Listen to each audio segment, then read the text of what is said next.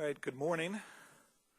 My name is Reynolds Schweikart. I'm with the Committee on House Administration. I want to welcome you on behalf of Chairman Miller and Ranking Member Brady to our 4th Legislative Data Transparency Conference. A couple of logistic matters to start out. You may have seen the sign, the CVC doesn't want food or drink in the auditorium, so the coffee is up there on the outside. The hashtag for the conference is LDTC15, and if you're looking for Wi-Fi, you should find House Public as the SSID, and the password for House Public is House Public. We just have a password on there so that it's encrypted, so people can't easily browse what people are up to. We're going to talk today in our usual format, where we're going to start with some of our internal stakeholders who are going to be reporting on the use of legislative data and kind of take us through how to use. We've scheduled this meeting to precede the Hack for Congress that starts tomorrow, and so we hope that some of this information will be useful in that context. And then we're going to follow it up with some outside folks who, with the U.S. project, who have been repackaging and creating some templates to make using legislative data easier. We are going to also be hearing from the Legislative Bulk Data Task Force, the Government Accountability Office, and we're going to finish with a distinguished panel of outside users of data. So I hope everyone can stay till 4 o'clock when we finish. Let me just make a couple of comments of where we are and what we've been working on in general. I think that we continue to look for ways to take the House's business processes in the legislative space and turn them from analog to digital. How do we do that in a native way so that we can achieve internal efficiency, internal transparency, and external transparency for the public data? There was a change in House rules for this Congress that has expanded the mandate for the House to make legislative data available in usable formats, and we're going to be hearing from some of our speakers about how they are going to be accomplishing that. We're going to have a couple of reports that include the work of the Legislative Modernization Initiative, a couple pieces from that piece of work.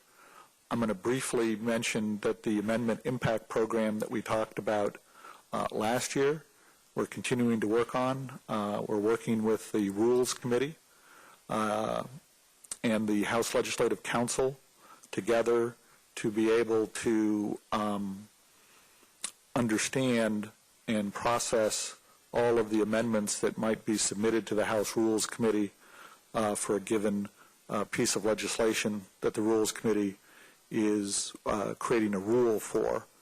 And let me just say, for those of you who don't know, in House legislative process, the use of the floor outside of very limited privileged matters is controlled by the House Rules Committee, and they take legislation that has come out of the Committee of Jurisdiction and write a rule, which may be somewhere between open and closed, depending on the nature of the bill. In a closed or semi-closed amendment process, they will approve what amendments will be made in order and define the order of them. And in some cases, they will adopt some of the amendments in the Rules Committee through a process called a self-executing rule, which will take some amendments and incorporate that into the base bill. This is really the space where we're working with the Amendment Impact Program. And the trick is to reach a high enough level of understanding of the amendments that have been written that they can be processed in an automated fashion. And so we're trying to eke the last couple % out of the process so that we can take it to the next step. I'm very excited today to say that we will be having for the first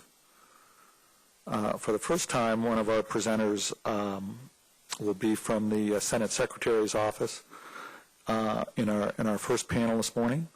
So I think that there's always been a lot of work behind the scenes between the House and the Senate, along with GPO and the Library of Congress, to create and manage the flow of legislative information. I think I'll let the Senate speak for themselves, but I think there's a increased interest in the transparency process over in the Senate this year, and so we're looking forward to their participation in these processes. Let me ask the first panel to start coming down so we can get started, and I would like to introduce Kirsten Gullickson from the Office of the Clerk, Lisa LaPlante from the Government Printing Office, and Aaron Shapiro, Government Publishing Office. You worked there for 8 years, and you sort of embed it in your brain one way. And Aaron Shapiro from the Office of the Secretary of the Senate. And without further ado, let me turn the panel over to Kirsten for their work. Thank you, Reynold. We're really excited to be opening up the conference with our panel, Lisa LaPlante and Aaron Shapiro and myself. And I'm just waiting. Okay, good, awesome. Again, my name is Kirsten Gullickson. I work in the Legislative Computer Systems Division of the Clerk's Office, and I'm excited to be able to talk here today. Who has been to one of these conferences before? Can we just have a show of hands? Yay. Any first-time visitors? Okay, so take note of the first-time visitors. Please reach out to them and welcome them, and let's all try to answer each other's questions today. Our goal for this panel is really for us to be interactive, and so we just want you to be prepared, and Lisa and Aaron and I want to answer your questions. Today's panel is a technical discussion about where legislative data can be found, what it is, and the quality of our data on our legislative branch websites. Mike from the Committee on House Administration will have microphones so that when we get to the Q&A part, just use the microphone so that I don't think we're live streaming the event today, but they are recording it, so the microphone will not only make sure everyone in the room can hear, but it will also be picked up on the video. There's some resources that you might want to have available for our discussion. I posted most of the resources that are out in the foyer on xml.house.gov, resources.htm. There's a technical timeline that really shows the timeline of when technology was brought here to Congress. There's also some legislative workflows, and there's a link to the pamphlet, How Our Laws Are Made.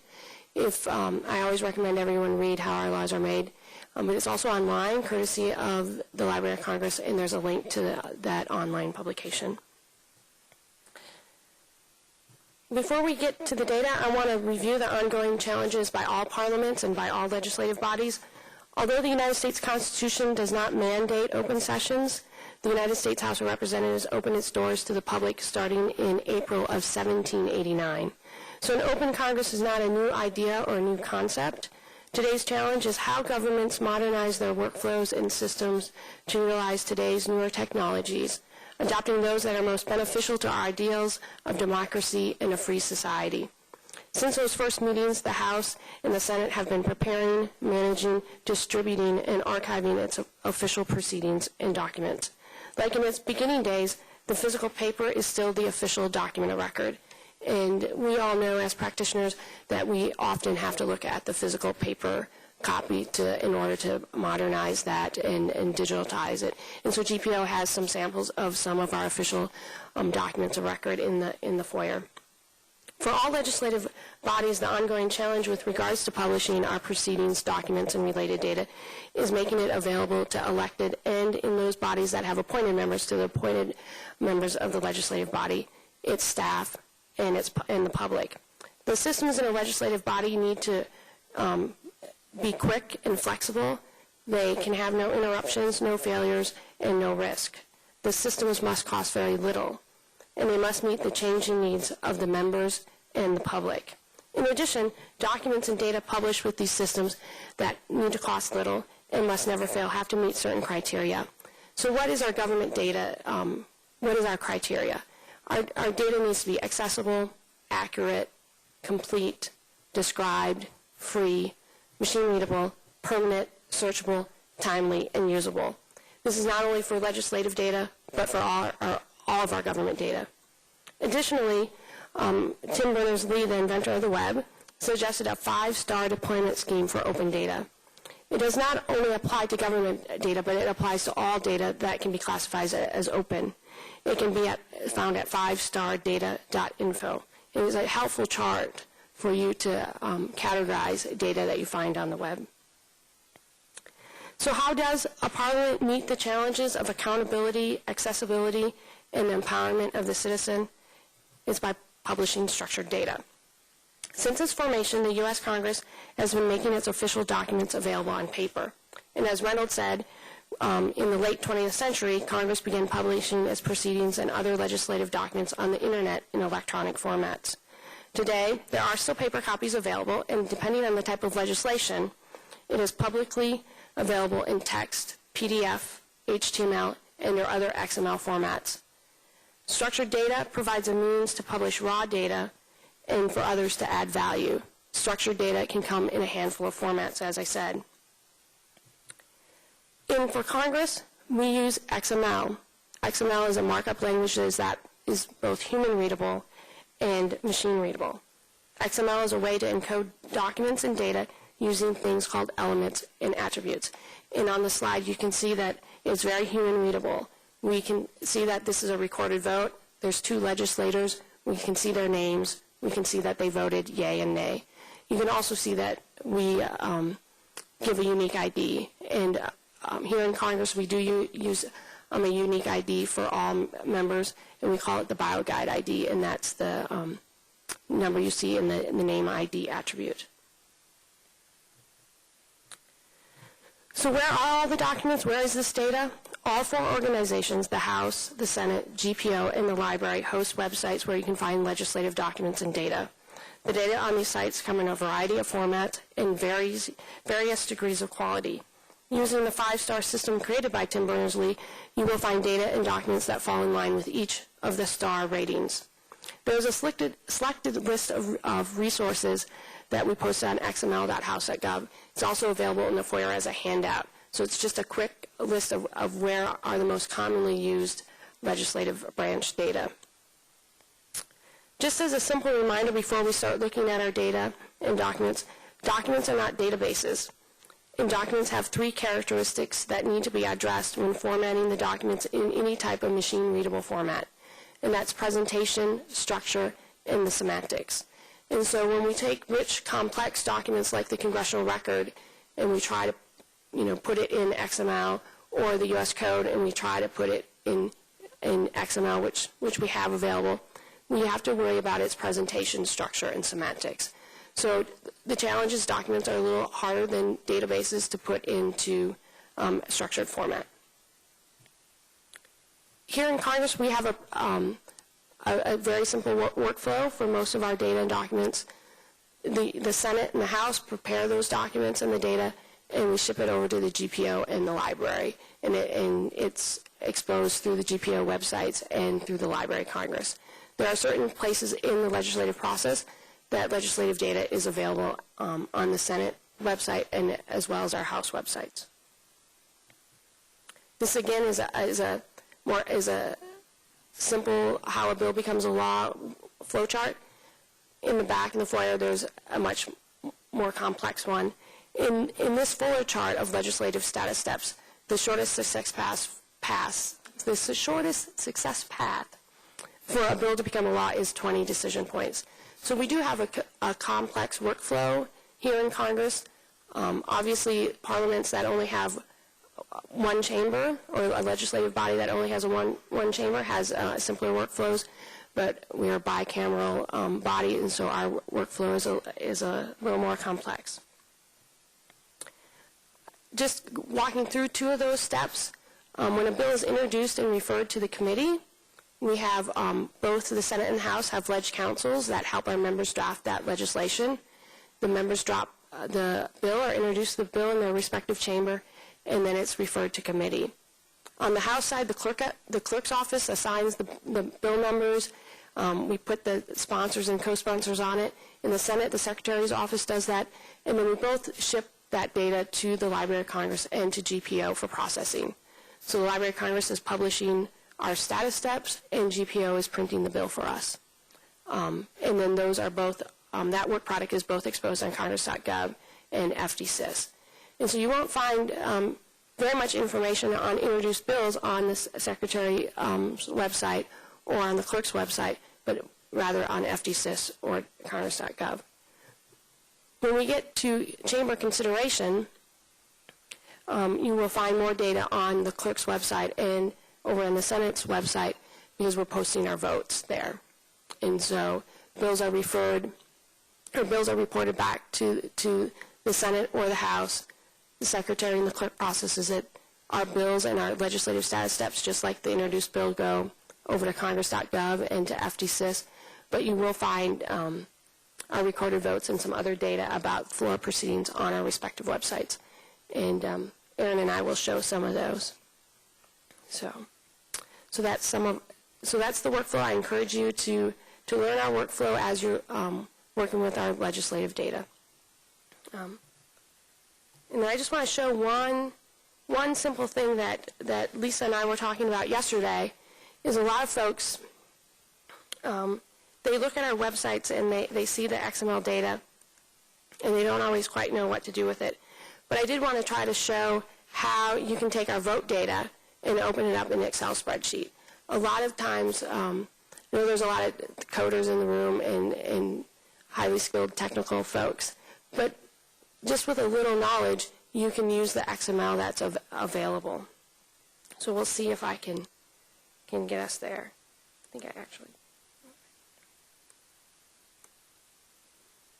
So our vote data is under legislative activities. If I'm in the right place. Legislation and votes. And we're just simply exposing the XML. We're using a style sheet to display this table. And if I'm in the right browser, which I might not be.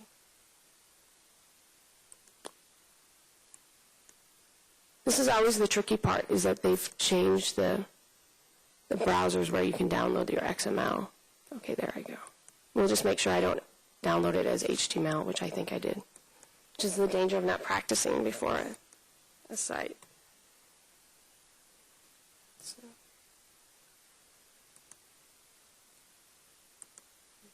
Where did I save it? Oh, yeah. There. There's my thank you. There's my XML. Okay, now I'm going to go. I'm just going to save it in the downloads there. Thanks for everyone's patience. You're all thinking about questions, right?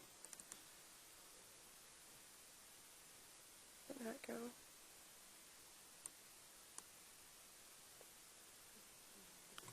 Did it go there?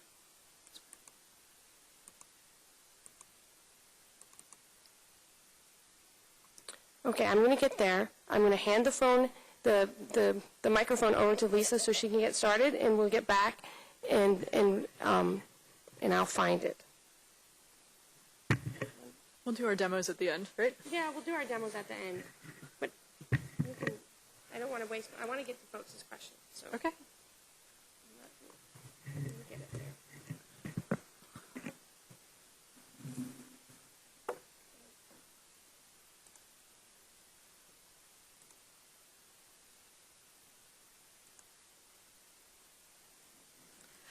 All right, good morning, folks. So very excited to be here. As Reynolds said, I'm from the Government Publishing Office. We recently had a name change, so for years and years and years, we were the Government Printing Office, now the Government Publishing Office. I'm the program manager for GPO's Federal Digital System, so I'm going to take you through some of the data sets and publications that we have available. So I know that the conference is primarily focused on legislative data, but that's really just a small subset of what we have on GPO's Federal Digital System. So as most of you know, because GPO has been presenting at the Bulk Data Task Force and the Legislative Data Transparency Conference for a number of years, I've given kind of updates on what type of information we have available and what GPO's Federal Digital System really is. So it's more than just a website. It's actually a content management system and a preservation repository. So it securely manages, stores, and preserves publications from all three branches of the federal government. So we launched actually back in 2009, and since then we've had 1.4 billion document retrievals. So really just kind of think about that, 1.4 billion from all over the world interested in legislative information, judicial information, and regulatory information. So one other item to kind of note about GPO's Federal Digital System is we really deal in the final published version of information. So what that means, for example, in our legislative process, when the House and the Senate has said, this publication is the final published version, it's good to go, then it becomes available on GPO's Federal Digital System. So that's some of the distinctions that you'll see with some of the information that's available on the Senate and House websites. One other item to note, as Kirsten said, most of our information is available in text, PDF. Some information is available in XML. Some information is available in HTML. The PDF documents are digitally signed, and they are the final published version of that printed document, and it matches the printed document. All right, so with that, I've got our FDSys, our Federal Digital System homepage up, and I'm going to go over to the collection browse area, and we'll kind of take a tour through the type of information that we have available. All right, so because we have so much information available, I want to kind of dissect it based on the categories of information. So first of all, we have bills and statutes. That means we have congressional bills, public and private laws, statutes at large, and the U.S. Code. We're happy to say that our congressional bills are in XML, both House and Senate. Our next category of information is directories of organizations and officials. So that means that we have the Congressional Directory. We also have the Congressional Pictorial Directory. And we have the Government Manual. I'm happy to say the Government Manual is available in XML. So even though the Government Manual is not a legislative branch publication, it's produced by the Office of the Federal Register within the National Archives and Records Administration, there's a lot of really great information in the Government Manual, and some of it pertains to the legislative branch. So I would encourage you all to check out the Government Manual in XML. Our next category of information is congressional committee materials. So that includes congressional reports, congressional hearings, congressional committee prints, congressional documents, and congressional publications. Next category is congressional rules and procedures. So that's kind of a, in terms of data sets and publications that we make available, I don't think a lot of people know that we have this information available through the Federal Digital System. And there's a lot of really great information in these publications. So for example, we have the precedents of the House of Representatives, so that's Deschler, Cannon, Hines. We have the House Practice, the House Rules and Manual, the Senate Manual, and Reddick Senate procedures. So there's a lot of great background information. There are a lot of rules. There are a lot of resources that you can look at in the House and Senate manuals and some of these different rules and procedures. Our next category is proceedings of Congress and general congressional publications. So in that category, we would have our House and Senate calendars. Amazing information in the House and Senate calendars. I would say of all the publications that we have, those are some of the ones that I would check those out, open them up, see what's happening, see what's in each one of those data sets. And I'm happy to report that the House calendar is now available. It's a cumulative publication, so up until this point, the House calendar was available for each current day. Just recently, I would say within the past 2 weeks or so, at the request of the Clerk of the House's organization, we've made the congressional calendar, or House calendar, available for each daily edition. So definitely check that out. We also have the Congressional Record, both the bound edition and the daily edition of the Congressional Record. So another really great resource if you're looking for the proceedings of the floor of Congress. And we also have the Journal of the House of Representatives. All right, our final category. So I'm just going to highlight some of the executive, regulatory, and judicial publications that we have, because really to get a full snapshot and the picture of the democratic process, you have to include this information. So for example, we have the Economic Report of the President and Economic Indicators. So most folks don't know that you can get information about the gross domestic product on GPO's federal digital system. And that's available in spreadsheets. You can download that. You can take a look at the data. A lot of really great information in both of those two. The budget of the United States government is available on GPO's federal digital system. We have a number of the budget books available in XML. Many of them also contain spreadsheets. We have presidential documents and the public papers of the presidents of the United States, including the photographic portfolio. And the public papers of the presidents is available in XML. So for example, if you wanted to see the president's signing statement on a piece of legislation, that's where you would go to look for that information. Finally, we have the Federal Register and the Code of Federal Regulations. Both of those are available in XML, available both on our primary website and on our bulk data site. So if you want to see how a piece of legislation is then implemented by the executive branch and regulatory agencies, that's your place to go. And finally, we have over 1.3 million judicial opinions from over 100 appellate, federal, district, bankruptcy, and national courts.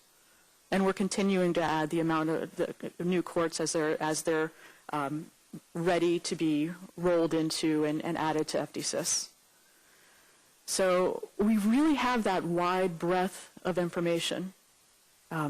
So now I want to kind of take a look at what we have available for bulk data. And our bulk data website specifically focuses on data that's available in XML.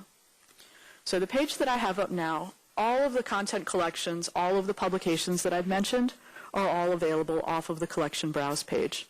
Of course, you can search, you can do an advanced search. There are multiple ways to get to the information on FDSYS, but anything that I just spoke about, it's all available off of the collection browse page. So let's jump over to our bulk data site.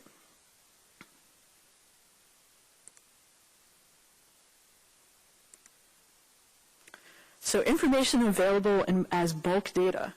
We have congressional bills available. It's organized by bill type. And in addition to congressional bills, we also have information available in partnership with the Library of Congress. We have our congressional bill summaries.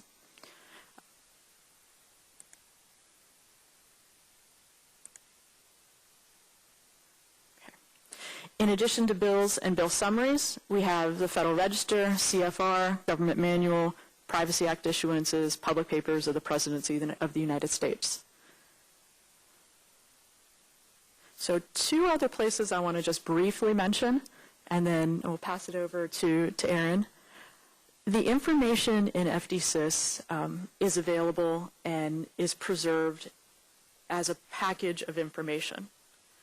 So what that means is all metadata to describe that information, along with the actual documents themselves, in text, PDF, whatever formats are available, are managed and made available together as a zip file.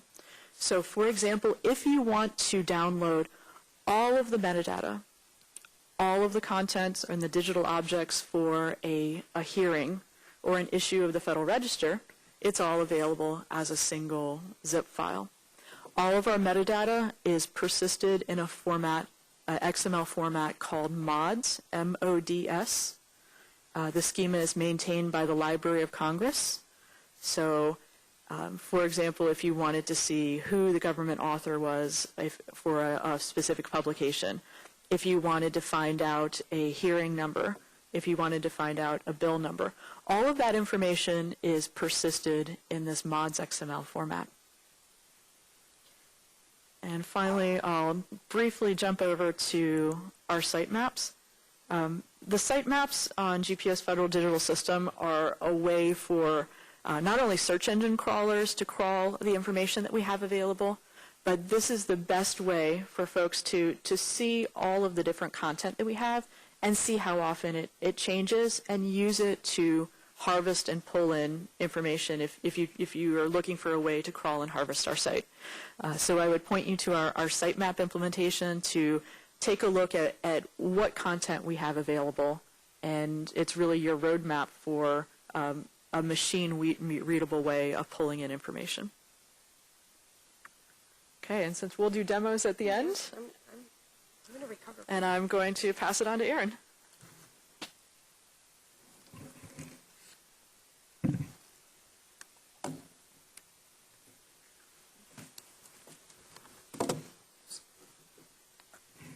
Thank you very much, Lisa. My name is Aaron Shapiro. I'm the webmaster for the Secretary of the Senate's office. Very glad to be joining you all today. I'd like to highlight some of the different XML sources that we provide on Senate.gov. All these are also available in HTML. So I'm just going to go through what we currently provide, and we'll have questions at the end. So, active legislation.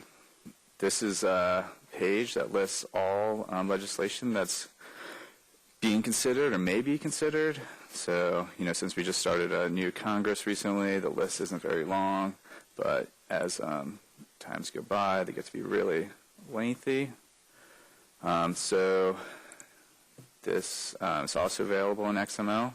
So one of the reasons why we did this is because we had different links available. We have internal and external versions of this file linking to different information systems. This is all being replaced with Congress.gov being available. So that was a main reason why we utilized XML early on for this particular page. And since it seemed valuable, we exposed that information as well. The committee hearings and meeting schedule. This is one of our most visited pages along with the active legislation. This updates every 1 or 2 hours. The HTML version, is correlated exactly with the XML version. So we include committee codes and URLs for the individual committees. We can certainly push this as updates occur during the day. So certainly a valuable way to integrate the information in real time. Committee memberships, I just chose appropriations as an example, but we offer this now for all of our committees. And it goes down to list the members of subcommittees as well. So what you'll start to see is that we provide a lot of the same information in different ways. We have the senator's contact list, which is more along the lines of their addresses and buildings and contact information. This also includes the class that the senator's in, so that can be particularly useful. One of the reasons why this came about was a continued request we had was for mail labels, which is something our counterparts in the House has provided for a long time, but we never have, and we've certainly received many requests over the years to do that. So By providing this in XML, we provide a readily available way for people to create their own mailing labels or use this information however else they see fit. Easily imported into a spreadsheet, as I think Kirsten will demonstrate in a little bit. This particular file, I think, is very useful as it combines several identifiers, the BioGuide ID as well as the LIS member ID in the same file, along with publication names. There's also information regarding the hometown of senators and their membership on committees.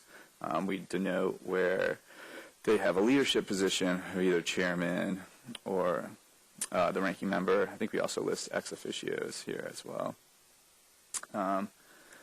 This was done actually in conjunction for the Capitol Visitor Center. It's the same information they used for display on the kiosks. So, we get some information, and then we combine it with a bunch of these other files I've already shown you to get this complete data set. Floor schedule. This is files updated every morning, I'm sorry. This file is updated every evening when the Senate adjourns.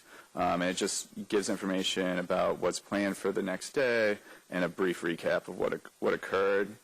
The XML is that. And so what's interesting about this XML is we keep all of the meeting sessions for the entire Congress in here. We only display, what's coming up tomorrow or today, depending on when you're looking at it, and what happened last. But it does give an entire overview for the Congress.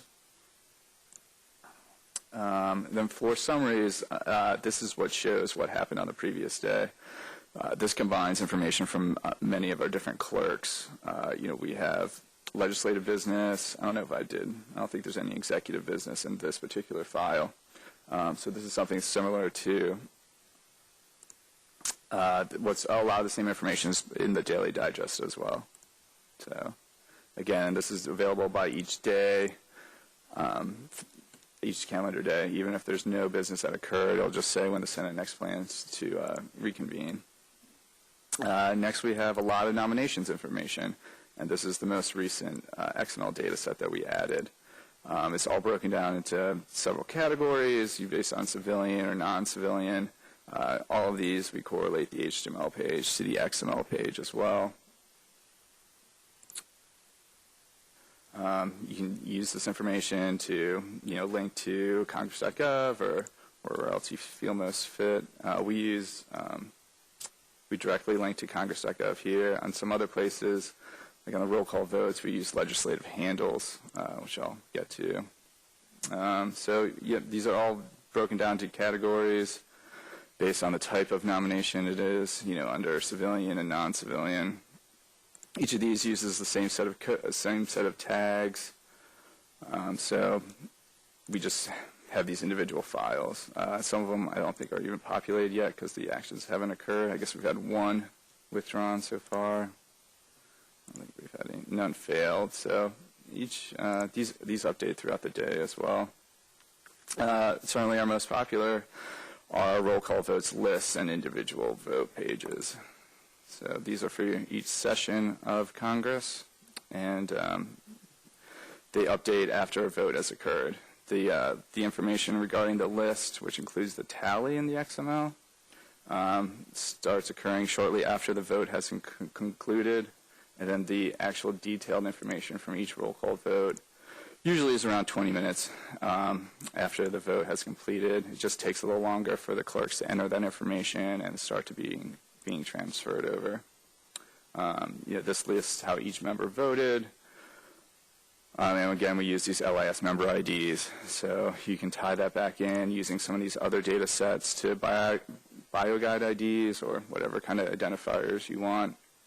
I think if you look at this as a set of tools, it provides a lot of information as close to real time as we possibly can. So the individual roll call vote, and of course that's a nomination. So let me just choose this. Treaties. So this we use the handles to go to congress.gov. So I think for a time we were including the links to Thomas, but times are changing, so are we. So that's my overview of the XML we have available on Senate.gov. Very pleased to present that, one piece of a very complicated set of interactions that make this happen every day. So a lot of people work really hard at all times to support this, regardless of regular business hours. We strive very hard to keep this information accurate and up to date as much as we possibly can. So back to you, Kirsten.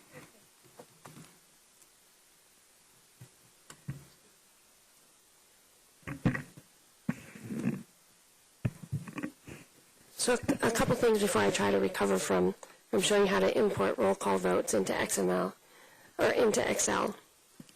We also are going to try to monitor the Twitter account. So if you have any questions on Twitter, or if you don't feel comfortable getting up to the mic, certainly try to use the conference hashtag, and we'll try to see if we can answer the questions on Twitter. But while I'm setting up for the demo on the votes in Excel's the Excel spreadsheet, I have one question for Lisa to answer. So I've looked at the MODS data, and I know what the data is in the MODS data. But if I'm a new person just learning about legislative data, what's the best and easiest way to figure out how to use the MODS data? Excellent question. And actually, instead of moving the laptop, if we can click right here. So one place that you can go to learn more about the MODS, GPO recently created a GitHub account. And one of the areas that we have, one of our repositories, is the collection repository. And the goal of this repository is to provide more information about what's available in all of our MODS files. So one way that you can learn about the MODS is, of course, I mentioned to take a look at the Library of Congress site for the MODS schema. So that, I would say, that's your first place to go. Look at the elements. There's a definition of each one of the elements of each one of the allowable values. Beyond each one of, beyond the elements that are listed in the MODS schema on the Library of Congress site, we also make extensive use of the extension element. The extension element is a great, it's very, very useful in being able to have collection or publication-specific information within MODS. Within that extension element is where we have information like sponsor, co-sponsor, bill number. So any of the information that is specific to a piece to a publication. So our goal then, beyond what was in what was described on the Library of Congress MODS schema site, was to have a place where we can provide more information about each one of those collections and each one of the MODS files. So we can click on hearings. There we go. So we're going through collection by collection and making this information available. So what you'll see when we get into this hearing area is I have information about the regular expressions that are used to parse information out of congressional hearings. Also have information about the MODS metadata and exactly what you're seeing and what you're expecting to see within each one of the collections. So, for example, I've gotten questions of, okay, what are the allowable values within an element? Can an element have attributes? What is the structure of the file? So this is a place for us to be able to provide that information out to you, so you can see that full structure of the MODS files. So as I said, we will continue to, we started with hearings, and we're going to continue to make that information available for our collections. Or if you have specific questions, feel free to email me. Feel free to email me directly, or ask GPO at gpo.gov.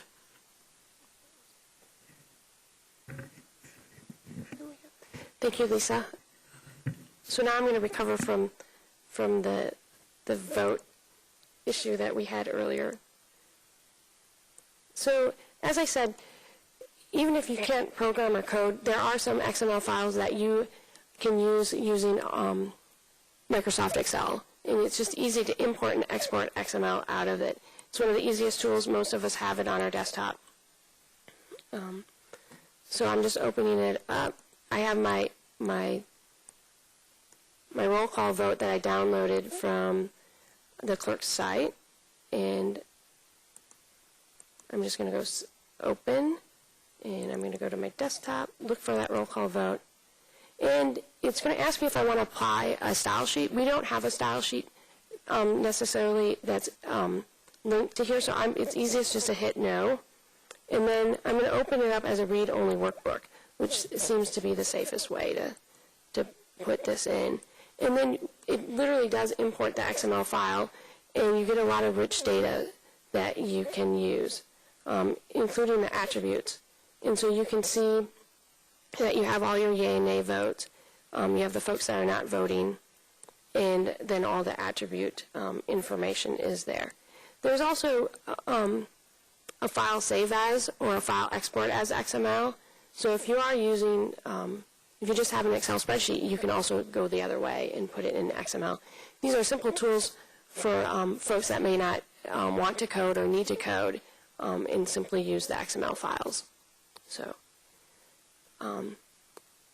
any questions that we have or anything that we can answer for anyone?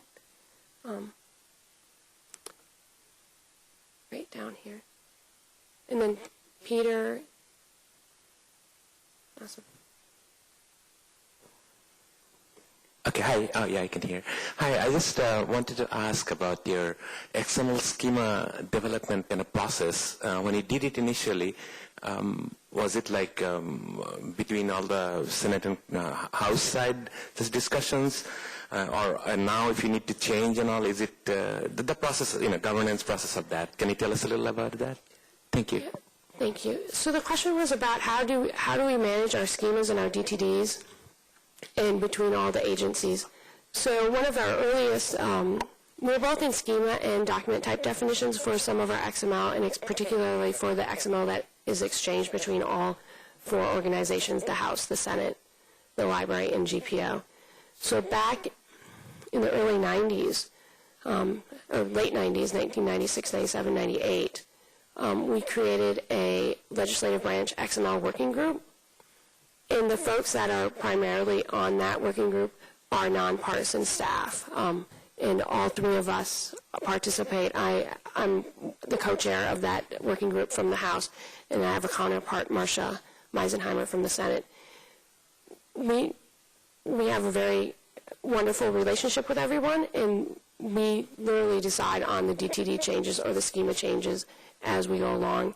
The challenge, the initial challenge is taking something like a bill that's very structured, but we also, U.S. legislation, as we'll hear this afternoon when we talk about international standards, has some different structure than other legislative bodies across the world and even across our 50 states. And so we had to account for those different structures. And so just deciding what we were going to name them, how we were going to nest the elements in there was very much a challenge. Right now, the DTD is pretty much stable. We had a big help with stabilizing our DTDs with the drafters, from Legislative Council in the House and the Senate, because they are trying to draft with standards in a consistent way. So if you're drafting your legislation in a consistent way, then it makes it easier for those of us who have to implement the technology. And we are really, really lucky that all of the staff that work together on this project across the four agencies, we like each other, we get along, and we're all interested and have a passion for legislative data. And so we bring that to the table, and our meetings are very fruitful, and our challenges often exist outside of our working group. So, and we can certainly talk more about that later. I saw another question from Peter, and then two questions on this side.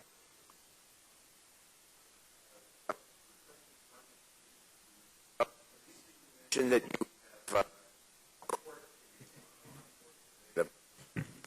you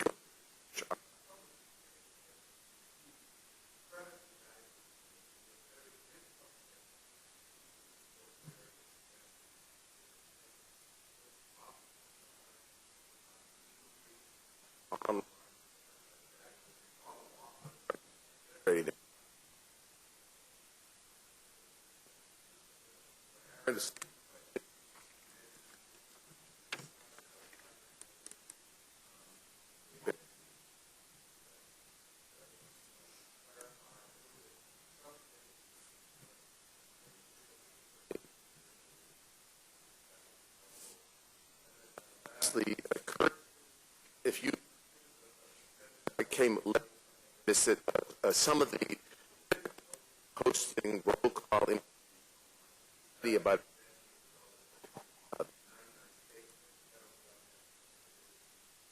it.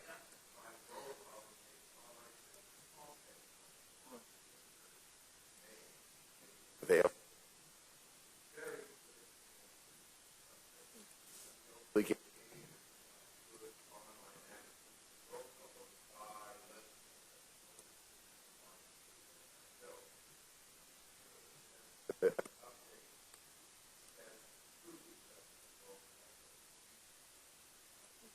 Can I go first? Yeah, you go first.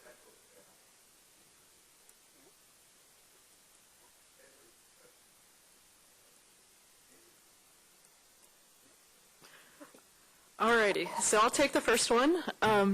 So GPO, through our Superintendent of Documents organization, has a partnership with the Administrative Office of the U.S. Courts. So the Administrative of the Office of the U.S. Courts then works directly with the individual courts to decide what information is made available as an opinion. So the scope of our partnership right now with the Administrative Office of the U.S. Courts is really just the opinions. So that's what we have available online. Just kind of to reiterate that GPO historically has been a printer of information. We are a publisher of information. Organizations come to GPO when they want to make information available. So it's not kind of the other way around. We are here to serve the information needs of Congress and federal agencies and the judicial branch. Since that other factors than costs or getting access to briefs? I really don't have any information about that. Thank you.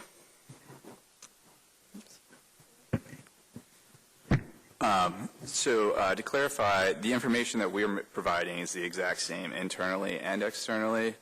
There's a lot of tools that different supporting agencies provide. Sometimes those are available to inside audiences versus outside audiences. So since we're not the provider of any of those tools, I really can't speak to the differences of what's offered.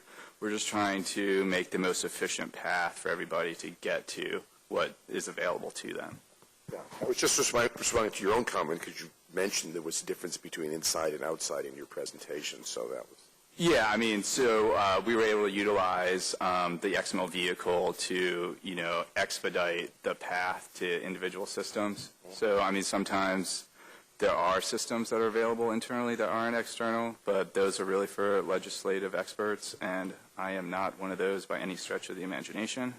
So how those tools are used is just out of scope to what I can speak of.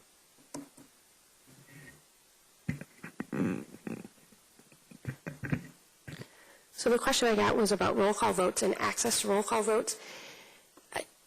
I think all legislative bodies, whether it's Congress here or it's your city council or one of the things that as we make the transition from paper and releasing our publications on paper is then to respect the tradition. And a lot of times the members themselves and their staff will have challenges in moving from tradition to something new. So we just have normal change management issues that we have to deal with when we modernize. And then and so for me, that seems always the biggest challenge. And then folks are always a little afraid of how people are going to use the data. Do people understand the data in context? Will members be able to represent what they feel is their legislative record as opposed to someone else representing their legislative record? So all of these kind of questions come up when we're talking about modernizing systems. And I think that roll call votes are probably one of, as you said, one of the most sensitive areas because the members really want to talk about why they what was their reason for voting yes or no? What was their perspective on the matter, as opposed to letting someone else tell the story? And as we open up that data in different formats, all those other stories can be told. And so we're there. The vote data, both the Senate and the House release it in XML. It can be manipulated. Could it be done in different type of XML? Sure. But it's some of the earliest data sets that the House, in fact, it was one of the, outside of the BioGuide project, the XML, the Vote XML was the first data set that we released in XML. So, and so we're pretty proud of that. But I think all of us, all legislative bodies have that challenge. There was a question.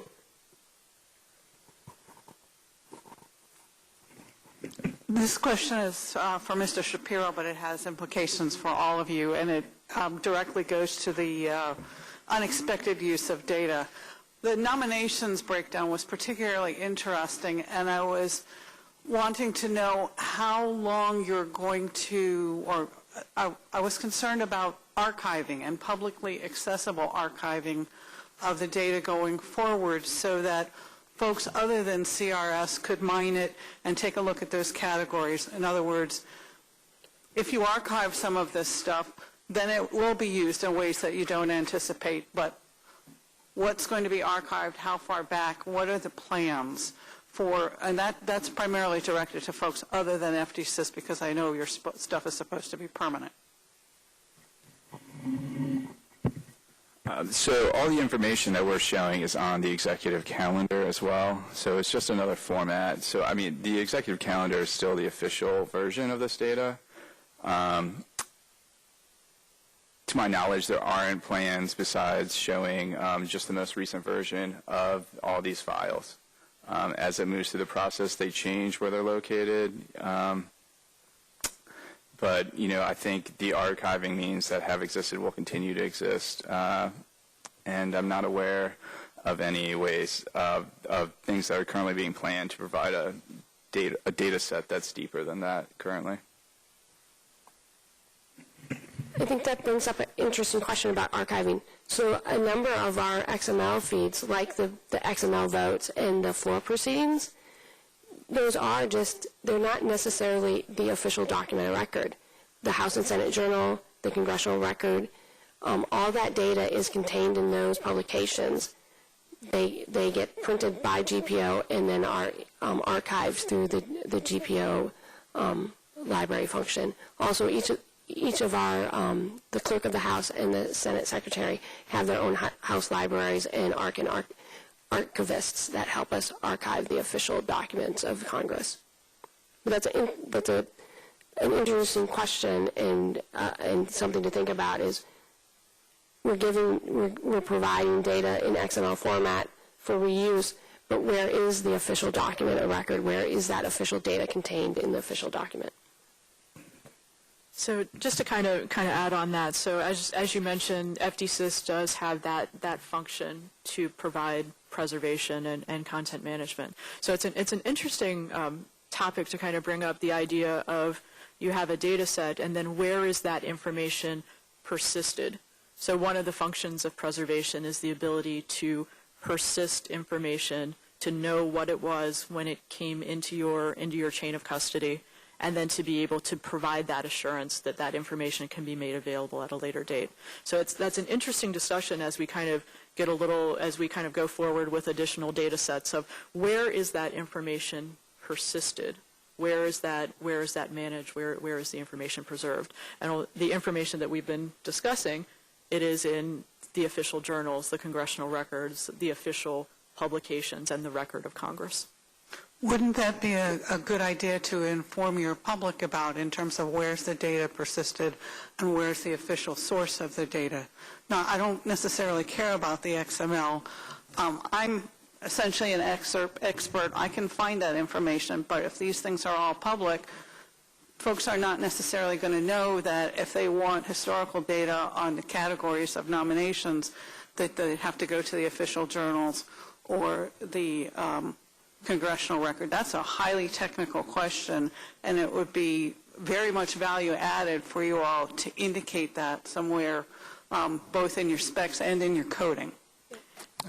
Thank you for your comments. I would like to add that we have just completed a multi-year project to put executive calendars online on Senate.gov dating back to the 1940s.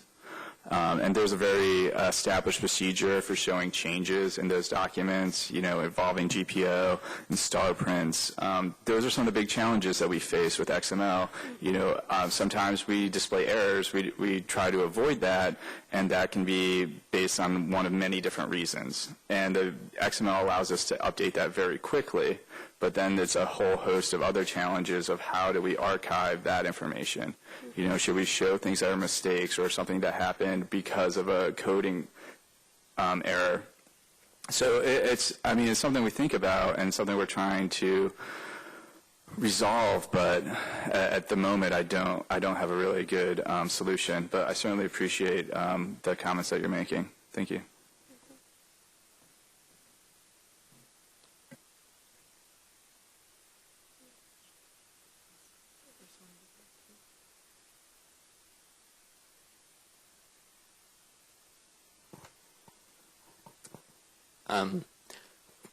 One or two questions. To what extent is the systems moving towards complying with like a Kima and TOSA format, and then also is there a unified ID for agencies and things of that nature?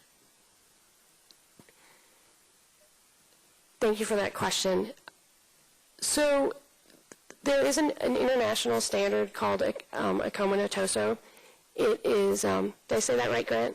I always look at Grant. He taught me how to say it, pronounce it. The formal OASIS technical committee is called Legal Doc ML, and hopefully it will be available for public release and public comment soon. And so we've been, the Library of Congress has a staff person who sits on that technical committee. We also have a number of folks from one person who's here who's going to talk about it this afternoon, Grant.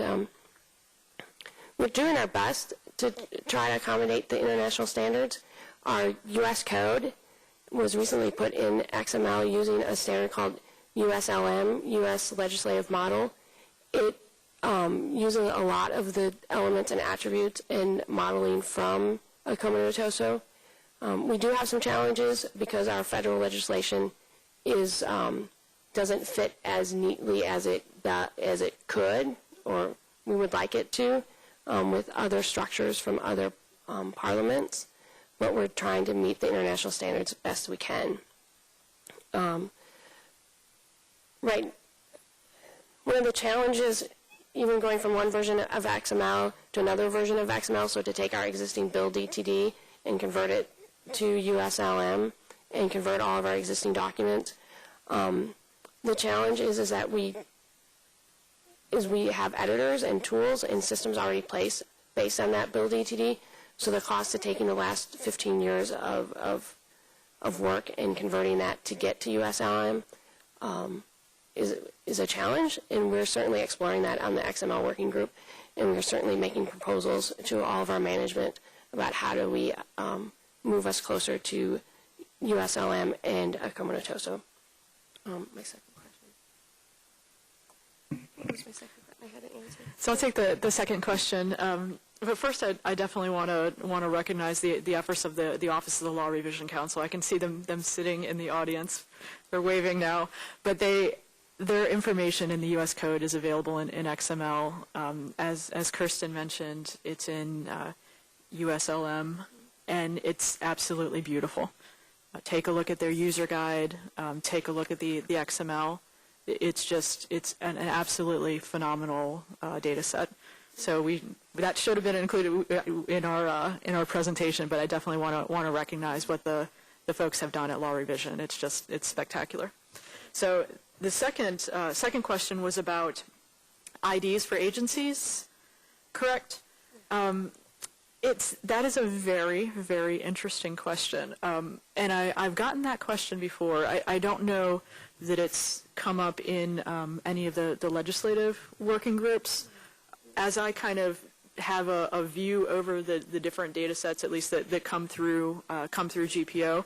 The government manual is a very interesting place where there is information about different agencies. So I know that's kind of been something that's on my radar. I haven't seen anything personally about that yet, but that could be a really great opportunity for an organization. I believe it's also a goal coming out of the Data Act is to create those agency codes and whatnot. And there are some releases on GitHub that the executive branch is publishing around Data Act requirements and soliciting public feedback. And I can certainly, by this afternoon session, I will have that link up after lunch so that you can look at that. I'm certainly monitoring what Treasury and OMB are doing regarding the Data Act, because there is a legislative workflow between the appropriations bills and the president's budget and the work that they will do to get some of that financial spending more exposed in XML. Any other questions? Daniel has one. We're coming, Daniel.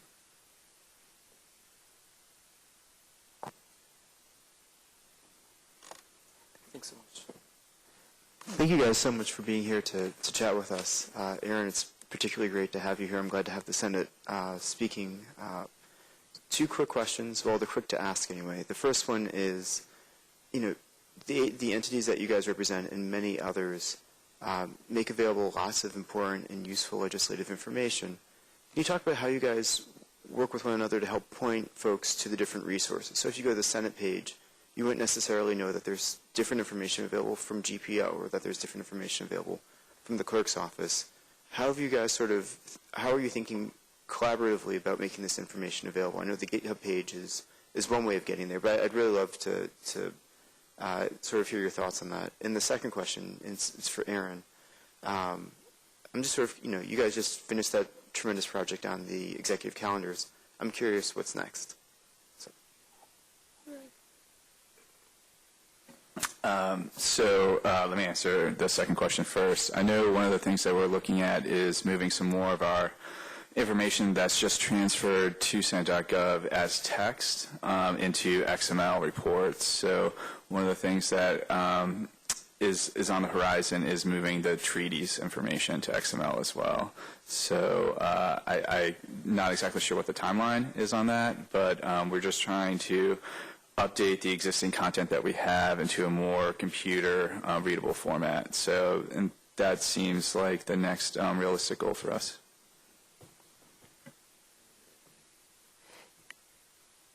So your question about how do you find all of this stuff outside of coming to listen to the three of us talk? So Congress.gov, our folks at the Library of Congress, are really looking at using all of our data. And for me, I think one of the central places is at Congress.gov and at GPO to try to find the data and to learn it in context. There's also, we do have xml.house.gov, and as Lisa and Aaron were talking, I was writing out expose this stuff on xml.house.gov, because that is a good central place for developers to go. GPO has recently gotten GitHub, so that's another vehicle that we can share all of this. But I think your question really goes to the, how does the entry-level committee staffer or the grad student who's going to try to study some policy, how do they find all these things when they know what they're looking for, but where do you find it? And I do think we have some more collaboration to go across the ledge branch on how do we get the data. And there are exposed and easily accessible. And I think there's ongoing conversations, and we do have conversations about that, but I don't have a real strong, this is our game plan right now answer. Kind of to build on that, I do want to highlight the work that happens in association with the Bulk Data Task Force. So I know a number of you all have attended updates through the Bulk Data Task Force, but I want to emphasize that that's, for all of us, is a great forum that brings together various organizations and really fosters that type of collaboration. across the organizations, and we've delivered a number of different projects and initiatives in partnership and collaboration with that group. Well, this has been a good discussion. I wanted to jump in and give you guys a couple rapid-fire questions, some of which might be deferred to the bulk data task force in terms of what they're talking about. And I wanted to make a comment about digital strategy, just to kind of put this in context. There's been references from the experts at the panel about what is the source of truth, and for us it remains the paper document. We are working on, as I said, a transition to digital processes, but sort of the blood oath with the parliamentarians is there still remains a paper document that moves through the process, which is the official source of record and the official thing that members vote on. Maybe we'll look at broader transitions another time, but we need to get through this first transition. There's also been discussion about archival sites, and I wanted to talk for a minute about that. FDSys has obviously taken a number of steps to work through the official accreditation process to be an archive. We've also are working with the assumption that docs.house.gov creates a permanent location and a permanent URL for documents. And if you haven't looked at docs.house.gov, I'd just say you should. It's got two parts to it. One is about the floor, and the other is about committees. And one of the reasons we built a repository for committees through the clerk's office is that committees aren't very good at retaining information when they have new chairmen. There's a little bit about clean up the old stuff and start over afresh. So we wanted to build a place where key information would be retained long term. One of the aspects of digitization and living in the 21st century is there's a lot less demand for printing, hence the transition of the government printing office to the government publishing office. At the same time, when you look at a mission to preserve sort of the documents of our democracy for the life of the democracy, the only medium that has a demonstrated multi-hundred-year record of retention have been paper documents. So we need to continue to have a balanced strategy of continuing to produce documents in paper while making the electronic information more usable. The other thing that we should talk for a minute about, maybe from the panel, are unique identifiers. And really, when you look at all these data sets, and that's sort of the next question from the audience to follow on is, so where's all this data? And then the next question is, how do I link it together to do something useful? So there's obviously ways to do that sort of heuristically or empirically. Within the legislative branch, we'd like to link the data together, with great precision and accuracy. And so there's a set of unique identifiers. I would say that one of the things that we're working on with committees and the library, and I don't know if the library is going to talk about this in the bulk data presentation about Congress.gov, but I would say that one of the things we're trying to do with committees during this August recess that's coming up is transition the centralized webcasting from Ustream to YouTube that has some additional functionality right now, because Ustream only allows one live stream at a time. You may find the streams for a given committee that have simultaneous subcommittee meetings sitting kind of scattered through a couple different channels. So we're going to fix that with the capabilities of YouTube. The other thing we've been talking about with the library is to have committees put their unique meeting identifier, here's a teaser for Kirsten, into the YouTube metadata, so that the library will be able to build a richer Congress.gov for the video hearings of committees, to be able to say, well, what's the list of witnesses that testified? Who are the members that were here? what were the statements that they made in written form, and to bring together both the video and the written documentation. But let me, since you've been cued here, let me pass on the question of what are the unique identifiers? How do people sort of connect this data together in useful ways? So we have some identifiers that are truly unique, and we have some identifiers that are not. We do know that our BioGuide ID for all the members that have ever served in Congress is unique, and it is unique whether they have served and then not served and then come back. We issue that same ID to that person again. So we do know that we have a unique member ID across the Congress. We are, for all of us in the Ledge Branch, I think there is a move for us to use that ID when we can, because we know that it's stable and consistent.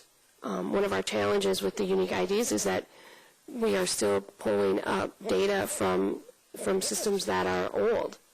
Some of us might call them legacy systems.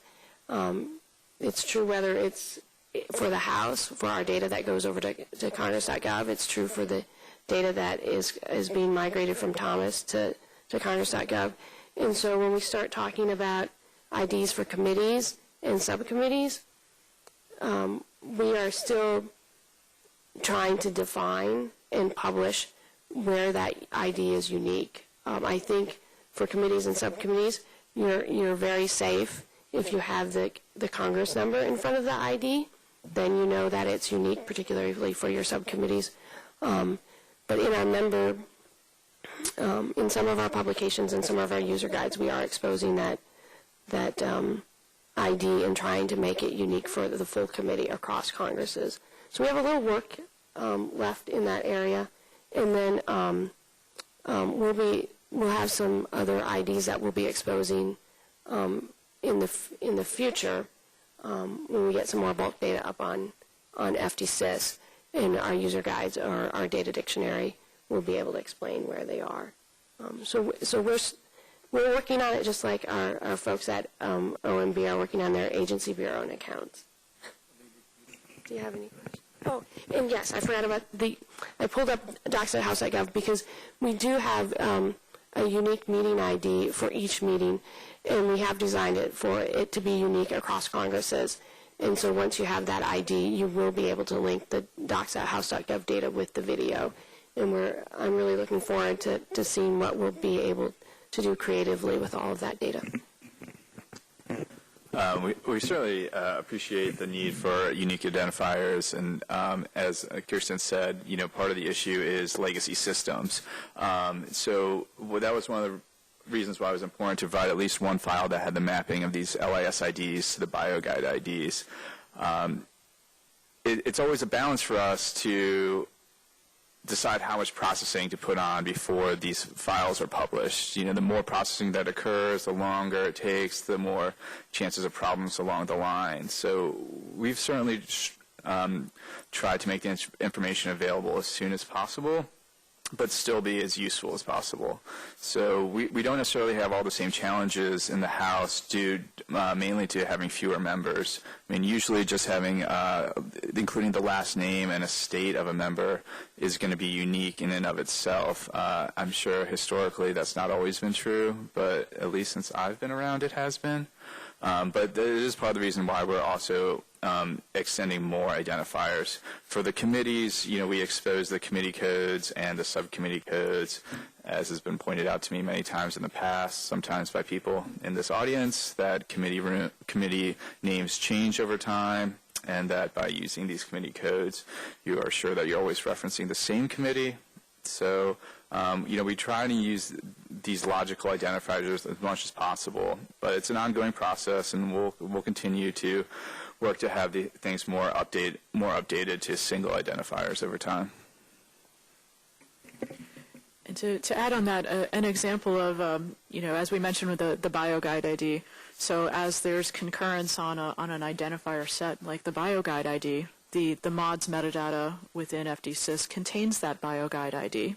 So that's just an example of kind of how the process comes together, and then how that BioGuide ID can then be incorporated into metadata about all the different publications. Great, thank you very much. I'd like to, we've run out of time for the panel, who I think have done an excellent job, so join me in thanking them for their presentations today.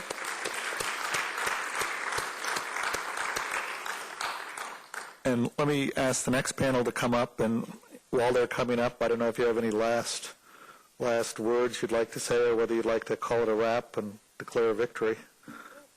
All right, they're good? And I think, as in case people aren't aware about committee names, as the control of Congress changes, for example, historically in the House, Ed in the Workforce becomes Education and Labor, and then goes back and becomes Education and the Workforce.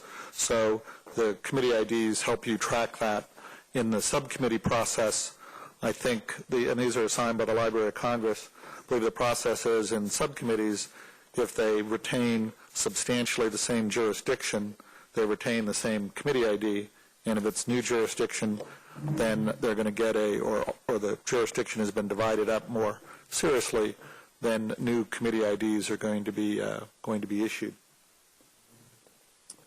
So we're going to hear, now that we've heard from the government, we're going to hear from the folks on the outside trying to make effective use of this legislative information.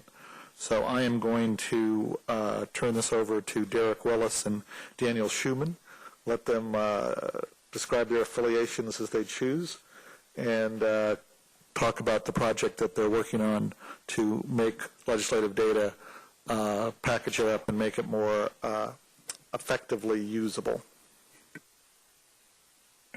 Okay. So I'm Derek Willis. I'm here today as a representative of the United States Project on GitHub. My day job is as a reporter and developer for the New York Times, but I'm not here to write about you or quote you or anything like that today. Unless you want to say something tremendously useful or newsworthy for me, then I'll be happy to talk to you off side. Do you want to go ahead and introduce yourself first? All right. So I would just like to sort of take a few moments to kind of get folks up to speed a little bit about the project, how it's been going. Most of the things, almost everything I'm going to show you and talk about in the next couple minutes are things that I can take very little credit for personally, but are done by a team of sort of pretty dedicated volunteers. The idea behind the project is so that those of us who use official congressional and government data from outside the government would have a canonical way of doing so and not repeat ourselves, not sort of write the same HTML scrapers over and over, and I think that was sort of the start of it. What it has since evolved into, I think, is a project that really has organized not only around that principle of not repeating yourself, but also around the principle of finding a strong canonical reference point for certain types of data. And as an example of that, I want to point to one of the newer sort of projects within the project, which is pictures, which is not quite data itself, I suppose, but except what it is. Obviously, using images of members of Congress, there are lots of images floating around there. I personally love some of the BioGuide, the ones on the BioGuide site, because they are just in some cases decades old, which it's their right to have a decades-old photo. I think if I were, that I might do the same thing.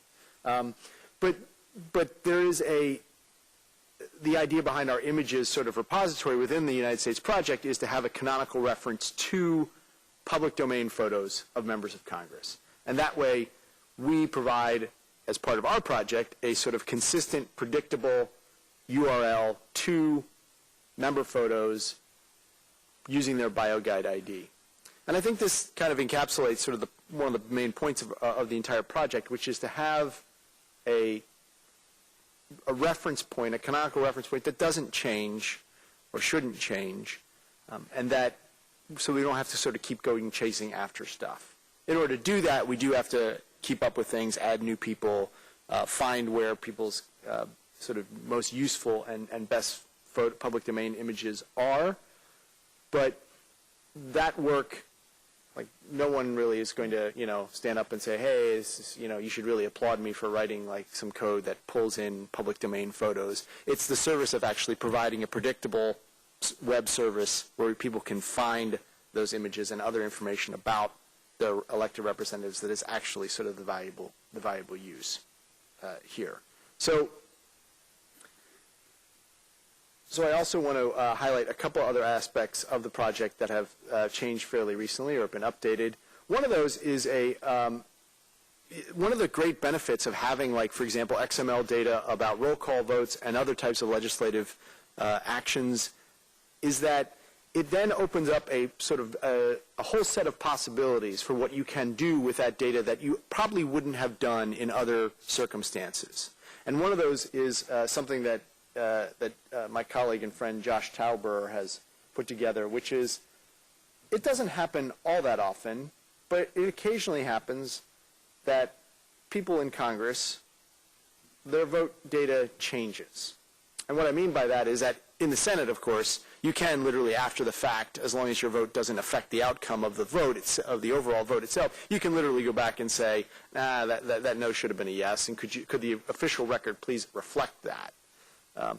In the House, every once in a while, you will see maybe it was you'll see lots of requests to, I should have voted this way, but I voted that way, I wasn't here, explanations or that sorts of things. But every once in a while, there'll also be maybe it's a publishing error, maybe it's just some sort of quirk that happens.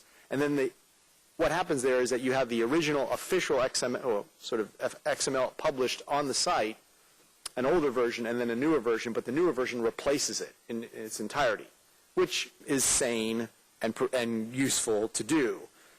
But sometimes when that happens, we sort of miss it as people who observe those sorts of things. And so, for example, this is the exact sort of circumstance that Josh's contribution seeks to sort of shine some light on. So, come on, GitHub, don't fail me now. Thank you. So, for example, there's a Senate vote, I think earlier, maybe a month or two ago, where a member went back and changed his vote from, this is Ron Johnson, from nay to yay. And it didn't, again, it wasn't a particularly consequential vote in the sense that it took it from a 60-40 vote to a 61-39 vote. But it's the kind of thing that if you, depending on when you looked at that page on the Senate site, you had two different representations of what happened there. And so this sort of service that Josh has built as part of the project kind of highlights when that happens. And that is in most cases, like I said, it's not earth-shaking stuff, but it is useful to know because it is, tracking votes in time can be complicated by the fact that there is time, and then people change their minds, and that electrons jump one way, and so you have a lot of potential outcomes. And so I think it's certainly possible to do this kind of work without the XML data, but it is not something that any of us really would have done without it, in the sense that it would just be too brittle to sort of support and maintain on an ongoing basis. Having the XML data makes this fairly trivial in most sense, because there's a great deal of work in computer science about comparing two things and saying what's different. That's a solved problem. So we can just sort of rely on the backbone of that work to do this. I also want to talk very briefly about, this isn't about something that's not part of the United States project itself, although I suspect it probably will end up being at some point, or could end up being at some point, which is that starting almost 2 years ago now, I decided, because apparently I love punishment, to collect congressional press releases from member sites. And that is partly an easy thing to do and partly a fairly difficult thing to do, mostly because of hinging on the question of whether or not a member site uses XML to syndicate press release content. And there are several hundred who do, and then there are several hundred, and increasingly a growing number who don't, who have either dropped it for one reason or another. And I think one of the things that we're seeing is that as members sort of kind of get their sort of more comfortable with sort of their web presence, you're starting to see like fewer templated sites and more sort of custom, bespoke, artisanal sites, if you will, that are, maybe that have you scroll the entire way down the page, and it keeps, the auto scroll, sort of, or the parallax scrolling, they call it, sort of presentation. Many of those kinds of newer sites that are done sort of as a custom job they've sort of forgotten about RSS and XML syndication, which is kind of a shame in the sense that it makes my job harder. But what I and several other folks have done is that we've gone ahead and written scrapers for those sites that don't have them, don't have XML feeds, or for whom their XML feeds don't work. And there actually are kind of a good handful, at least like 15 or 20 sites that have XML feeds, but they are not. They are either broken or they don't get updated in a very timely fashion. So the good news about this, I think, is that one is that it's doable. Like we've actually just sort of finished a whole flurry of scrapers for most of, I think we have everybody in the current Congress covered. And that's a great thing. The bad news about this is that it is changeable, very fungible, in that members redesign their sites much more often than I ever would have anticipated, which I guess is good in some ways, but it's also like I just assumed it wouldn't happen that often, but it kind of does. And so it is pretty brittle. And I think this is only really the kind of the tip of the iceberg for when it comes to sort of official communications, because, I think as the first panel was talking about, or has been mentioned, there are issues of like, well, members wanting to discuss and frame their votes in the ways that they want to do, which is certainly their right to do so. In many cases, that framing and discussion are taking place on sites off of the House.gov and Senate.gov domains. And I think it becomes sort of a question of like, not only for us, people outside the government who follow these things, becomes a little more complicated, but I suspect it also becomes a question for the institution itself in the sense of, does that information get captured and preserved? Should it be? Whose responsibility is that? What kinds of archiving or what kinds of record keeping take place in those sort of environments? And so this is sort of something that I've been wrestling with, and I'm curious that if folks have, comments or questions about that process as well. Finally, I will, before turning over to Dan, I will say that I think there's still some good opportunities ahead of us. It's great to have because frankly it wouldn't be a panel with one of us up here if we didn't complain a little bit, right, or ask for things. It's great to see the transition like from member data in XML on the House side in particular. It'd be great to see sort of like it has like committee assignments in the member XML data, which is also wonderful. There's no equivalent committee file, like just on the committee pages of like, here's a committee XML file. That would be, I think, fairly, like a very useful thing.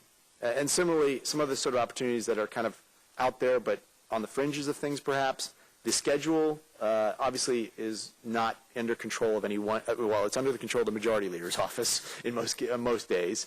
But that essentially, when that person changes or when that person changes their site, it becomes that's a fairly brittle, weak part of the process in terms of being able to pull that in programmatically.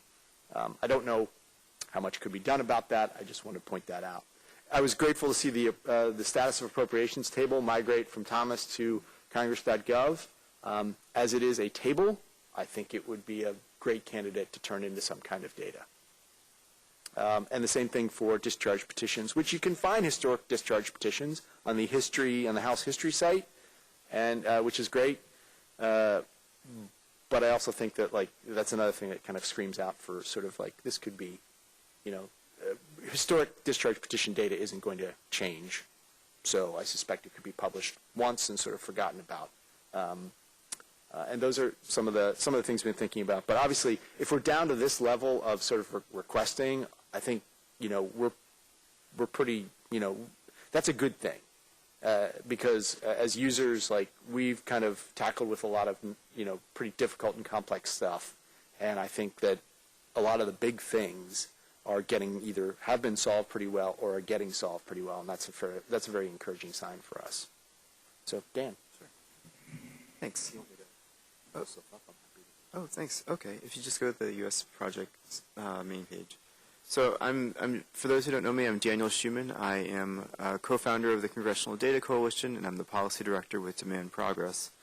I think Derek did a really great job of laying this out. I want to take a step back and talk about the United States project sort of in a bigger context. And this was, in some sense, the reason I asked Kirsten and Aaron and Lisa the question about socialization and people being able to find information, the United States project is one of the efforts by those of us who deal with this information on a regular basis to have a place where you can find ways of accessing it all in one place. This is really a community socialization for coders and folks along those lines, in the same way that the Congressional Data Coalition is intended as a sort of a communal gathering place for those who are interested in this from a policy perspective, getting more access. So that's the way that we're trying to solve the same kind of unfair question that I asked you guys, which was, how do we make it so that people can find things? And we're doing a decent job, I think, of it, but, I just had a conversation recently with someone in the Senate who was bullying their own scrapers, and they didn't know that the United States project existed. So there's clearly more that we need to do to help direct folks in that direction as well. And I think there's also opportunities for partnership with the House and the Senate and the ledge branch support agencies and offices to help make all of these things sort of interconnected so that you can find the original authentic source, or you can find it from a secondary source. You can find it with the modifications that we've been engaged in. So just a couple of things. Since it's getting late on in the morning, I'm going to make people do some actual work for me.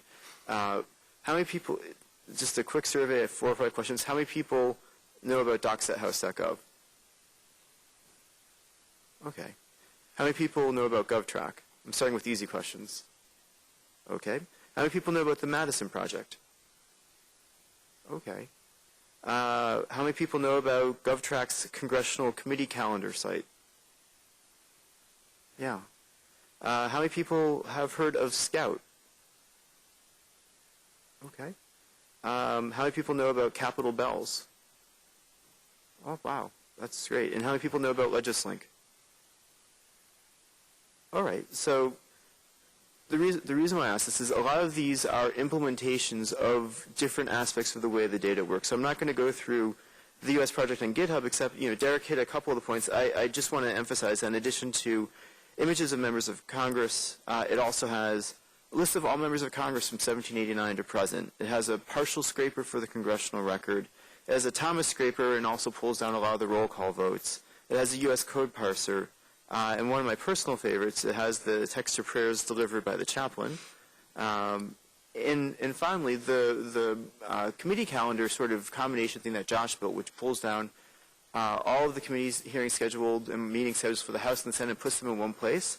That is actually initially scraped out of docs.house.gov and XML, the XML site on the Senate, and sort of pulled in through Congress.gov, which allows folks to build things on top of it.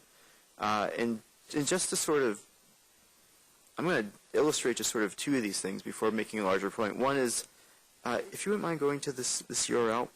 So this is what Derek's bringing up is the GovTrack committee calendar. So as it is now, if you want to see what's happening for hearings or for markups, you can pay $800 a year, more or less, and subscribe to CQ or another source to get a list of the meetings and markups that are taking place. Or, of course, you can try to follow particular committee websites. I follow, for example, Senate Appropriators pretty closely, but their website is not any type of useful CMS, so you actually have to get an alert every time the committee hearing page changes because there's no actual useful way to keep track of it except by looking at their PDFs, which is not so helpful. So what this does is it pulls together the House and Senate in chronological order. You can see on the left side you have, who's having the hearing, a very brief summary of it. On the right side, it says where and when it's taking place. This is actually incredibly useful. It's a very powerful way of seeing the work that's taking place in Congress. And this is something that doesn't currently exist anyplace. It could, logically, and I'm sure at some point it may very well exist on Congress.gov as a way of integrating this kind of thing in the way that hearing information, like a video, may be integrated in there. But right now, you have to go through third parties to be able to get a look at this kind of thing. And there's also subscription services. I think GovTrack allows you to get alerts of what's taking place. If you would mind going to the serial. So what I'm going to bring up now is something called LegisLink. I'm bringing it up for two reasons. One is it's an example of an inside-outside collaboration. So the person who built this is Joe Carmel, who used to work for the House of Representatives. And as it is right now, if you want to see all the laws that were passed by Congress at the time that they were passed, there is no place that you can see it without having to pay money to access it. There are subsets of it. You can go and get from GPO from 1951 to present. Bills as passed as enacted into law, and you can go to the Library of Congress's American Century or something, I forget exactly what it's called, and you can see TIFF images of 1789 to the 1860s or so of laws passed, and there's sort of an 80 or 90 year gap that, if you want to see what happened during the FDR administration, well, good luck, you're not going to be able to find it. So what we did was we pulled together the official sources to the extent that we could. We got our hands on, someone had gone to the effort of scanning all of the statutes at large. We had a number of volunteers. We broke it up so that we identified saying, Public Law 23-5 starts on page 6 of this document. Went through, literally broke up the scan volumes, and now as a consequence, you can look up any particular law that you may care about from the beginning, from 1789 to present. So, for example, just pick one randomly. I like the fisheries. The fisheries? Okay. Oh, so part of this is solving an underlying problem. In older Congresses, there actually was not a unique identification scheme for the public law, so you could actually have 25-1 could identify two different public laws. So this helps identify it, and it's kind of hard to see. You'd have to blow it up, but this is Public Law 50-1 on fisheries. There's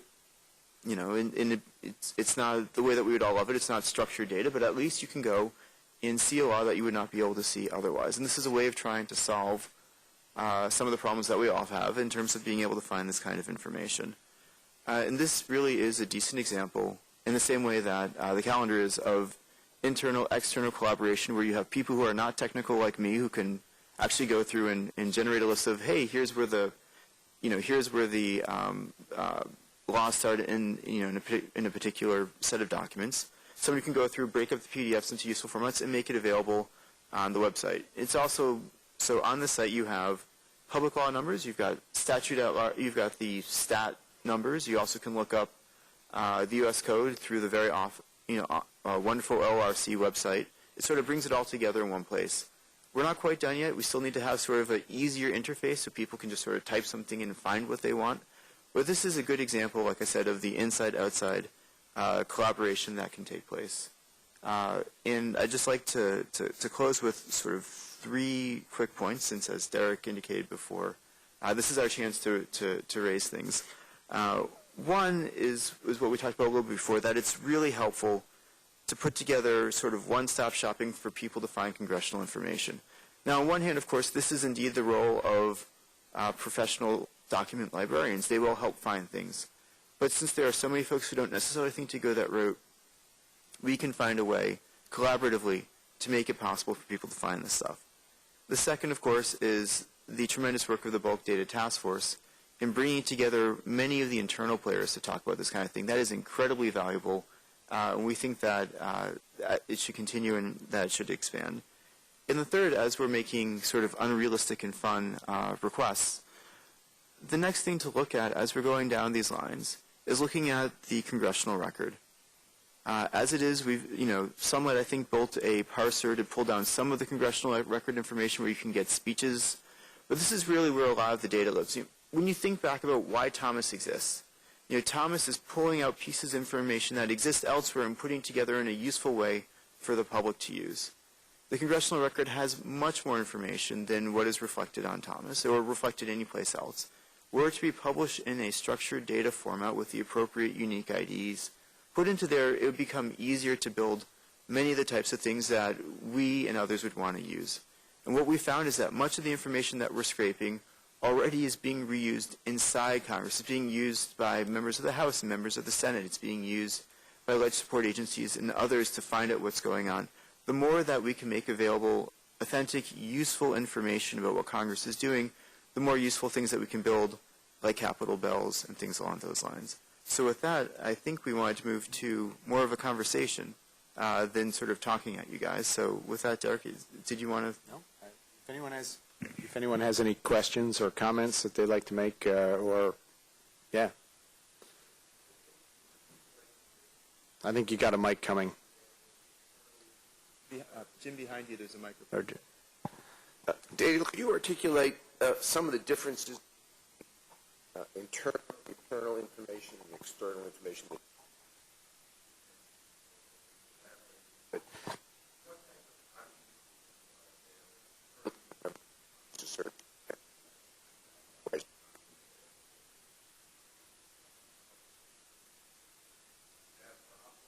Historically has been really trying to solve that problem, or is it a problem?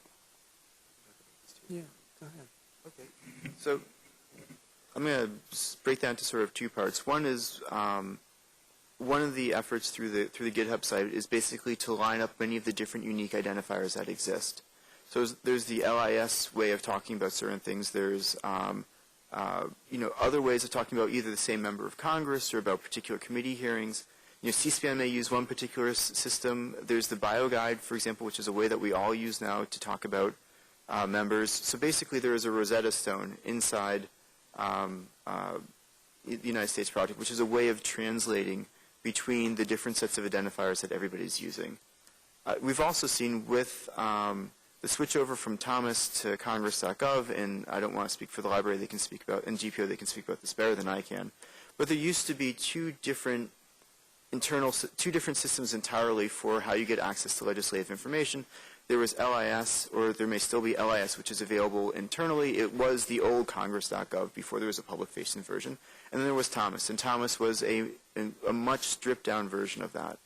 What we're seeing, among other things, is a concatenation, a sort of a smushing of the two. So there's one system, not two systems.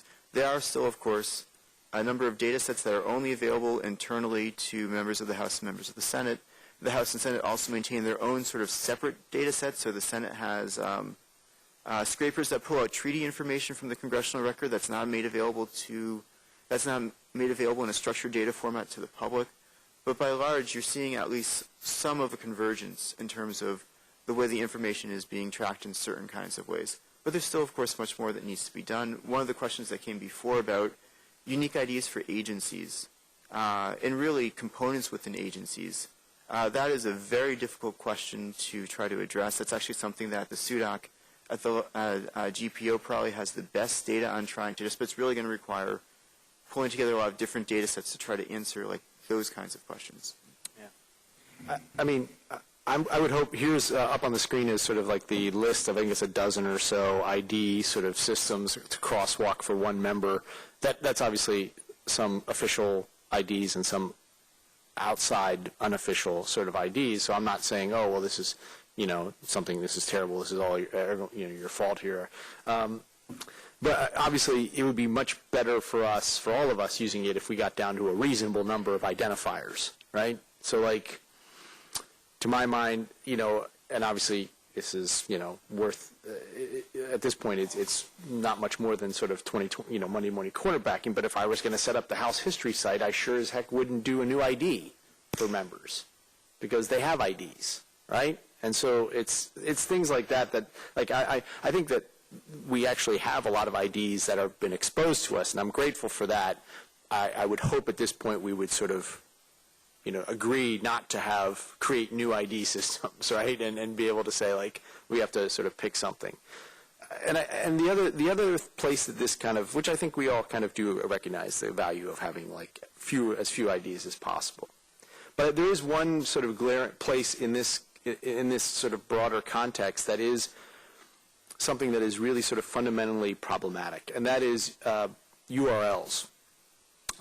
Because, for instance, when members of Congress, like if you're if you're the two Mike Rogers that we used to have in the House, and then there's just one Mike Rogers, well, the Mike Rogers can change his URL the Speaker changed his personal site or official site from johnboehner.house.gov to just boehner.house.gov, which I think makes sense. But there needs to be in place a robust system of sort of redirects, and other things that make it so that URLs, which were meant and designed to be fairly canonical references on the internet, to make sure that glue exists across a series of sites. Now I know it's can be problematic when members leave and then sort of they're off of the official reservation, as it were. I think that's a slightly different. It's part of an issue, but it's I'm much more concerned about when stuff breaks or isn't redirected in an existing Congress, which I think is just something that is a really increasingly is going to be a problem. Because now we're not only collecting, these IDs for members, but there's a whole other file of social media IDs for a sort of official and semi-official accounts for members that again it's a very brittle process, and I think that's going to be increasingly problematic for us. The only thing that I would add is that the question around technology, access to this kind of information, this is not a new problem. I mean, there was a great and interesting hearing, I think in 95 or 96, that the Committee on House Administration held on looking at these kinds of questions. There was another one in 2004, 2005, about what's the best way to, set unique identifiers, what's the best way to look at sort of technology writ large in the nature of, having, distributed power in the House and the Senate means that, you're not going to necessarily have a solution like what you have in the United Kingdom, where you've got a couple of folks who come together and make these decisions for both chambers and they're done.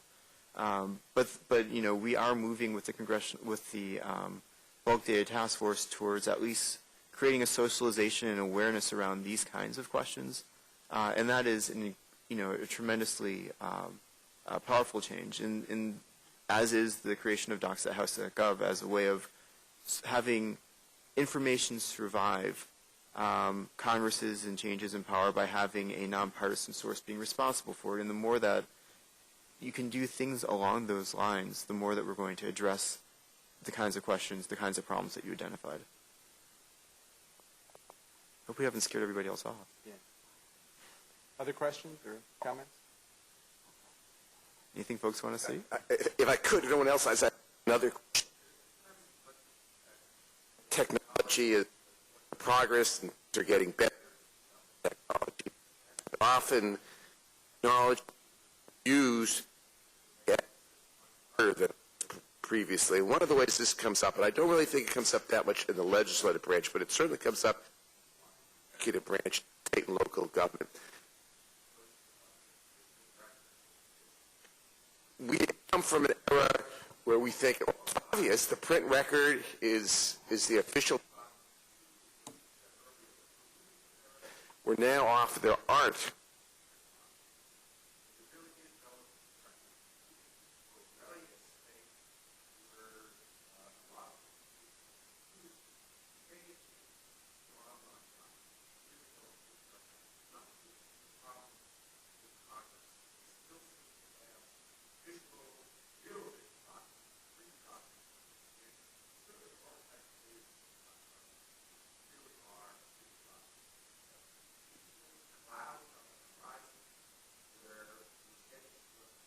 Local.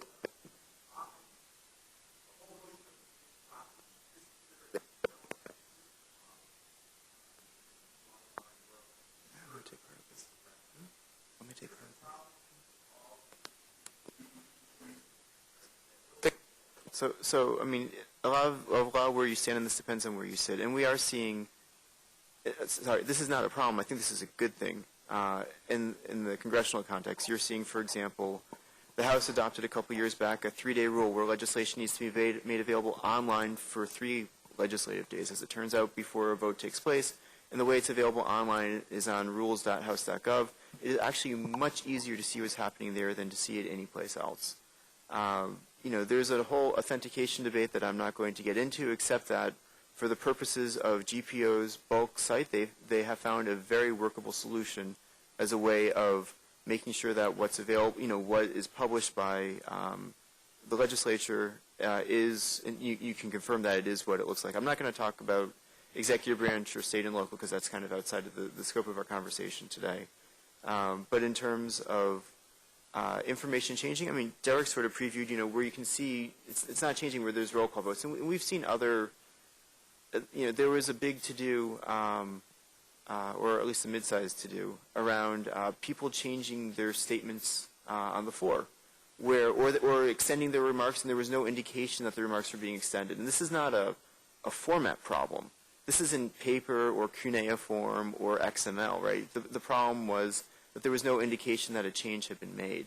And one of the useful things about digital is it's a lot easier to do the diffs that Derek talked about, to be able to see what's changed and what hasn't changed. So at least in that context, I think that from a congressional perspective, I think we're doing well. Yeah.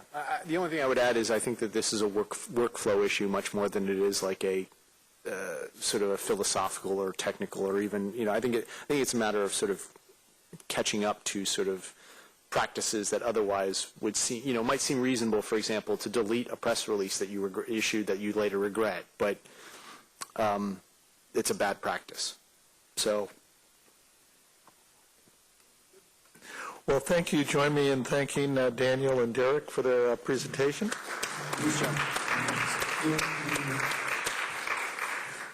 And we've got one more. This is the unenviable panel standing between you and lunch, but hopefully this will be interesting.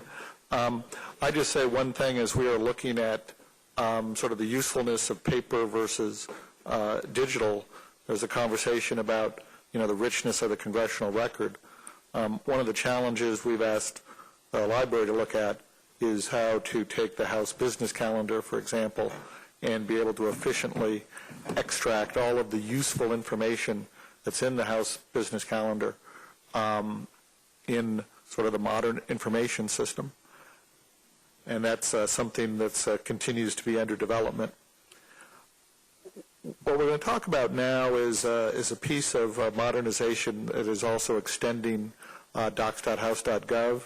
The Committee on House Administration funded a project to look at how to create a hearing document synthetically from the different data elements that are available in docs.house.gov. And here to talk about that from .gov Communications is Daniel Bennett and John Leary. So without further ado, let me, do you need another minute to find websites? Should I keep talking for a minute? Part of what part of the purpose of docs.house.gov is to take information that has been required under House rules and to be made available, and to make it available in a consistent format and a consistent location in a permanent way. The specific requirements at this point in House rules for hearings is the pre-notice elements of the hearing and of the witnesses, and then after the hearing, the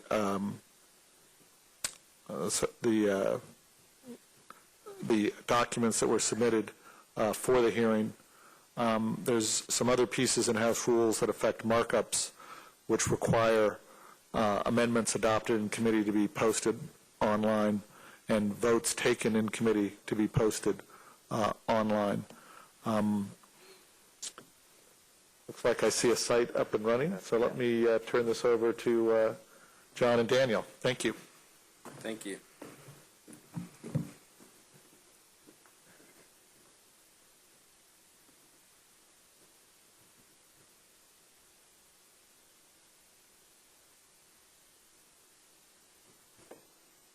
It's just 15.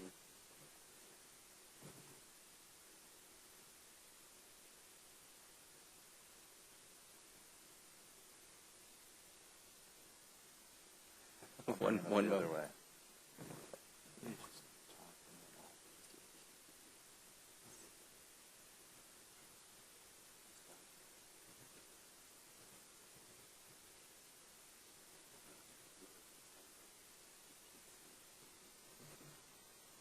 Okay, I think we have it.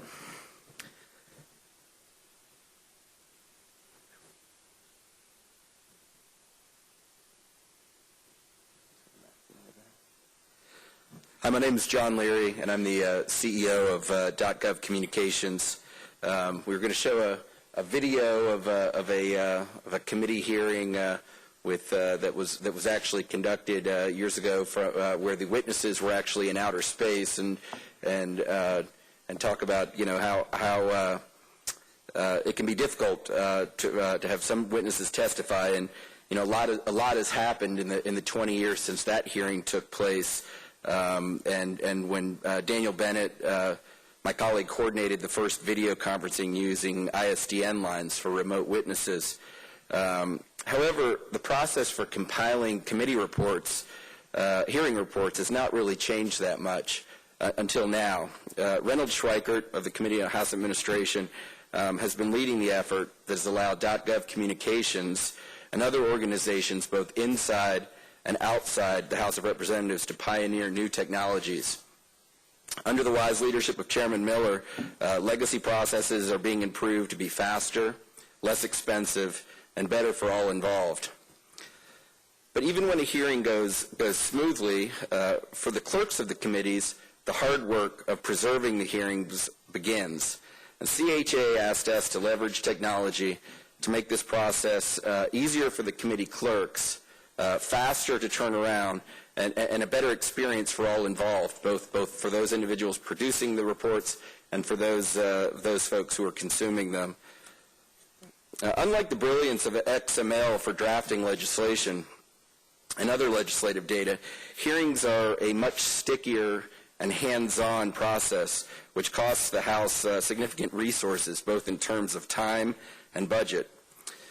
So Reynold Schweikert of the CHA, under the guidance of Chairman Miller, realized that this process could be made easier for the clerks and streamlined both the cost and to make it easier to assemble. So I'd like to turn it over to the founder of .gov Communications, my colleague Daniel Bennett, who's overseeing this project, to explain where we are in this process.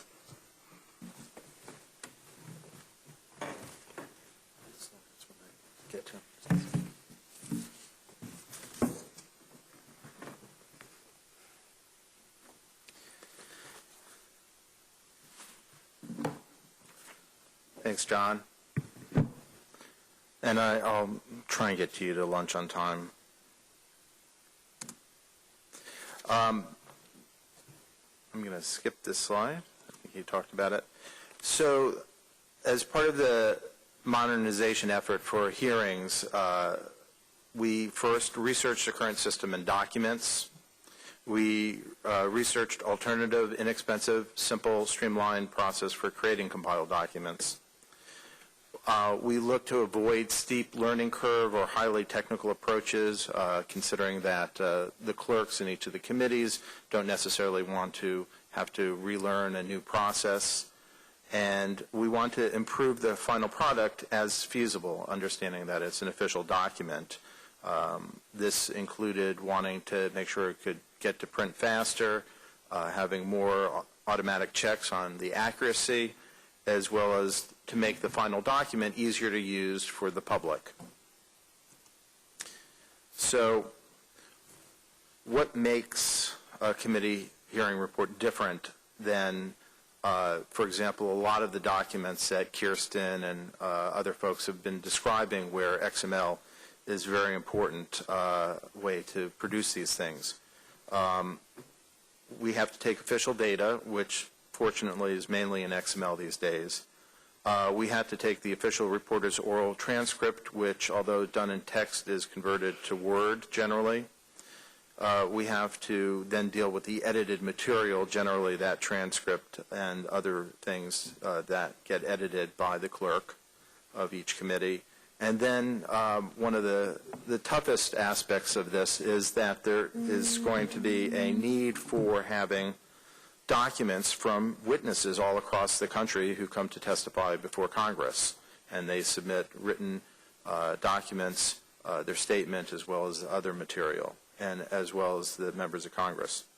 So the basis for which we looked at that was to do something I call the BLTS methodology, where when we take a look at any type of system, we want to look first at the business process, what takes place.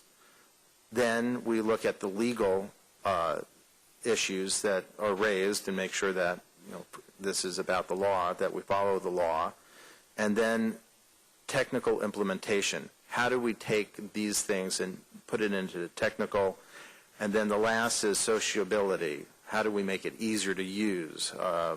And so when we looked at the current process where we scheduled a hearing, invited the witnesses, and there's upload of various information and documents to docs.house.gov, then there's receiving and making edits to the transcript, compiling a large folder that looks like this quite often with handwritten notes, sending it off to GPO, getting back a proof from them, and then having it printed.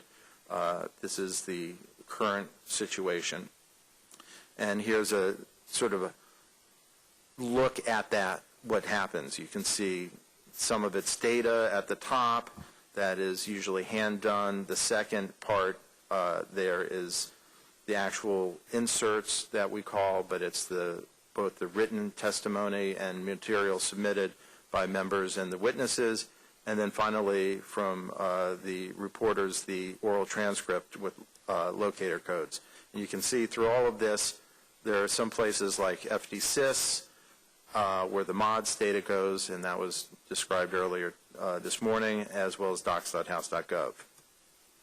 Some of the issues that were raised during the research is that you take what is considered structured data or document from the reporters who do the transcript, and then it gets converted to Word to make it easy for the people in the committees to be able to edit them.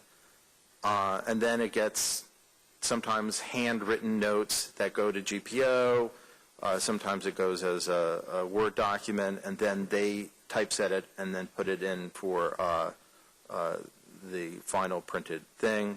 The incoming documents are in PDF or Word, sometimes without text that have to be then OCR'd. There are no XML standards used at any point in the creation of any parts of these documents, as far as we're aware. However, quite often, even though there isn't any XML, that there are databases, mods data, which is XML, as well as some of the information posted on docs.house.gov is put into XML, mainly metadata. So in the first phase, where we're at now, we're creating draft versions that will expose all the potential roadblocks, and we found quite a few, but thanks to folks at GPO and Kirsten at the Clerk of the House and the Committee on House Administration and some of the other committees, we are working through those. We are also now looking at the official reporter's transcript documents with its locator codes, and actually a shout out to the Cornell with their LII for helping us a little bit and being a good resource. And as I said, we're working with GPO to learn what is necessary to be the official printed document. So we modernized. As I said, we are making changes to the business process. We're keeping everything legal the same. It's a complete overhaul in terms of the technology. And again, we're trying to make it more usable and easier for the clerks as well as the public. We're taking the official data, we're taking the hearing-specific information, and we're sending it to a new online automatic InDesign engine. This is something where it's a web interface where the InDesign engine will be kept hidden so that nobody has to actually learn InDesign to do the typesetting. And then automatically this will allow for an on-demand proof. So you can actually click a button when this gets done, and it will come out and print and be delivered the next day to the clerk of the committee. And that's thanks to our partnership with Synvio, which is the third largest printer in North America. And this is something where the need to be able to move as quickly as possible to print is helped by getting that proof out as quickly as possible. Obviously, they'll be able to use their printer, but based on the binding issues and actually wanting to see what it looks like before it goes to GPO, we've streamlined that. Right now, there's a one-off use of data.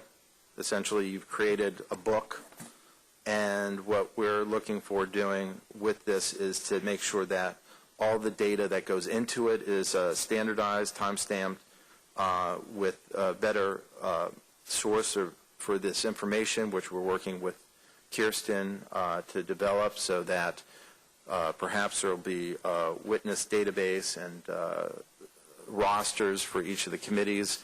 Right now, at the beginning of each of these hearings, the reports, they have the roster, but you want the roster who was on that committee or subcommittee that particular day of the hearing, and sometimes that's, who's attended. That also gets automatically collected, so the clerk doesn't have to re-enter or type that information when possible, and we've actually shown how we can pull this stuff directly from docs.house.gov into such an engine.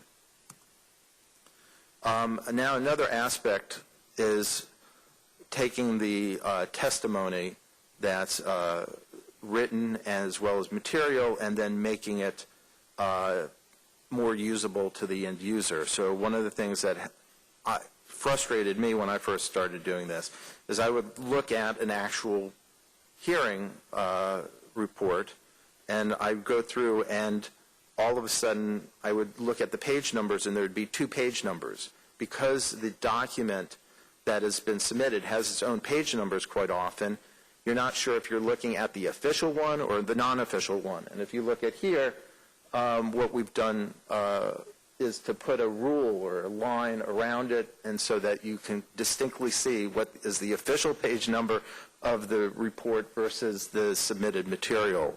That was one of the usability issues, and so we also had to figure out a way to automate that, which you probably don't get the beautiful GPO centering and how they've done it, but I think that this will be easier, and we have another solution for making it easier for the end user, which is if they have the electronic version or the printed version, on the first page of that insert, there's now going to be a title page, and I'll show it to you a little bit later, but essentially there's going to be a QR barcode and the actual written link to the original document that's usually posted up on docs.house.gov. So if you don't like the shrunk version in the printed one, you can just quickly go to the original version. I've already talked about this one, and this document itself is available online, and there will be a QR barcode and a simple URL, which we just typed in to get to this made available. So here's a look at the actual pages from a draft version that the Rules Committee is having us do. This is just draft. It's not official, so please excuse any things that aren't quite right yet. But you can see that we print out the table of contents now. That's another usability. There have been people who've done some table of contents, but now it's going to be part of the standard. There's going to also be a breakout from the oral transcript versus what's now going to be called the appendix, where all the inserts go into. So currently, if you look at one of these things, the oral transcript is broken up across the entire document. So if you're trying to read what a person is saying, you have to flip around. There's no way to know. There's no table of contents. So what we've done is we have the oral transcript together, but in the oral transcript, there are links to the following pages, so you can actually see if it says something was submitted for the record, you can actually click from within that to the place in the appendix where that material is. So let me just go back. Jump again, sorry. So, but we are going to have something called the Speakers Index, which is another usability thing. So we will have a list of the speakers who took part in the hearing, and you can click to go right directly into the part of the oral transcript. And that's another usability feature that we are adding as long as we're doing this. Just quickly to go through some of the opportunities for further modernization that we're looking at. First, kudos to the GPO for doing the GitHub project and their mods data. That's fantastic. We're also looking at producing an XML or HTML version of the oral transcript as a separate document. We're looking to for video and transcript integration, so you'd be able to go from the transcript, perhaps in the printed version, to the electronic version, to the actual video.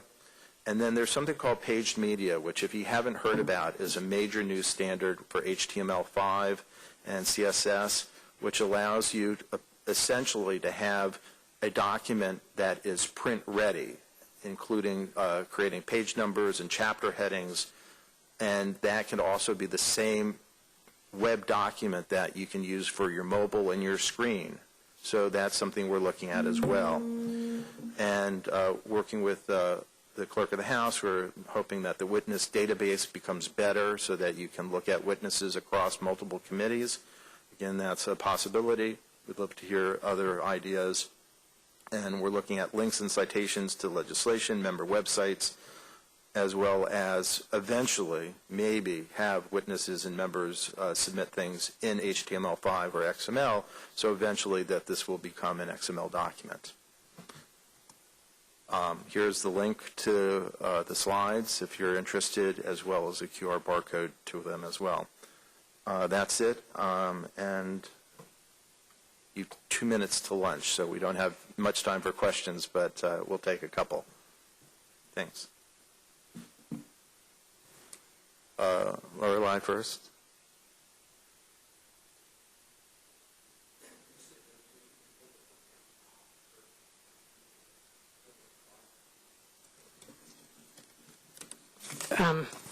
Is this on?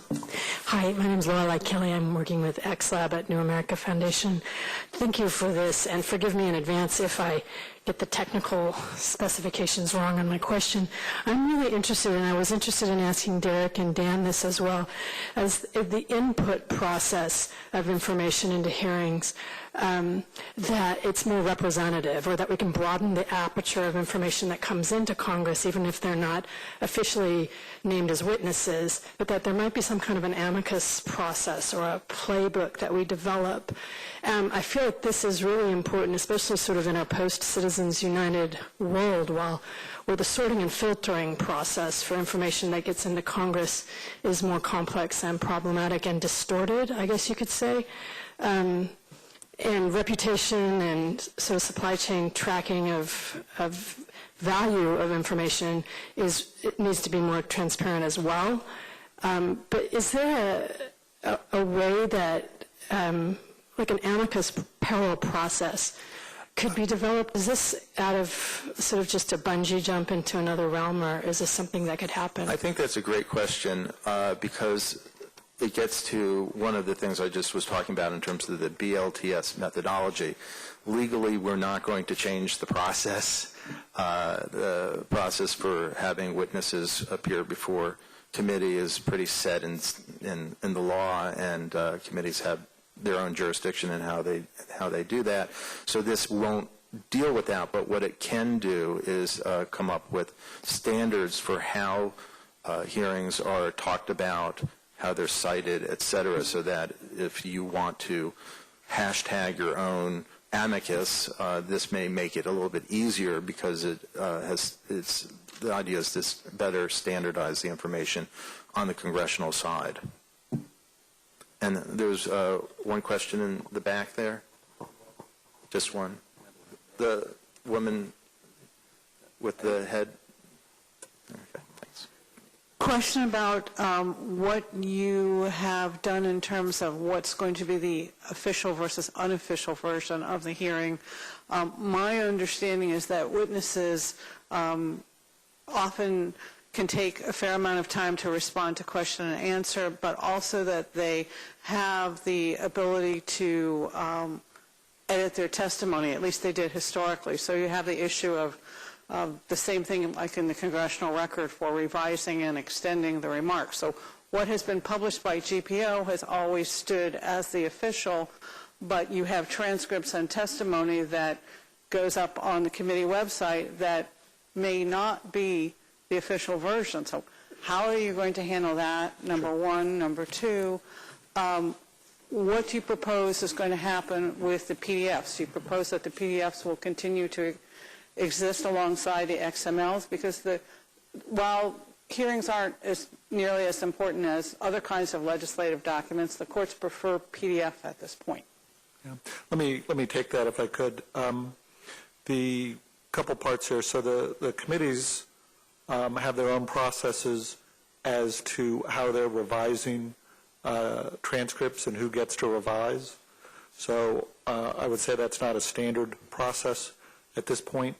Particularly now that we're webcasting hearings, there's much more of a move.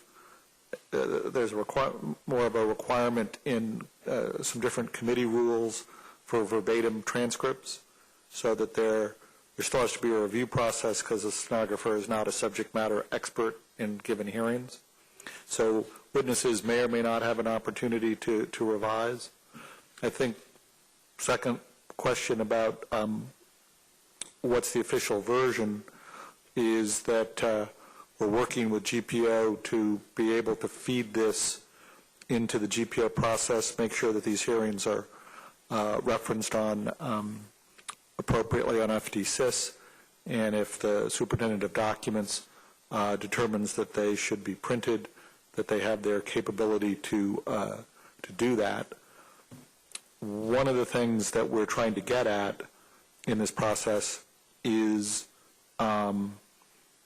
eliminating some of the duplication with committees posting different pieces of information and then submitting things to GPO for printing, to create a standard process, a standard location, so that we can eliminate some of the which one's the official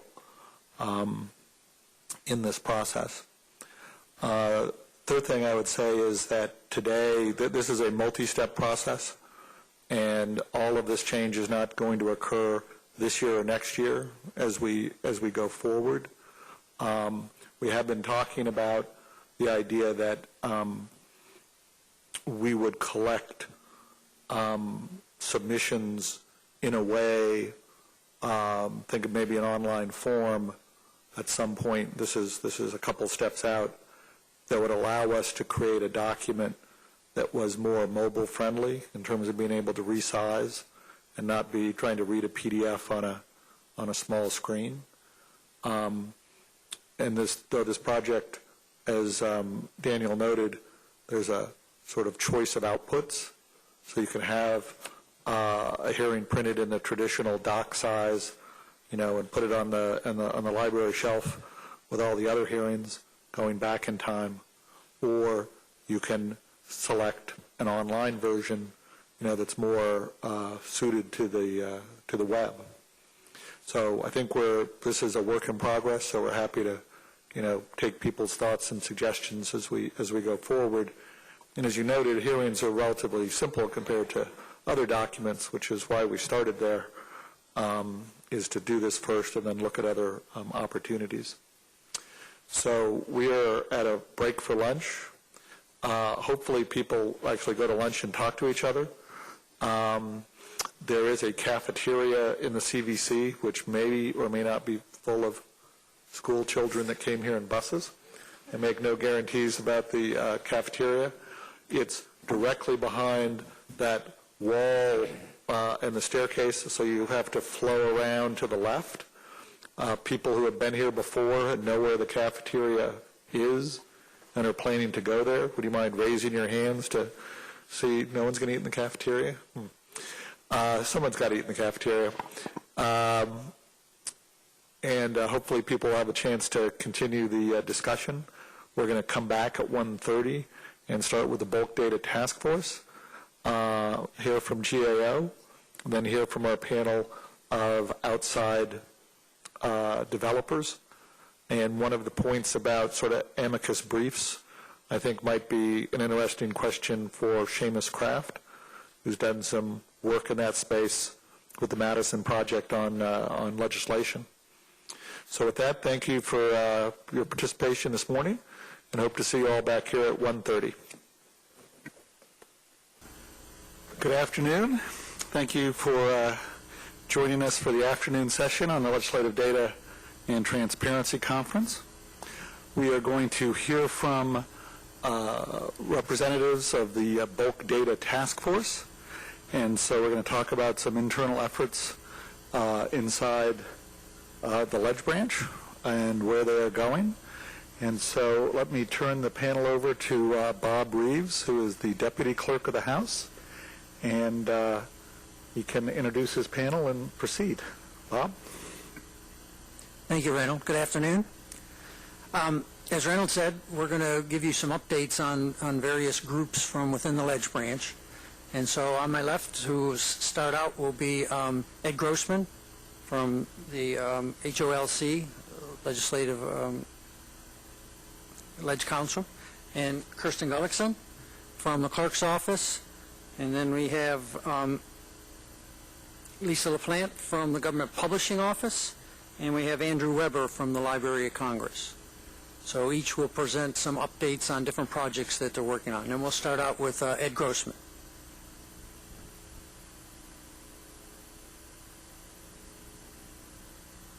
Green lighted? Okay. Am I on? Okay. The office that I represent does the actual drafting of the legislation for the House of Representatives. There's a parallel office in the Senate, and I spend most of my time working on healthcare legislation and not on IT. But our office has been involved in IT developments from the very early stages, well before XML came about. One of several projects we are working on is called Legislative Lookup and Link. It is designed to improve transparency in legislative references. A little bit of background. Our office has been working with the Office of the Law Revision Council on Modernization Initiative for the last 2 years. We've both been very happily working with Essential as our developer for several projects, including this one.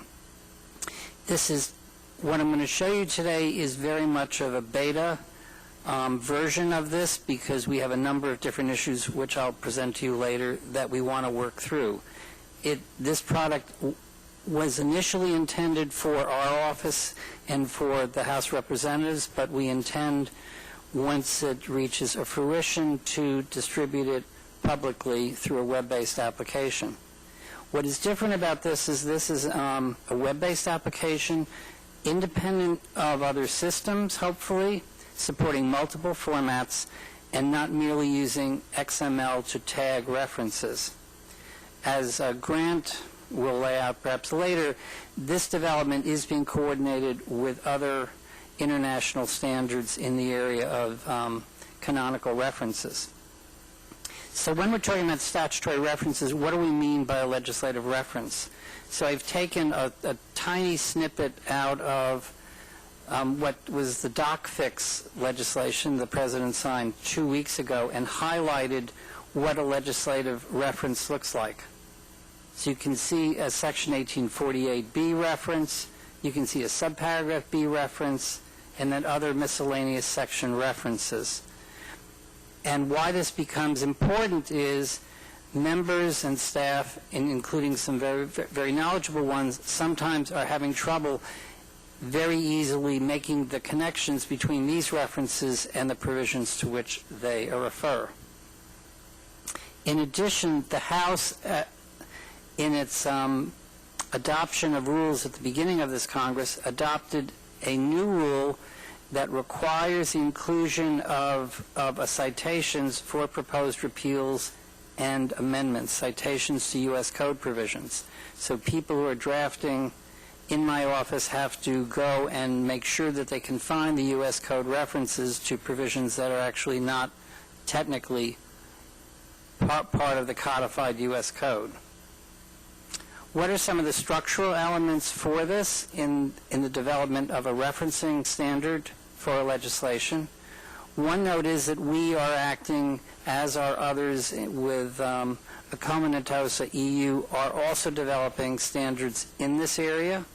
Some of the design objectives are to make it as stable as possible, so a reference that you develop will be there over time. As I mentioned, supported in multiple formats, languages. Grant has been using a URI syntax for this, which we find very creative. He also is using a syntax, hierarchical syntax based upon what's known as the FRBR, which I'm not familiar with. And he's going to use a scheme prefix to modify this. These are more technical issues, which if you have questions, I'm happy to call Grant up to answer. And this is an attempt also to coordinate with the OASIS legal citation project. There are three main functional components to this. One is a parser to take the language, because we're using normal language, and then convert that over into a standard. The second is to do some type of resolution of that to the actual appropriate reference. And then the third is actually finding that provision. The general design parameters are, it's web-based, which is great. We're going to access a variety of government databases, hopefully in a variety of different formats. These include the Law Revision Council's Office database, which Essential has been developing. We have a database within our Office of Public Laws as well. GPO has their database, as does the Library of Congress. So we're trying to, in essence, be able to link up and take advantage of, you can choose which one of these databases you would like to use. We are trying to resolve it also down below the section level, because often you can see this little example here that I can't highlight. Often you'll have a very long string. This example down at the bottom, can I highlight it? No. Yeah, you can point to it. Okay. Section 1886 B3B little x capital 2. 1886 happens to be a section that's about 40 pages long. It's very useful to get down to that really fine level to make sure that it's correct. The other view here is that we'd like a simple, intuitive interface with a copy and paste capability, so you can put something in and take it right out for specialized applications. So what does it do now in its beta form? It interprets a citation of text, such as 50 U.S.C. 3309. It then creates a canonical reference. This is a USLM reference here because it's a U.S. code provision. It returns an alternative citation. It turns out that Title 50 U.S. Code is not a codified title, and therefore the appropriate legal citation is to the section noted here. This is Section 1410. And then it returns a link to the content itself. And we'll show you that. It shows you the content in a preview window, which is semi-expandable. And then it helps you to convert back and forth between popular names and public laws and the U.S. Code. Demonstration. And I thank Ari for producing this for us. Hopefully it works. It worked 5 minutes ago. Yes. Welcome to LLL, the legislative lookup and linking tool built as part of the House Modernization Project. LLL combines information from many sources to provide a one-stop shop for federal legislative citations. For example, you can look up U.S. Code references and get the equivalent Popular Name Act reference and vice versa. The best way to get a sense for LLL is to try a few examples, and we've put some in a drop-down menu at the top left of the application. I'm going to look up 50 U.S.C. 3309, a pretty typical U.S. Code citation. This brings back the same reference in a number of alternate forms. The top one here refers to the Popular Name Act reference, Section 410B of the Intelligence Authorization Act for fiscal year 2010. In general, when you look up a U.S. Code citation to non-positive law titles, this top line is going to bring back the reference that you need in order to make an amendment to this section of the U.S. Code. So amending Section 410B of the Intelligence Authorization Act for fiscal year 2010 will amend the text that corresponds to 50 U.S.C. 3309. You'll notice at the bottom we have the text directly from the U.S. Code, from the Law Revision Council, and if you want to get better access to that, you can close this top window. And the text here can be copied and pasted into an email or any other application on your desktop. You can try out a number of the other examples listed here, or type in your own example to get a sense for the types of citations and the citation forms that LLL accepts. Now we're going to look up a subsection, A1, of a U.S. Code citation.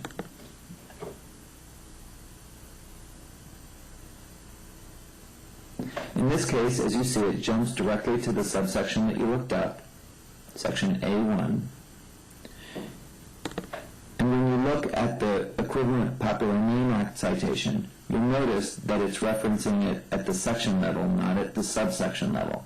That's because the information here comes from Table 3 provided by the Law Revision Council, and Table 3 makes the correlation between Section 905 at the section level and Section 2282 not at the subsection level. So you'll have to check the subsections yourself to make sure that they correspond. So far we've looked up U.S. Code references, but we can go the other way around as well, looking up the Popular Name Act reference or any of the other citation forms. So by clicking on the link here, we're going to do the same lookup using the text that you see. Looking up Section 905 of the Water Resources Development Act of 1986, unsurprisingly brings up the same U.S. Code citation that we originally looked up. And at the bottom you see the compilation corresponding to the Water Resources Development Act of 1986 scrolled to Section 905. You can bring that up by closing this window again. At the bottom of this section, you'll see embedded in the compilation is the reference to the U.S. Code section, which is another way of checking that these two sections correspond.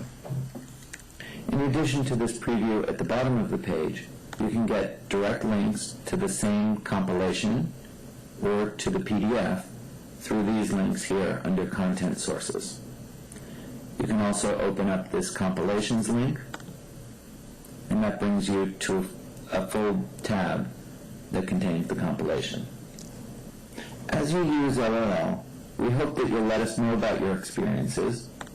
You can send us an email at llsupport@accential.com to let us know of any bugs or any features.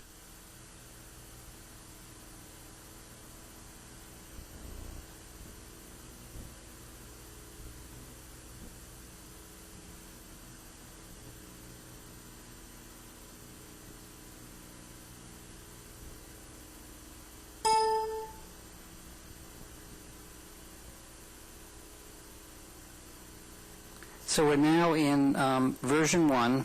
This is a beta version. We are using it. Note that for that little box there, basically it's a Google-style box in which you can put any text description of the legal citation that you want at this point. You can cut and paste it. It was designed that if I receive an email with a citation for a section, I can go plug it into lookup and link LLL, and I can go and find what is the provision that they're talking about. In turn, a client whom I send an email to could do the same. And we're developing this initially in sort of phases within the Office of the Legislative Counsel. We intend to expand this on a beta version to constituents in the House, and then once we feel the product is working and stable enough, we hope to expand this so it'll be available publicly. So what is the current status? As mentioned here, version 1 is being beta tested. We are now in the development stage for this lookup and paste feature.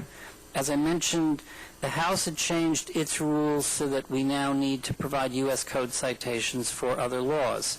So we hope to be able to highlight a provision of a law that we have in a draft and have the program return through a mini application the appropriate U.S. Code citation without actually having to look it up. That's one. We are developing appropriate methods for updating. There are some issues now in terms of keeping our databases up to date, and we're working on making sure that when you link to something, you're linking to the most current version. We will need to develop appropriate support because since this is a web-based application, we have the great advantage that we can make incremental improvements without having to download the program.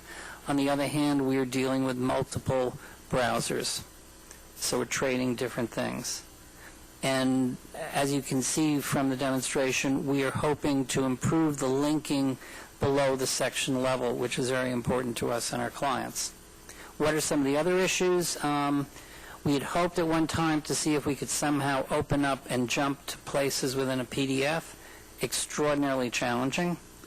We intend to have XML here, but some of the XML we don't have appropriate style sheets. It needs to be developed.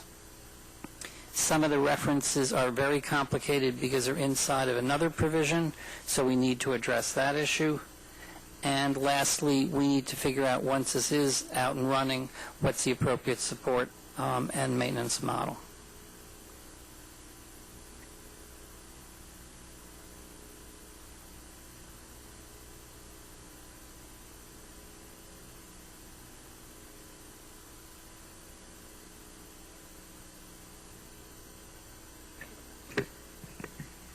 So we're going to take questions and answers at the end, so if you have any questions for Ed, just save them up, and we'll get to those.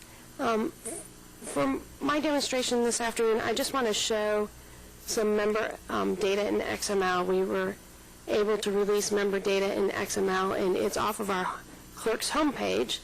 So if you're familiar with our site, you know that you can have just all sorts of different member lists, just like Aaron showed us this morning on the Senate side.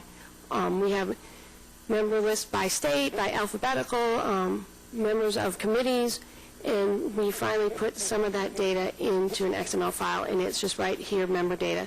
We do have member data in an Excel file, but we do have a richer XML file there. So I'm just going to show it to you. In the file, all the members are in a member tag, and they're organized by state and district. So Mr. Young is from Alaska. That's the first one in the alphabet. And you can just see that we're using the BioData ID. We have their last name, their first name. We also have a sort field that we use internally, so we're just giving that to you all as a courtesy. We have, their courtesy, Mr. and Ms., Mrs. Their official name. Members have all sorts of varieties of names, and one of the most important names for us is their official name. And when you look at their official name, it will tell you whether or not they have a middle initial, they have a suffix. If they might, their name on the ballot might be their commonly known name or their nickname in their district, but when they get here to Congress, they want Robert instead of Bob to be their official name. So you'll see that in that official name field. Also, we're giving you the formal name. So in the congressional record, on co-sponsor lists, on the electronic voting system, we have a formal name. So if there are members who have the same name, or they have the same name or a sound-alike name, we're going to put their state here. So there are two Youngs here in Congress, and so Mr. Young, when the reading clerk speaks his name on the House floor, he is known as Mr. Young of Alaska. The other thing I want to point out about the file is that we do have some committee information at the bottom. So the committees and the ratio for the committees between how many members the majority or minority party can appoint to that committee is also for the subcommittees. We have the committee addresses and subcommittee addresses, and then the membership for the committee is actually in each individual member record. So, so it's there. And then the member's rank is also in the committee, and if they have a leadership position. So this is Mr. McKinley, and he is the vice chair of this particular committee. So I'm happy to take any questions at the end. There's also a user guide, which explains all the data fields. So we love your feedback on it. You're welcome to ask questions at the end.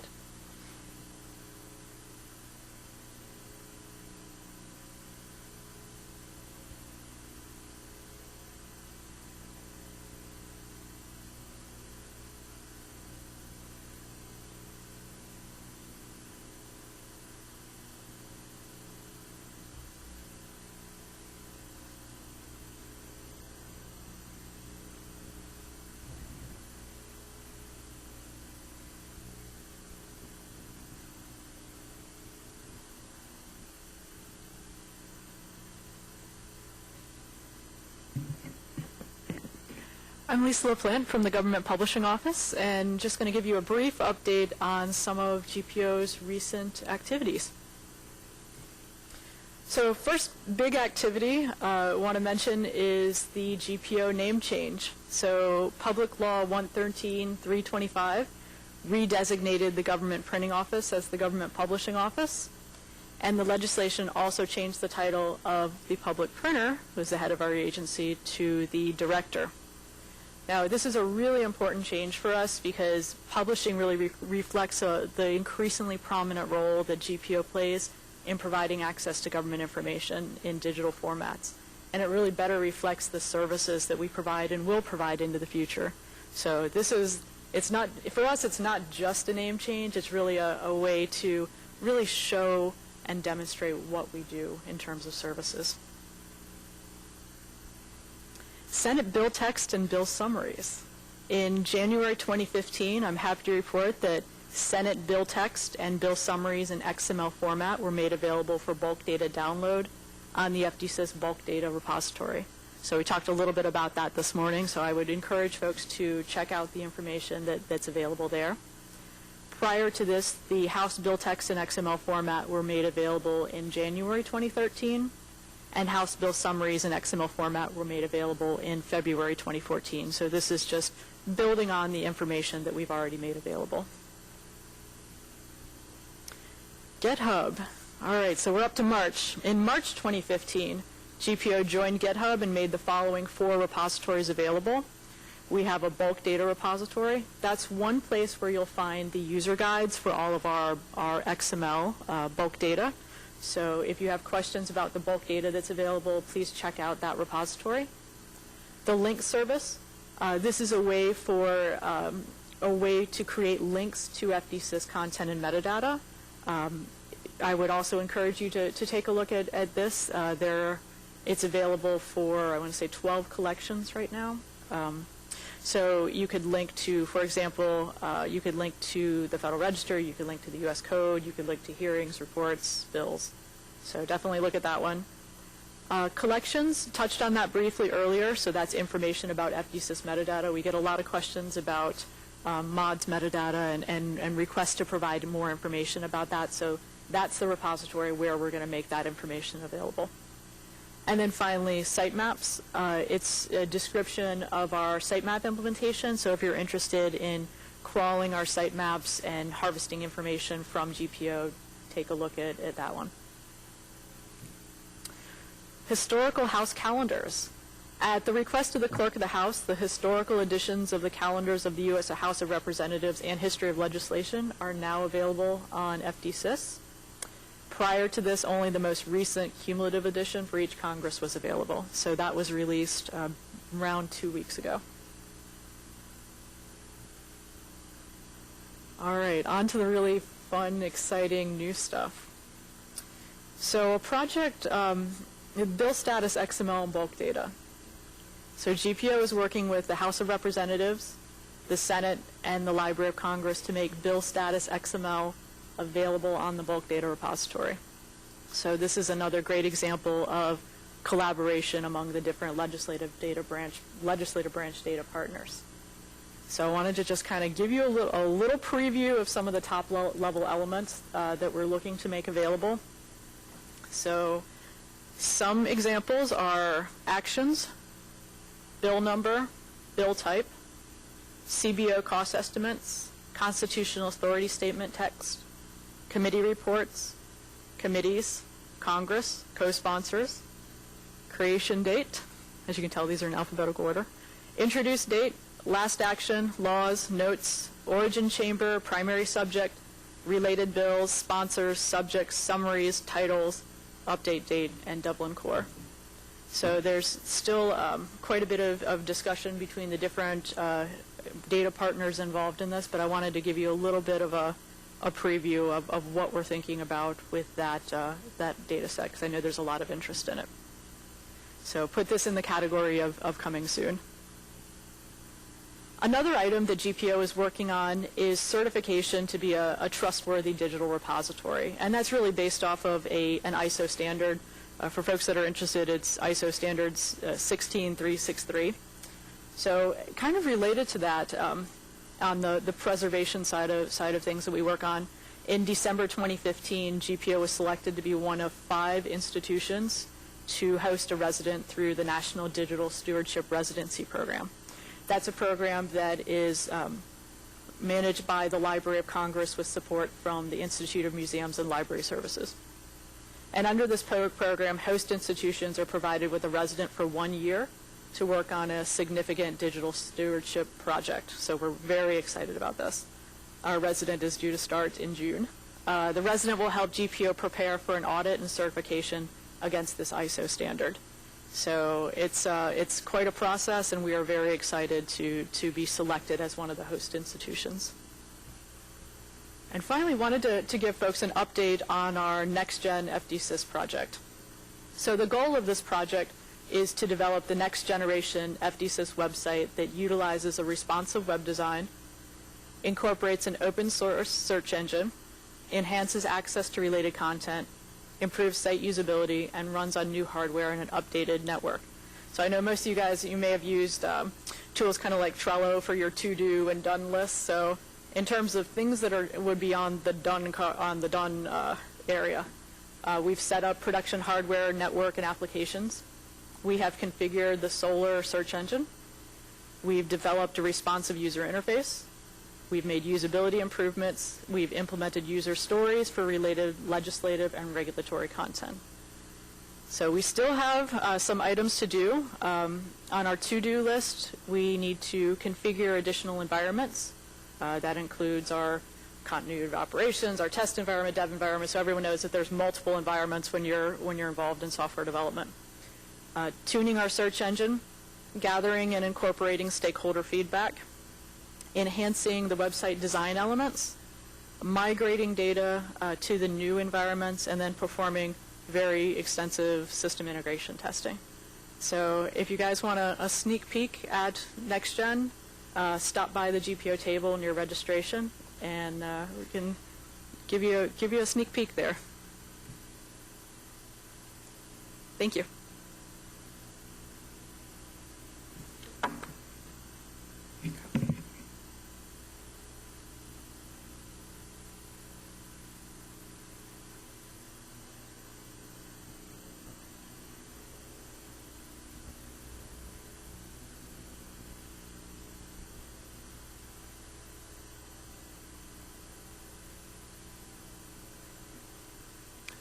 Hello, I'm Andrew Weber from the Library of Congress, and last year I was here presenting about Congress.gov, and I'm going to do a little update. What's happened in the last year?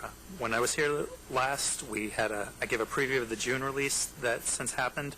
We then had a major release in September. We launched alerts in February, and we had another major release in March. So I talked a little bit about what we were going to do. I talked about how a lot of Congress.gov is very iterative design. We launch advanced search, we launched browse, and we've done a couple iterations since then. So I mentioned we had one wave of the alerts done and the second one for advanced search, and so those have been accomplished. We also added a new portal page, which I'll show in just a second, and we also added House Committee videos. So we made great progress on the things last year that I talked about, and so now I'm and I kind of show you what else we've done since then. So the big thing was in September, we removed the beta label. So now it's no longer beta.congress.gov, it's congress.gov. And we added our congress.gov resources page, which is an incredible portal to legislative branch information. And this is something that's very nice because it's not content that was collected and aggregated on Thomas. There's a lot more data there. So it's a really great portal, as well as the new hearing videos and the most viewed bills list and a couple advanced search and browse options. So this is the resources page. It's an A to Z directory of almost any link you need for legislation or Congress. We also have some curated things along the left. You can see pages specific for House and Senate, appropriations and budget, and more. With the September release, we also migrated over from Thomas the House hearing videos, and on this page it dynamically updates whenever anything is live. You'll see the nice little icon that's circled there. So earlier today you could see there were 5 things that were live. I'm not sure how many might be live right now. And the very popular most viewed bills page, one thing that we added when we migrated over this from Thomas is now you can go back and see previous weeks. So you can kind of compare what's trending, what stays in the top 5, what stays in the top 10, and quickly get to that content. And we also highlight that on the homepage, the 3 most viewed items for the past week. There were several new browse items with the September release, including this one that has lists of both House and Senate sponsors and co-sponsors, and you can see clicking on the member's name gets you to their page. Clicking on the sponsors shows you everything they've sponsored in the Congress you've selected or co-sponsored everything they've co-sponsored. And you can also browse just by letter. Another new browse item was the days in session calendar, so you can quickly see when they were in session and then jump to that specific day. Also with this release was the vote browse too. So advanced search, it's really easy with all of these updates that we're doing to kind of miss maybe what new fields are there, what new options you have to search. So here are a few items. The BioGuide ID was added. BioGuide was mentioned a couple times today already, and we're trying to use that BioGuide consistently through the site more. Now, the member profile pages, you can use the BioGuide ID as part of the URLs as well. Committee ID is also supported during this update. Since then, we had a big item for us, and that's alerts that we added in February. The alerts were something that was a very highly requested feature on Thomas. I was looking back in all of the little features that I have where people submit comments that we go through and read, and I think 9 years ago was at least the earliest one that I could personally find, and I'm certain that people were asking for alerts well before that. And so there are 3 main types as of now. One's legislation, so anytime there's new summary, new text, someone else co-sponsors the legislation, or there are new actions, you'll get an email alert. There's also one for a member of Congress where you can get an alert every time they've subscribed or they've sponsored or co-sponsored some new legislation, as well as an update on the congressional record.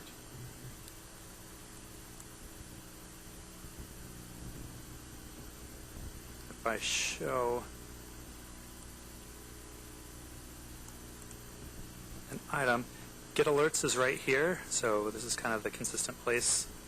You click Get Alerts and then sign in. Once you set up your account, it's very easy to sign in, and then you'll be registered to get those. You can also, for members, the Get Alerts is right here too, so it's in a consistent location across both main types of alerts.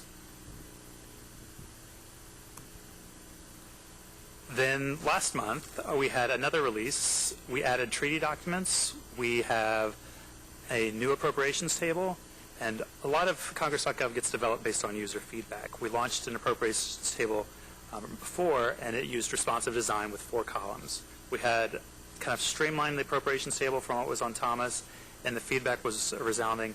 Could you give us some more information? We really liked the way that it was. So we kind of ditched the idea of the responsive design, because that's something maybe not as many people are going to use on their phone. But now there's a much more robust appropriations table that I'll show in just a second, as well as it was our next iteration for more browse and more advanced search. And another fun thing that I really like that's on our homepage now is current House and Senate floor activity gets dynamically populated to the homepage. So the treaty documents, we added this section of content. And if you want to learn a little bit more, there's the Senate's role. Link off to the sites. Aaron talked a little about the Senate earlier. There are very few treaties that have not passed, so it's interesting to kind of search for one of these.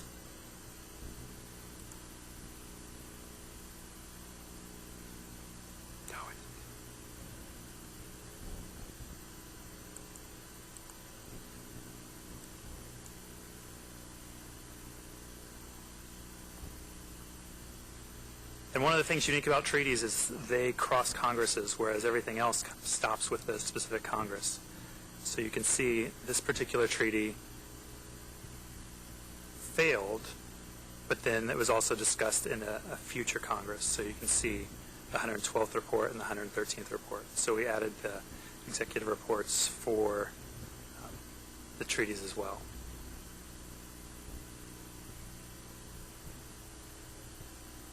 And here's the new appropriations table. You can see it's much more robust. There's a lot more than 4 columns, and it gives quite a deeper level of understanding. And we're right now have gone back to 2011, but we're working our way back and adding more and more years. The default text has now changed in Congress.gov from the very flat text file. This is another thing that is rather exciting. The default text is now the XML. And what this means for a lot of users is they're going to see it as now there's a link table of contents. Before there wasn't the link table of contents. You can click and go directly into the legislation.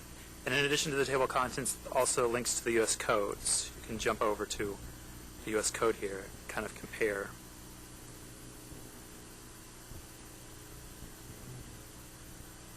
And we've had very positive feedback.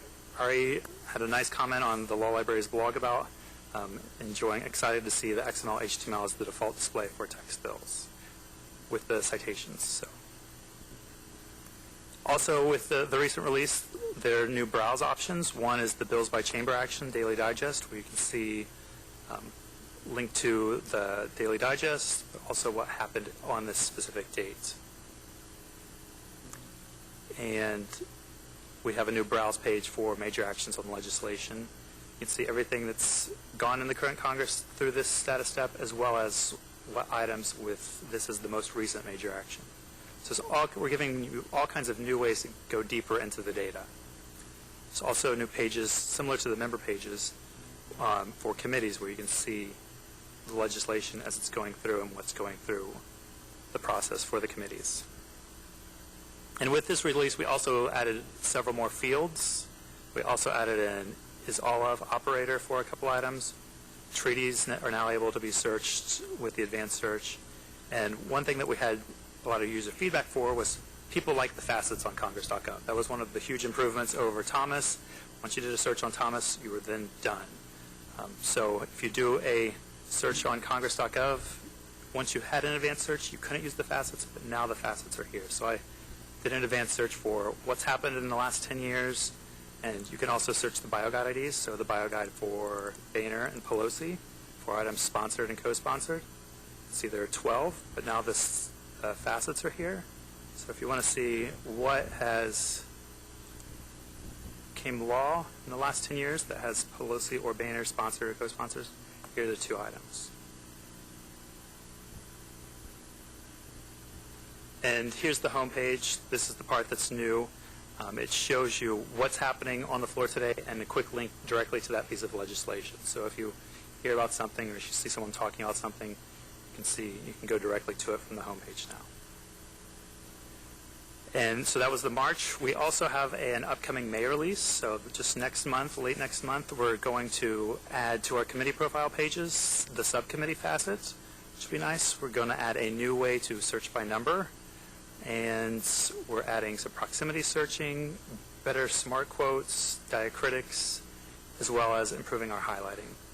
And one of the things that people had asked for on Thomas was a listing of all the IDs. And so with the field value list, we have a new page that's going to have both the committee IDs and all of the BioGuide IDs listed out. So not everybody happens to have all of those right in their head, so it'll be a quick way to access those. We're going to add some more browse. It'll be our fourth wave of browse iteration, and so a few new browse items, as well as even more command and advanced search items going on too. Another change with this current year is we're going to try and start doing a little bit shorter release cycles. Rather than September to February, we're going to try it. We just had the one in March, and then we're going to try one in May. So hopefully have slightly shorter, slightly scaled back, but that way we can be even more responsive to some of the feedback that we're getting in some of the comments. And one of the items that we're working to build upon, we have the current alerts, but we're working on Save Search alerts, which people are very interested in having too. And then something kind of outside of Congress.gov, but it just happened to launch today on the Library of Congress website. There's now the United States Congressional Web Archive, which before today you could go back and see the 107th Congress and 108th Congress. But with what launched today, you can see the web archive of the 107th through the 112th of all the House of Representatives and all the members of the Senate's webpage. So if you would go to it, you can click on members. This is Eric Cantor's site. You can see all of the different Congresses that his site was archived. If you click on the little view capture, you'll then be able to see all of the different dates the particular site was captured. And we talked, if he happened to have cantor.house.gov, you would see one location here, and if it was house.gov/Cantor, you'd see another one here, so you could click in between, but still it's capturing both of those. If he changes URLs throughout his time in Congress, come to here and you can click to a specific date. This one happens to be a little bit after September 11th when the mail was having some delays on Capitol Hill. So that's one of the new things that we just added to the library's website. Just like, it's live, as I was checking the audience earlier today, I was like, okay, it's good. So, and it's always kind of fun for me to step back and look. This is what Thomas looked like when the Obama administration came to office. We've made a lot of improvements and changes from what we had to what we have now. And with that, that's it.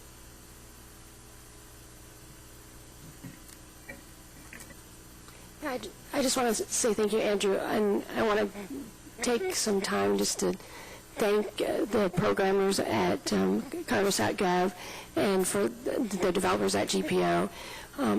The style sheet that Andrew showed us, that is now the default text display. That style sheet originated in the clerk's office and then was transferred to GPO, and they maintain it, and then the developers have used it at Congress.gov to display our XML, and it's a great privilege to sit down at the table because Ed remembers the days in 2000, in 2001, 2002 when he had to switch to drafting in XML, and then in 2004 we put that XML files out on GPO's website, and we put them out at Congress.gov, but finally now it's the default text display. And so for us who've been working in the background for so long, it's just a great accomplishment for us to be using that. And we all had a meeting yesterday to talk about our management of that, but we literally have had developers from every agency, from the House, from the Senate, from GPO, and now from the library, who have touched the components and contributed coding to that. And so it's just an exciting thing. So I just wanted to say thank you so much. Okay, just one thing before we open up for some questions. I don't know if you picked up on this, but GPO cleverly changed their name such that they're still GPO. Questions?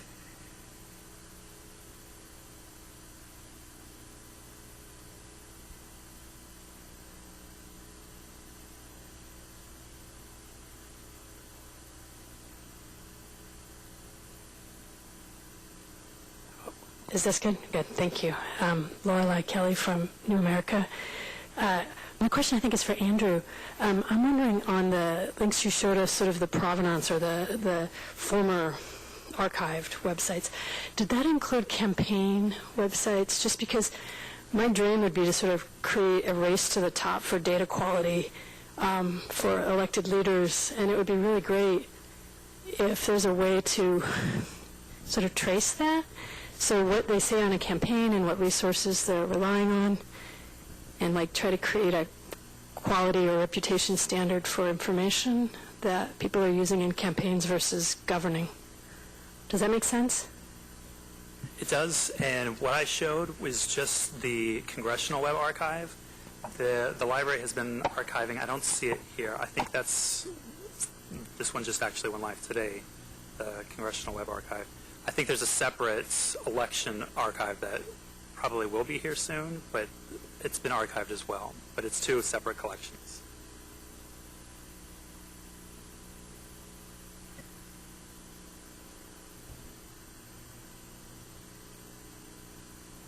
If my son, legislatures throughout much of the rest of the world are trying to work together to solve some of the problems that you're addressing. Coma and Toso would be a vivid example of that. There seems to be something about American legislative culture that everybody wants to do it on their own. Of course, you're Congress, you're big, you've got special problems, so you're doing it seems like pretty on your own. 50 states be out of date to do it.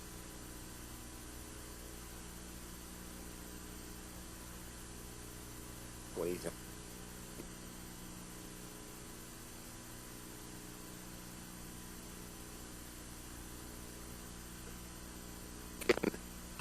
Culture, maybe.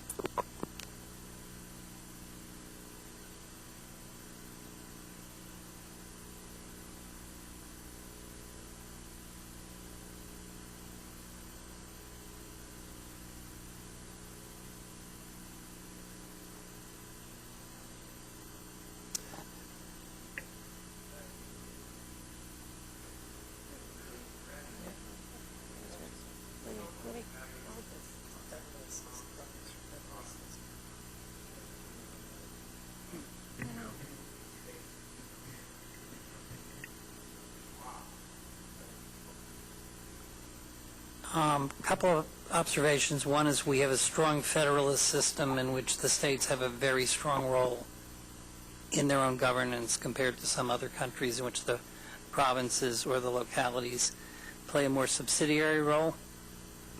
Coincidentally, the contractors whom we are using for our data development happen to be the same that are working for the state of California, which is big enough to be a country unto itself in some respects, and is also working internationally with other countries and is actively involved in the OASIS process. I think a lot of this has to do with legacy systems and the costs and the political traditions that lie in it. I agree with some of your premise here, and some of it here is because of these legacy systems and the culture involved in making changes, and I think that reflects our system, it's a very awkward process to make the changes. I'd also like to follow up, and then Josh had a question in the back, so I just, too. I think we are making a concerted effort to try to address these issues as a community. This is the fourth year of this data conference, and I feel like the House is doing its job as best it can in the roles that we have to foster a community of people who are interested in legislative data across all the areas that you mentioned. And we also have folks at the library who are sitting on the international standards. We have some of our contractors that we're contracting with who are sitting on the OASIS team. We are certainly sharing our solutions and some of the solutions that we implemented in our Build DTD and that California implemented in their XML structure for their stuff have led some of those discussions and been part of those discussions at the OASIS Coma and Toso discussion. So I think we're doing the best we can, but as Ed pointed out, and also given just the structure of our documents, there's only so much commonality, and we're trying to identify that as best we can. And then, Josh, you had a question, and then Yeah, let me just add sort of a unique part, which I understand the drives the Acoma Unatosa people crazy. We do not have a unified U.S. code.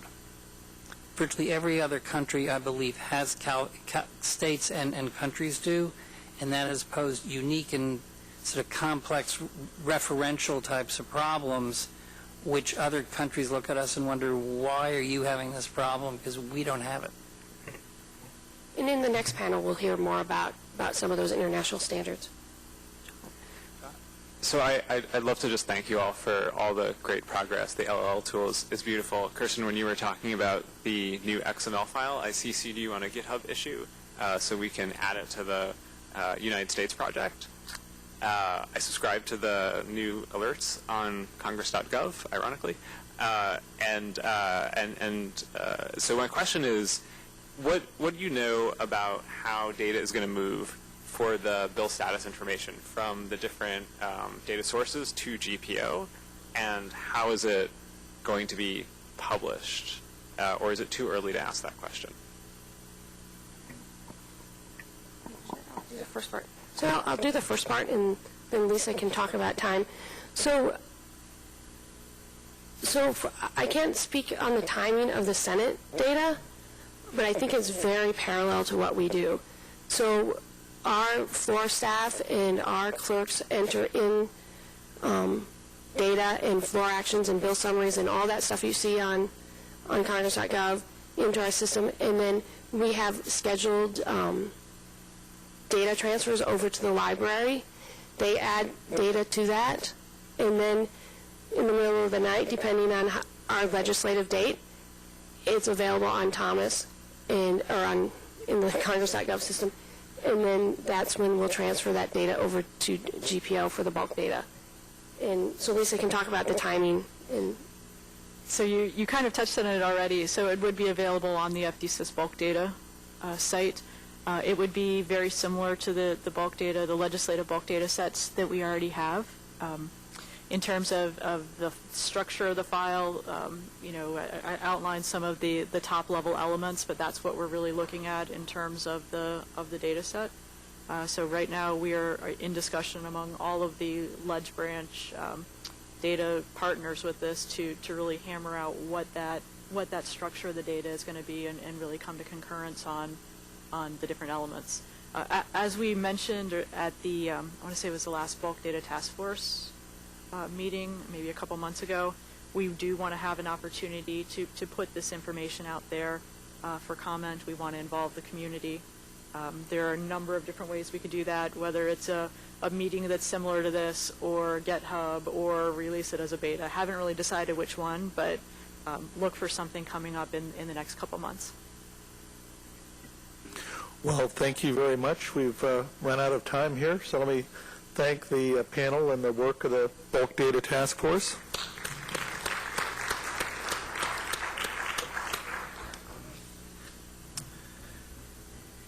And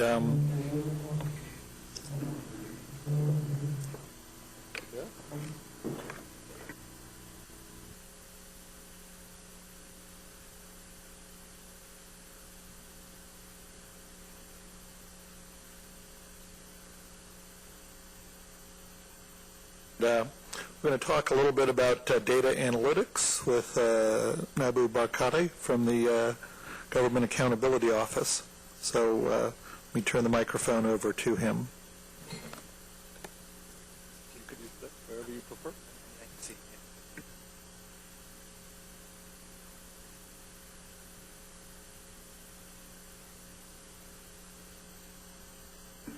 It's on now, yeah.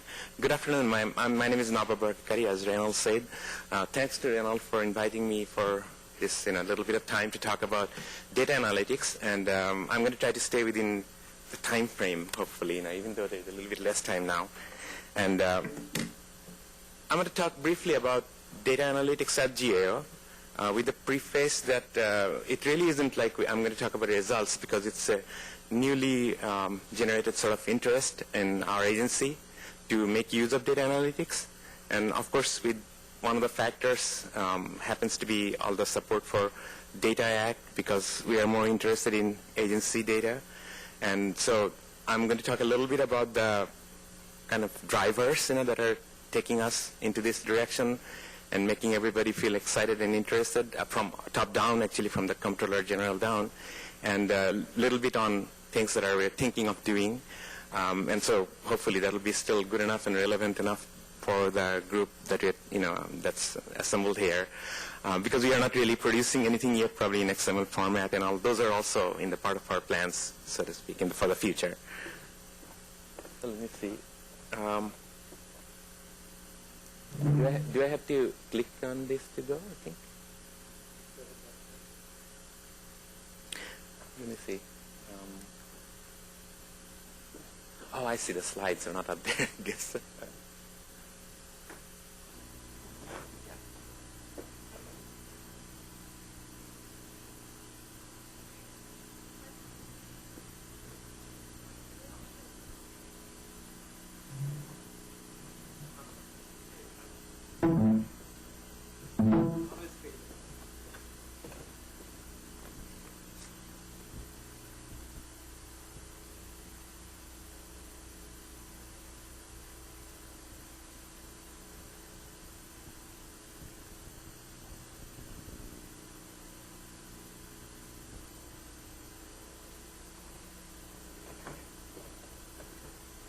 So we'll go with that.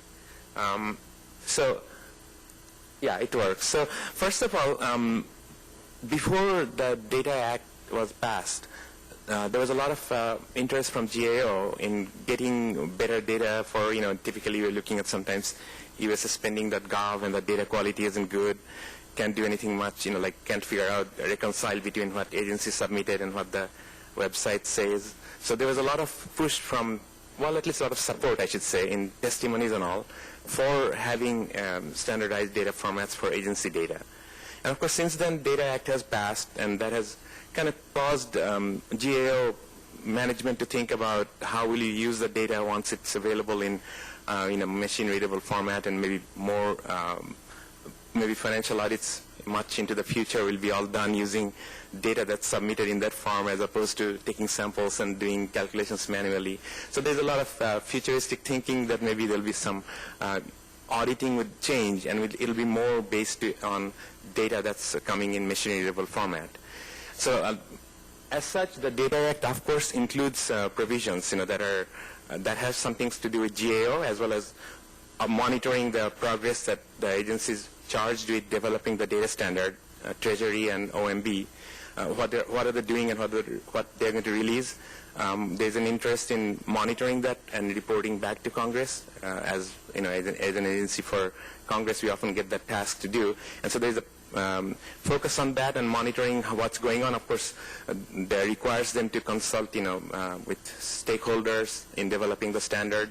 And I think there is something coming up very soon, supposed to be in May. There's an initial release, although I think it's stated as 0.1, so it might be pretty limited. What they might do might be fairly limited. And so I think you were mentioning, Christian, the website there on GitHub also, and there I think you can participate and provide comments and all, I think, if you're interested in that. So we're looking into that, and then also the bottom two items are kind of interest because IG community as well as GAO have tasks in the law to basically look at the quality of the data and how they're using it, and also GAO to, I guess, monitor some of the things like, maybe produce reports of how it's going after it's already out there. And we did not really want to wait until then, so there's lots of focus on trying to monitor this and continue to see where it goes, and probably have progress report or something, some findings maybe even within the time frame when we're not tasked to do something officially, but we are able to monitor and give comments, then we're going to provide that in that course of time. Now, so moving back to a couple of other things, one thing that happened was we used, GAO of course has a lot of analytics work that goes on that are more like statistical analysis, a lot of matching between files for maybe fraud investigation we have a group that does that, between like death master file from Social Security and the Medicare, Medicaid claim, things of obvious kind of things, various files to see if there are names that are appearing into. So those have gone on for a long time, of course, and the people who do that, they use SAS, the package, So then there was interest in the text analytics area, and then SAS had taken an old report from GAO that has already been published and known, and just the data from that to showcase their, I guess, they call them, context analytics. I think SAS contextual analytics. So that's the name of the package. It's supposed to be a text analytics package that I guess helps you analyze lots of documents. And they kind of did the analysis on this review, which was focused on looking at 2 contractors providing services in Afghanistan and see if there is any potentially duplicative or duplicative tasks being performed by both. So in doing that, they did find out that it took a long time for the analysts to do this work, but when they showed the results, they had, I think, said they took 3 hours to go through the file, and basically there are some terms and all defined, of course, and then the plots that you see, the 2 of them, the 2 chunks are 2 contractors, and they're spending in different areas. And so the ones that are like tall in both are the correlation sort of. It's a visual thing. It's nothing, they just simply show this. But that was the kind of finding that GAO's analysts had before, that there are 3 areas where they may have some, potential duplication. And there are things like, whatever, it could be drainage or something, and just things that are doing infrastructure-wise that they have spent money on. So the bottom line was everyone was very excited that, it took only 3 hours to produce the same result that might have gone on for 6 months or whatever, the whole engagement, right? So that was one thing. The second item was, I'm going to show you, is I think you may or may not have seen, I think I put maybe I didn't forget, I put the link up there. It's a Deloitte, actually. Deloitte took the GAO reports, on the website at gao.gov, the reports are summarized with recommendations that were made, and open or closed, the status is presented there. It's just there's no really structure to it other than just display, right? And the web scrape does all the reports that are displayed in summary form, and they created, they kind of analyzed the data. They just wrote Python programs to get the data. Then they also had some text analytics, the SPSS and the Megaputer, PolyAnalyst, the package they use. They also look for more things, like for instance the text of the text of the recommendation. They kind of try to extract those.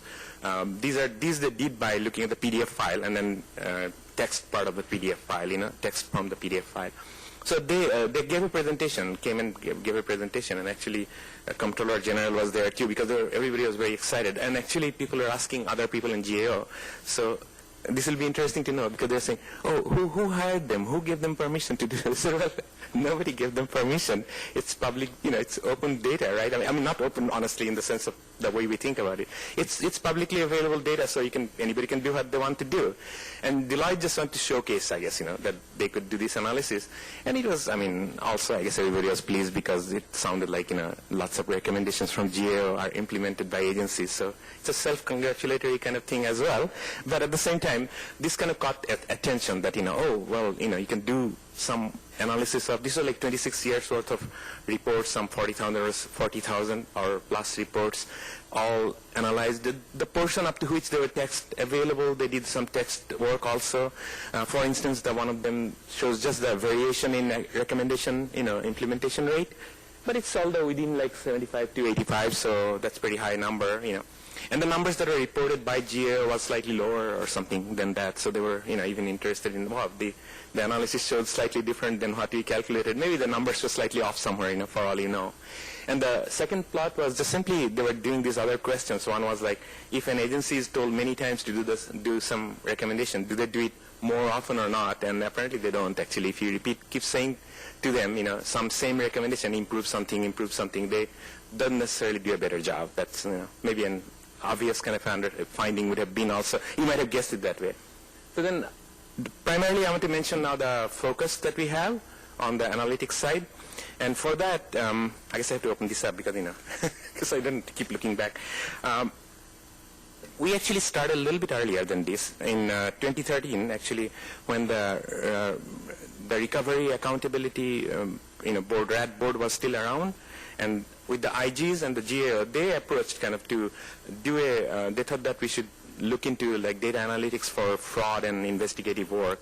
And in that course of that forum, it's like just an expert forum gathering of people from different, some outside world, some academics and others, all got together and talked about it. And their conclusion was sort of along the lines of course, it's valuable. And main problem they identified was finding the data and getting permission to use it and getting it somewhere. And then, of course, in that context, other challenges like is it a standardized format or not, and those things come into play as well. So in doing that, they produced a report, and then there were some actions that came out of it. One was to have a community of practice, and this is led by our forensic auditing and like a forensic investigations kind of a group. We have got a GAO. They have continued to have forums and gatherings sort of a community of practice to try to look into data sharing challenges. And, we have discussed things like also, the data, is it in machine-readable format and things. Those are issues that came up also. And we had participation from people like from those who are working right now on the Data Act standard development. We have had them also interacting with us and all that. So this is kind of something that's going on. There's an email if you wanted to join. And I think we were trying to get as many people to join us in talking about this as possible. The data activities I mentioned, that's more like for planning to look into data implementation and its use. I mean, there's a question about how agencies are going to use it, but also how would auditing, oversight groups, how are they going to use it? That's also part of it. We did have Comptroller General. He designated one or two people, one person in particular, as a SES senior executive to lead some piloting of, data analytics projects. So we are in that stage right now. So that will be the honest statement at this point. So for that, of course, we're trying to acquire some skills, like even to the point of, like, say, people who there's some people distributed around the organization who know Python programming and R or SAS is already there. Trying to acquire like SAS contextual analytics. I was telling someone that, of course, when it came to text analytics, we end up with, because SAS is already in-house, so that seems like more easy option or something. There may be other solutions you should look at also. We're thinking of all of that. Palantir, is something that was big in the RAD board. They have a recovery operations center. Palantir is one company that does data analytics, and I think that's also another option being considered for just looking into it, because apparently it's good for link analysis, graph analysis, things that are for fraud analysis oriented things are useful to conduct in Palantir apparently. I think of it as like a platform where you can do these things. So pilot project wise, I think primarily we're focusing on actually these are all such an idea stage that there's really no reason to go too much into it other than to say that we're looking at all the different ways you might be able to use.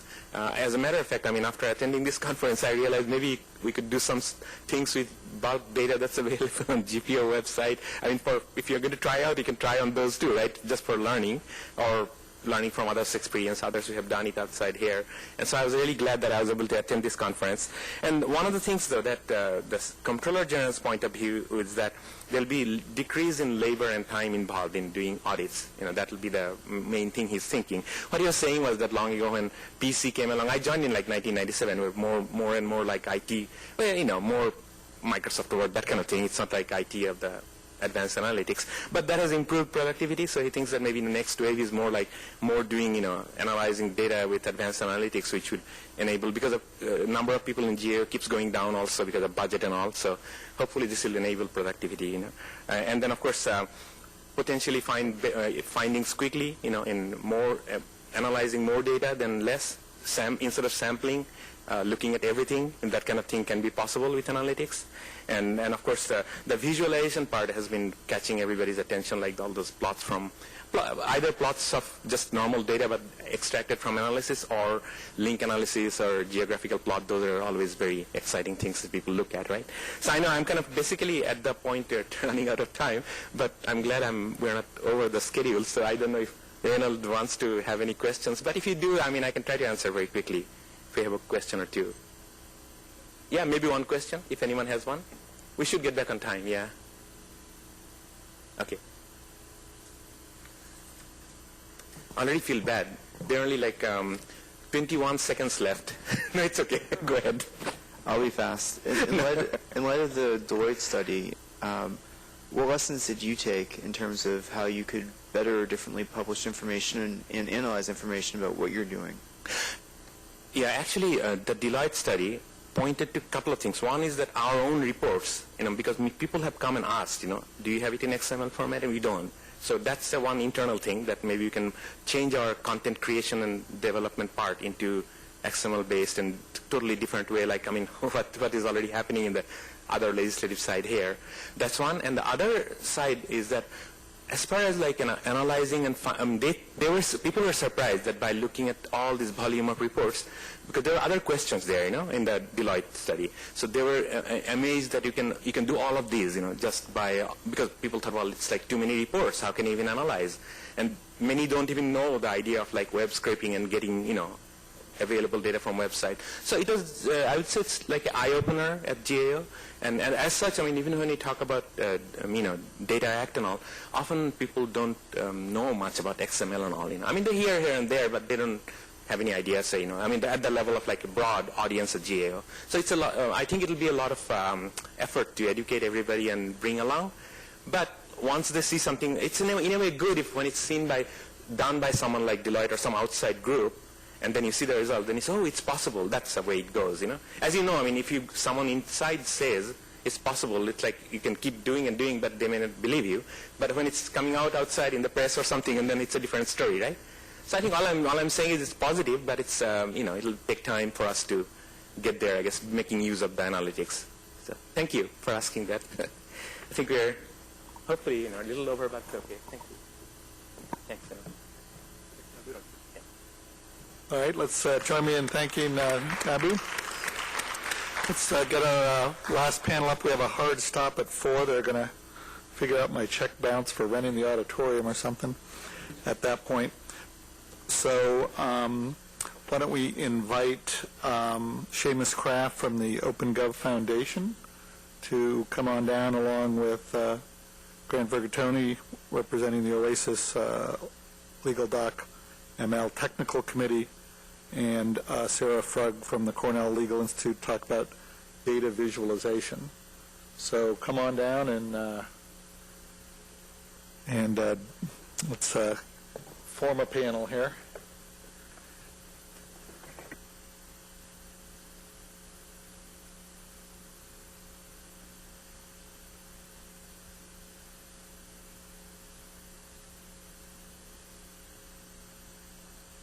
All right, we're going to start with Seamus Kraft. Seamus, take it away. Thank you, Reynold. How is everybody? Alive? We got pulses out in the room. It's been a long day of awesome open data, I know. Yeah, we got some applause there. We got some breathers over here. I'm just going to tell you the gold standard. I was at a conference yesterday, and this data scientist, every time I said something that was vaguely like I was tracking what he was saying, he'd do, yes! There was some football touchdown, so it was very energetic. So see if we can do the 7th-hour stretch here for our last panel. Well, thank you, and thank you for sticking with us all day long. I promise you I will be the most over-caffeinated and the shortest speaker today, so you have that to thank me for in advance. I run the nonprofit OpenGov Foundation. I've been doing that for the last 2 years. That came out of work I did here on the Hill with Congressman Darrell Issa. Around legislative data, a platform called Madison, which is for crowdsourcing public policy. So I like to say that I'm not only the co-founder of the OpenGov Foundation, I'm also the first client, because we are a downstream user of this data. And what I wanted to let you guys know about today and to talk a little bit about is a new craze that is sweeping the nation and has come to our nation's capital. No, not the selfie stick. Hack for Congress. Starting tonight at 5:30 at Microsoft DC, we are kicking off the 3rd of 3 scheduled Hack for Congress hackathon events. The OpenGov Foundation and Harvard University's Ash Center and a whole other host of awesome organizations have been putting these on since January. I see some of our event co-sponsors, Josh Tauber, right back there. I see Daniel Schumann somewhere in the room looking good. What we've been doing with Harvard is this. So, well, not that. The downstream use of the data. So we've been trying to bring what's happening and the discussions happening in this room to the streets, to the people, to elected officials, to staff, to developers, to designers, everybody that is a potential user of this information, and doing it in a fun environment. So tonight at 5:30 at Microsoft, we're going to kick off with a panel discussion featuring Joe Trippi, former House New Media Director, Rob Pearson, David Zvenich of 18F, and John Sampson, Microsoft's chief lobbyist. Tomorrow, the hacking kicks off in earnest at 9 a.m. over at Google, 25 Mass Ave, and we're going to be hacking all the way through Friday afternoon when project pitches happen, and close things out Friday night with a private concert with Clap Your Hands, Say Yeah, the pioneering indie rock band down at Gypsy Sally's in Georgetown. That's the schedule of events, and everybody in this room is invited. We still have a few slots left for the panel tonight and a few slots left for the hackathon. So visit hackforcongress.org, and that 4 is a number 4, hackforcongress.org, to register and see what else is going on. But one of the things that we announced yesterday that I wanted to leave on is I think that in the 6 years that I've been doing this, we are at an incredible watershed moment. We have 12 elected officials who will be not just stopping by to get a happy snappy, but who've been posting problems to work on. And the thread connecting all of those problems is legislative data. Every single one of the challenges proposed to the hackathon by Senator John Thune, Richard Blumenthal, Cory Booker, John Cornyn, Ron Wyden, Congressman Issa, Polis, Lofgren, Moulton, O'Rourke, Del Bene, and Farenthold. Every single one uses this information, and every single one is looking to do awesome things with it downstream. I think that's something that didn't really happen when I was up here, but we're there. And I think it's something that we should all step back and celebrate, and that's what Hack for Congress is all about. So I'm happy to answer any questions you have about it, and I want to turn it over to my man Grant here on my right, and thank you very much.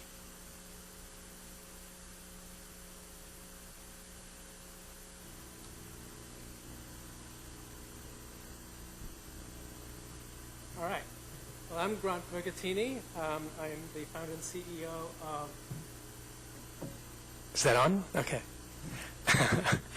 I am the founder and CEO of Exential. We're the folks that are building the AIP, Amendment Impact Program, the LLL program, and the designers of USLM for the House Modernization Project. I've been asked to come and give an international update. Today I'm going to talk about the two committees that I am on within the OASIS organization. The first being the Legal Document Markup Language Committee, building an XML structure, and the second is the Legal Citation Markup Technical Committee. They're both available. They're both at oasisopen.org. So let me start with Legal DocML. Legal DocML is an effort to define an XML model for legislative documents. It's meant to be a technology agnostic platform, which means that it's meant to last much more than a single generation of tools. It's meant to be jurisdiction independent, and that means across the world, legal tradition independent, and also to be permanent, to be a permanent representation for legislation. We've been working at this for about 4 years now. We've had participation from around the world, lots of different organizations, United Nations, University of Bologna, us at Exential, European Parliament, Library of Congress, Chile, Uruguay, and a number of different organizations have helped us do this. Legal DocML is actually a Komontozo 3.0. It's been around since about 2006. A Komontozo was originally defined for the United Nations Department of Economic and Social Affairs. It was developed in Bologna, at the University of Bologna. It seems people have a hard time pronouncing the name. I'm not sure why. I grew up in Africa. These look like two normal words to me. I really don't see the problem. But if you are having problems with the pronunciation, it's pronounced akoma, in, like in and out, tozo with a Z, like in zebra, so it's a Komontozo. In my experience, it's best said with an Italian accent. Can you give us one? No, I can't. A Komontozo. A Komontozo. They say it very fast and very with the right hand gesture to go with it. So it means linked hearts in the Akan language of West Africa. And no, I don't speak the language. So komontozo.org if you want to know more. I was supposed, you might have seen me making a change to my slides. I was supposed to make a big announcement today, and that was that a Komontozo 3.0 is in public review. and that was going to be the big thing. Last night there was a glitch, so of course we didn't quite make it. So now it's Komontozo 3.0 is almost in public review. Hopefully by the end of today, probably tomorrow. So stay tuned. There will be a 30-day review period, and this is the last step before it becomes a standard. So please, if you're interested, take a look at it and get your comments into us as soon as possible. We've been working on this, I think, for 4 years. So every single Wednesday mornings for the last 4 years, I've been focused on this. It's going to be really good to be able to put this to bed and say we have a standard. So please get us your comments.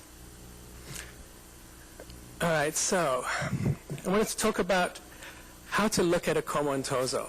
It's a very large and complex standard. It can be a bit bewildering. It was designed to be powerful and very complex. It was designed to cover a wide range of use cases. We gathered use cases from around the world and created a superset of requirements, and a Komontozo represents all that work.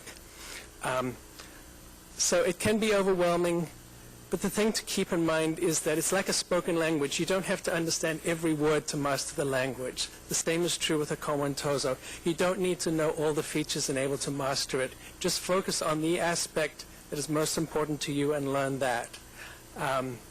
And realize that there are ways to fill in the gaps. We didn't cover every single specific need that everyone had. We did provide facilities for you to invent your own capabilities within the language.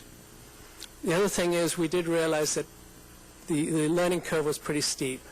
So in order to facilitate adoption of a Komontozo, we've defined 5 steps to get there, a 5-step program, starting with using a defined structure, just the basic structure of a Komontozo, leaving all the other aspects aside, and then adding them one at a time, adding the naming conventions.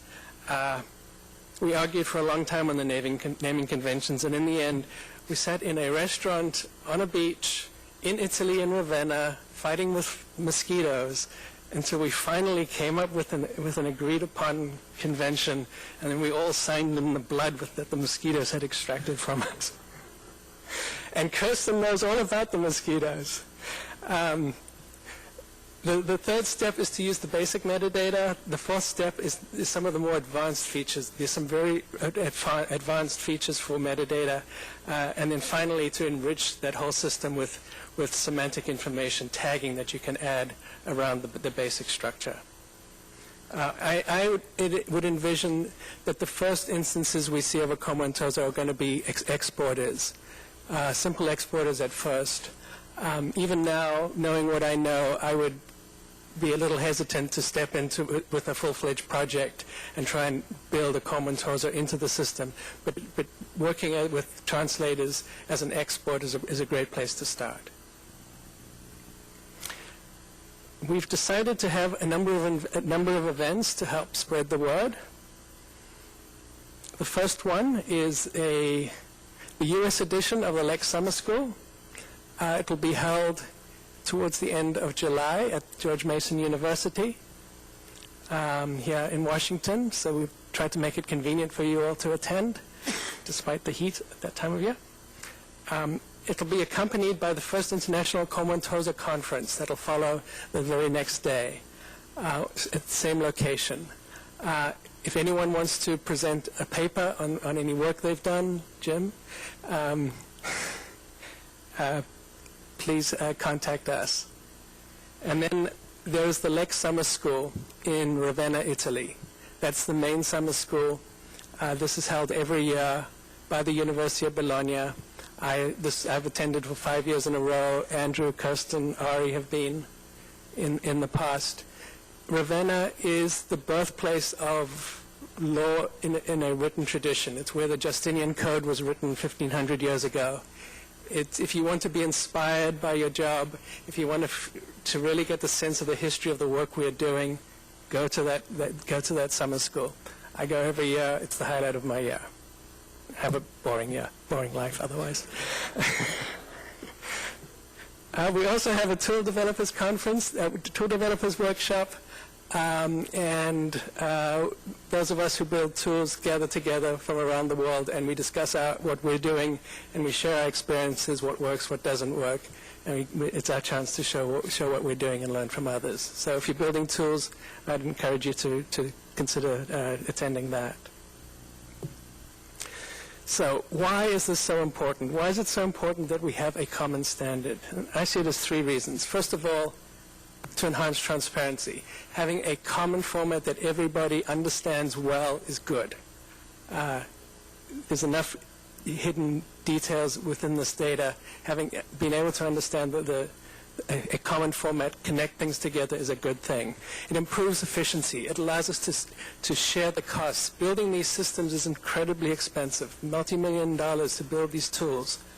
By having one common format, we can build tools that can be used in different locations around the world. We can share information. We can share expertise. The third thing, and the thing I'm banking on, is it creates an industry. It will attract investment. It provides a market for tools, and it'll help to advance the state of the art. So for us, it's a very important thing that we get to a single standard. So what's next? We are working already with a number of jurisdictions in various parts of the world that are looking at a Common TOSA actively right now and deciding how to adopt it, whether to adopt it. Look for some announcements to come a little later in the year. And then some of us are building tools already to be ready. The University of Bologna has an editor called Lime. And of course, us at Accenture, we also have an editor. We're building the Legis Pro Fast Track editor. These will be available, at least in the beta version, mid-year. So, of course, the question people are going to wonder is, there's USLM and there's a Common TOSA. Why are there 2 things? And how can I be sitting up here when I designed one and I worked on the other? So why are there 2? First thing to look at is that there's a wide range of need, a wide range of capabilities. And the second thing is there are some very advanced features, and there's also a need to be able to adopt it easily. So how do you bring those together? A Common TOSA is focused on providing a general capability through all the legal traditions, through all the needs, as well as looking to the future with some very advanced capabilities. The trade-off with that is that it's more difficult to adopt. There's a steep learning curve. USLM, on the other hand, has a much narrower focus. We focused it on the needs of U.S. federal legislation and the U.S. code. We designed it to be very precise so we could be very, very accurate with it. We also designed it to be easy to adopt. And some people have chosen to adopt it in other ways because we designed it specifically to be something that was easy to understand without much training. So that's Legal DocML. The other committee I want to talk about just a little bit is Legal Cite M, Legal Citation Markup Committee. It's a separate effort also within the Legal XML umbrella of OASIS, and it's defining a machine-readable model for legal citations. Earlier today, Reynold asked about having common identifiers. This is the committee that's focused on that. The same objectives as Legal DocML, but this time we focus specifically on identifiers. So what's the problem we're trying to solve? What you see up there are 10 different ways in which provisions and documents are referenced through various systems. It's all doing kind of sort of the same thing in kind of almost the same way. Sometimes it's a URL, sometimes it's some query parameters, sometimes it's a cryptic string called a URN, but in the end they're all trying to do the same thing. And sometimes they're intended to be used as references, sometimes they're intended to be used as identifiers, sometimes they're intended to be used as both. This is what we're looking at. All these different ways things are handled, and looking to see if there isn't a way to come up with a common way to refer to a provision in a machine-readable way. So this is a newer committee. We're not as far along. At this point, we have defined 4 subcommittees that are looking at different aspects of the documents. Daniel heads up the secondary material committee right there. There are a few other committees looking at different aspects, and there's a technical committee. That committee is looking at all these various schemes. I'm on that committee. We're trying to understand all the requirements that drove each of them to come up with their own implementation. We're going to take the best of that to define an overall solution, which is our next step. So hopefully this time next year I'll be able to report back that we've actually got a design and that we're moving forward on that, but that's the work that lies ahead for us.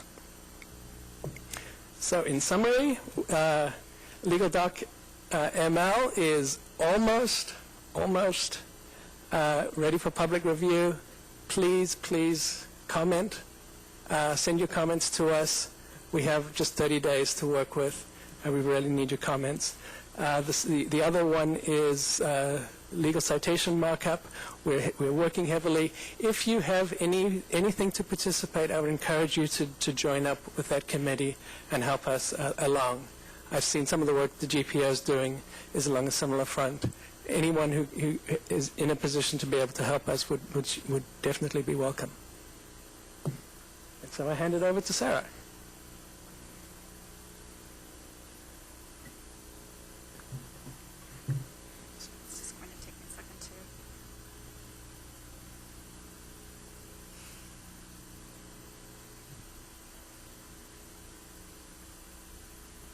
Sorry about this.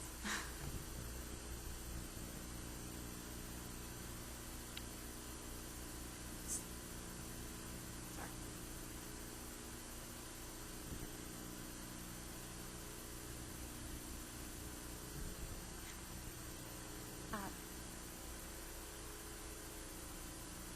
When I was told that I would be in the last position on the last panel, when everybody was at the point of the day when they were ready for Fire Bad Tree Pretty, I thought I would focus mostly on some pictures.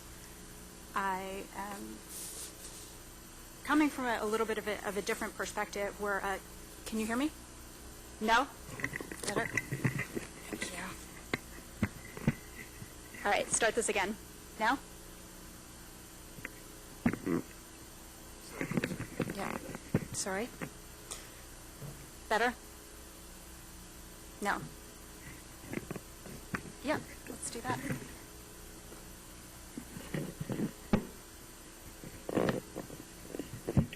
Can you hear me? Yep. All right. Yes? No? Thank you. All right.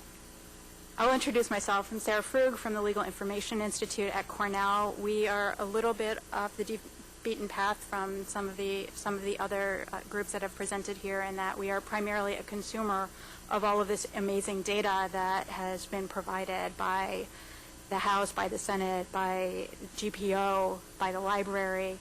So thank you, first of all, for the data. Our aim is to provide enhanced versions of these primary legal texts that are being provided by the government to help people find and understand the law that applies to them. We are focusing on connecting the law to real-world objects, and we're working on ways to make the material more connected and more comprehensible in a variety of ways. And more recently, we've had a number of tools that we can bring to bear that we didn't used to have readily available, like visualization libraries and text analysis tools that we even a few years ago did not have regular access to. So I'm going to show an example of how we've been working with topic modeling to reach outward from what is this document that I just Googled. And we started with a Farm Bill, Food Conservation and Energy Act of 2008, just so that the wounds are no longer fresh, in case they are. And I wanted to start with Congress.gov. I could have also shown GovTrack. There are really beautiful presentations available of a tremendous amount of metadata that's associated with with the final legislation that makes it possible easily to understand what the legislative context of the bill was, where the document that you're looking at is in its legislative process. At GovTrack, there are additional pieces of metadata, including more extensive information about the legislators and lists of subjects that have been annotated to the documents. And so we certainly were not interested in trying to reinvent the wheel on that. We're trying instead to do something a little bit different, which is to make use of the language of the legislation to find an alternate organization to the bill, and help people who walk up to this by entering a search string into a search engine, answer questions like, how does this affect my dairy farm? So the first technique that we have, and you've probably seen about 1 million of these, is just to take the language of the bill and to do some very basic statistics on it and find out what are the terms that are being used in the legislation, and how do they fit together in a very, very general way. And the first thing that we learned from doing this is that there's a lot of legislative language that we need to exclude when we're making a visualization like this. So we brought a little bit more sophisticated set of tools to bear on the question, and we used topic modeling software to produce a statistical profile of the language that is extracted in a somewhat more hierarchical way, and then we adapted a visualization package that's available very much off the shelf at this point in order to facilitate an exploratory visualization. So the first question, and this is a little bit difficult to see, for which I apologize, is how do the topics of this bill fit together? And although there are these a little bit difficult to read dots on the screen, one of the pieces that's a little bit more easily accessible, at least visually, is that there are clusters of topics around things like commodities programs on the right side, SBA disaster loans, agricultural extension programs, and renewable energy programs, just to name a couple.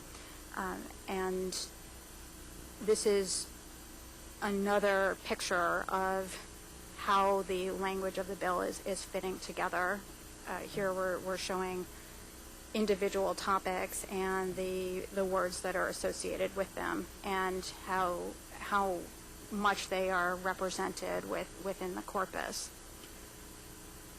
We're also curious about which sections of the bill are associated with a particular topic, or which sections have subject matter in common, and so we're able to produce another view that just connects each topic to the section that it's associated with.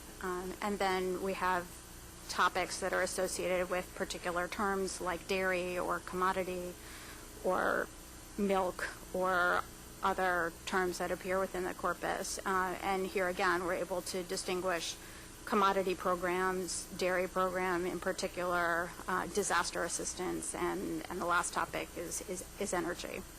And this is a very preliminary exploratory piece of work. We've primarily focused on tuning things as quotidian as the list of stop words that we have to bring to bear on the corpus in order to get the kind of information that we think that people are going to walk up to the system and ask for. Sometimes people are going to be certain audiences are going to be much more interested in all of the procedural language and the specifics of what's going on with the particular amending language, and so it gets to be a little bit tricky as we try to tune it and work with this to figure out which audience is going to need a completely separate view on the data. But these are all pieces that are fairly straightforward to be starting to put together and build in ways that facilitate a better model going ahead that can make use of more sophisticated phrase extraction, predictive labeling of topics, and hierarchical modeling as we go. Beyond that, we are starting to be able to build a toolbox for more progressive enhancement of the text. The tool that builds a topic model is dependent on having very well structured data, having the structure of the bill in XML so that we can sort out the original structure of how the bill is organized and then take a cross-cutting topical look at it. Beyond that, we can then make use of that same data to improve our ability to map entities that are described within the text of the bill to external data sources that describe these same entities. So where we have the regulatory information, we're knitting together a lot of different sources, from all of the finding aids to the legislative data and the regulatory data that are made available across a wide stream of government data sources, as well as external curated data sets like the AgriVoc ontology and the Agros ontology, which maps those terms in turn to scientific literature on the subject matter. We can also build graph representations of any connections, from cross-reference structure to these same kinds of connections between individual entities and external data sources, and also make selective use of less carefully curated data sources like Wikipedia without causing our data set to suffer in any way from lack of curation. And finally, we are working on tying together these kinds of tools and information resources to the geographical view, connecting. And this is a slightly different example from a student project that was completed and in the last semester, but I have it here because it's actually came up again as the students were working on the topic model for this semester, because there was a water use question, and we went and we were able to connect up all of the water district information that went into this visualization to all of the agricultural data that we were pulling from these alternate data sources. These are just a couple of examples, and we at this point it's entirely experimental, and so we're really still asking the question: how good is the underlying data? What can we do with it? And is what we end up with illuminating, confusing, misleading, helpful, or any other set of characteristics that you might want to apply to it. So these are just a couple of examples of work in progress that we're working on, and I welcome questions about any of these components. Well, do we have time for questions, or are we going to cost you money? All right. Any questions?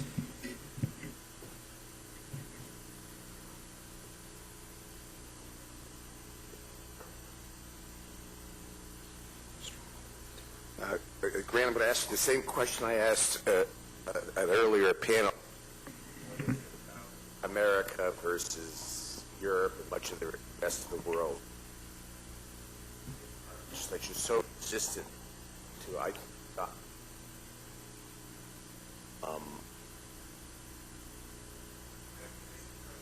and if I could just add an implementation case, we have 15,000 school systems in the United States, and it's truly unbelievable in most of those communities, the parents have problems and they're constantly recreating the same world, or they have no effective access to what's going on in the other districts. If you had developed this technology was used across those school districts, it would revolutionize, public school, parental empowerment and whatnot. And they have no interest in doing it. I did an article about that 6 years ago, arguing that Acoma and Natosio should be used for that application. It just isn't happening. The states are the same way. Maryland recently did its website. I said, hey, why aren't you using a standard? And they had no interest in doing it. It was all a beautiful website. They've got a nice, beautiful website, but I think it's very much non-functional. They just have no interest in the type of thing that you're doing. Congress appears that it is interested, but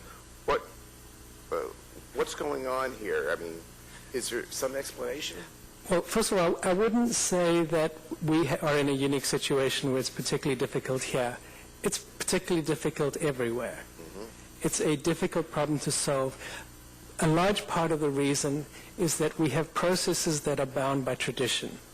They can't be changed, so you can't streamline them very easily. And, in our case, I keep pointing out, it literally takes an act of Congress to fix these problems. These are difficult problems to change. Ours are unique. As Ed mentioned, in the case of federal legislation, it's that the U.S. Code isn't a complete work at this point. It's kind of in two states. So the problems are different. Overseas, in Europe, they have problems with consolidating bills. The consolidation is kind of a mess. So everyone has a different problem. So what we're hoping is that by having a standard in place, the money can be brought in to start solving these problems in ways that are effective so that we can get the critical mass so that people can see the value and benefit of it. But right now, when you look at a $6 million system that's high risk, yes, people back away and are worried about that. If we can reduce the cost of building these systems so that they are affordable, then we can start chipping away at the problem and start breaking it down a little bit. All right, we've got a question down in front, in the middle.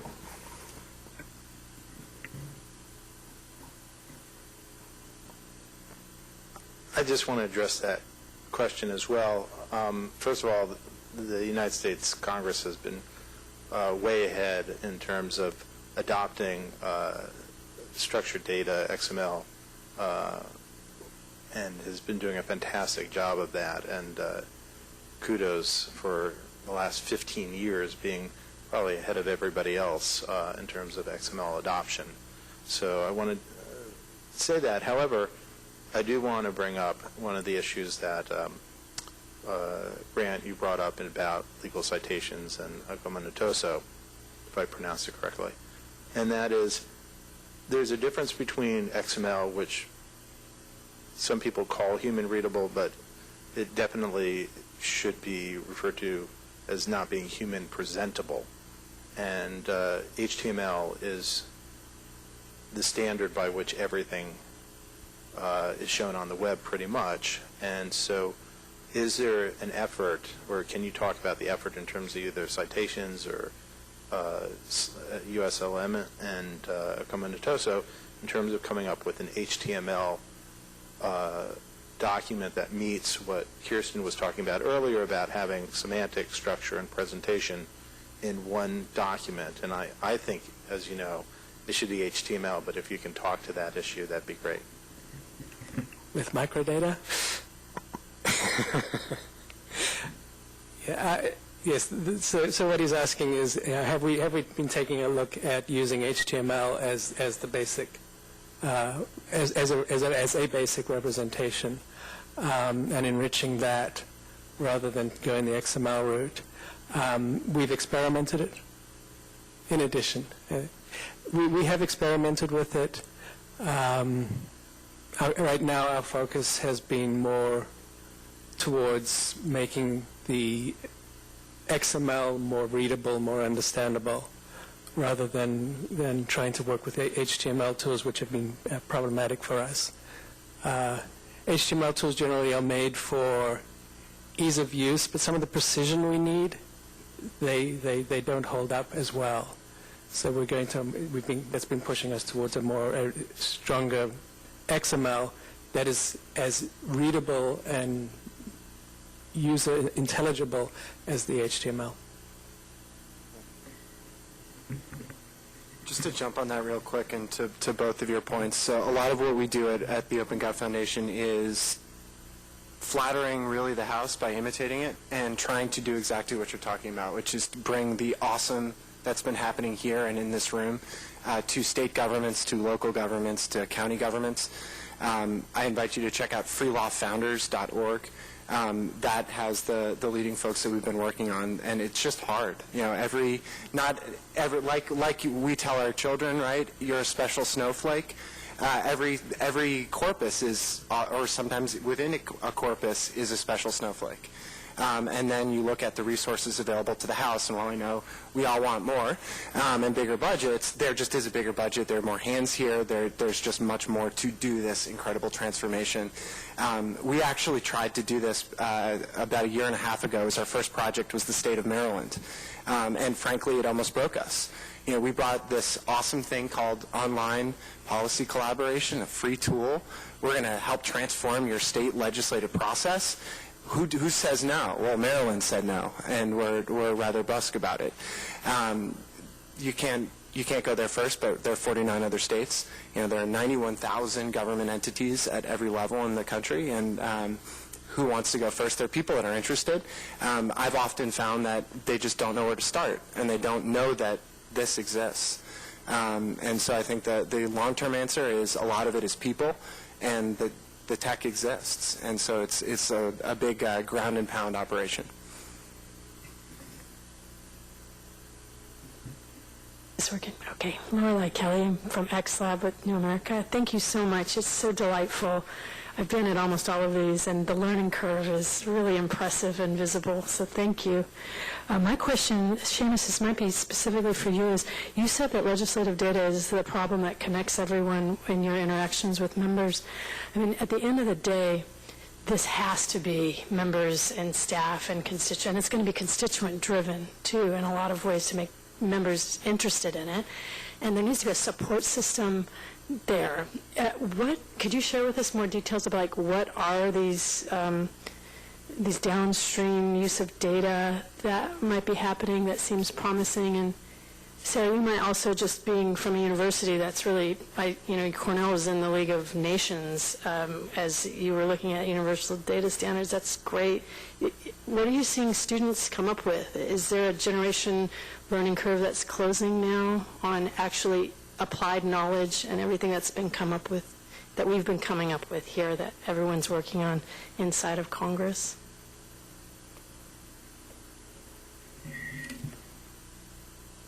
One thing that I would say is that, working with students, one of the things that I would say is that the students who come to work with us, who are not from inside the Beltway, usually they're from other countries, they tell us what the applications are supposed to be, because our imaginations are limited. We know what's important to people who work here. We have no idea what's important to people in other parts of the world, and we often don't know as much about people who work in particular sectors of the economy, particular areas in industry, about what kinds of things they're going to need and what's going to be easier or harder for them to understand. And so that's what they come to us with when they think about what the material is that they're trying to understand and what the applications can be. I think a lot of the time what we're seeing is that as the data becomes more easily available, their learning curve flattens, and so it frees them up to think creatively about what their information needs really are, rather than the ins and outs of, I have this bill number over here, but over there I need a StatL citation or U.S. Code citation. They don't have to worry about that at this point. So that's what I'm saying, that the students are coming to us with. Thank you. Thank you, Lorelei. I think I completely agree with your position that if you don't have members behind you, it's going to be really hard to get things done in the long run, and that's not just at the federal level, it's state, local, county. You need member attention to change the way that government works. But we also, as a community here, and to your second point, it's our job to be the capacity.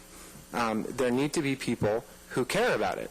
Our constituent letters flooding into Senator Cory Booker's office in New Jersey saying, darn it, why isn't the Senate pumping out open legislative data just like the House is? Well, I think that might be a wish too far, unless anybody in this room is a constituent of Senator Booker's and wants to write him. But they're starting, and events like Hack for Congress are built to make those connections and that capacity building happen in an environment that is fun and is built around problems. You know, the 7 words you never hear in government, but you need to make any of this stuff work is, I don't know, please help, and thank you. And what we're finally getting with these challenges and with the Hack for Congress experience is folks inside of government to raise their hand and say, I have a problem here or an idea, and I don't know how to do it, but you guys in the civil society world or in academia or software engineers, designers, whomever, you have skills that we don't. And we're all interested and invested in a Congress that works better and really functions like a 21st century operation. So darn it, why don't we get together and do it? And I think the other part of that, right, is telling this story. I mean, there are heroes among us in this room who've transformed the most powerful, most important legislature in the history of the world in a matter of years. I mean, come on, guys, give yourselves a round of applause for doing that. Yeah, it's we'll do the applause, clap lines last. But in all seriousness, I mean, what Kirsten's doing, what Bob's doing, what Reynolds doing, what everybody at the library and GPR are doing is radically advancing this institution. And we need member attention, we need press attention, we need relevance attention for constituents to see how this impacts their daily lives. And once they start seeing this happen over time, and I've seen it happen in practice in my 6 short years here, is those little successes, right? Wow, I can get a text message alert when a vote happens. I mean, that's not earth-shattering, but over time that stuff adds up and people take notice. So I think this is an operation of a lifetime, but you're absolutely right. Any attention you can bring onto this from members, from key staff, from reporters, from everybody, that's what takes this to the next level, in my opinion. Good. We've got time for a couple more questions. I see one there. I'm going to insert a question into the stream here. Seamus talked about capacity building, and I wonder, Sarah, when we think about analytics and data visualization, how we get there for folks. Kirsten, we had a discussion earlier in the year with a committee that wanted to use XML votes.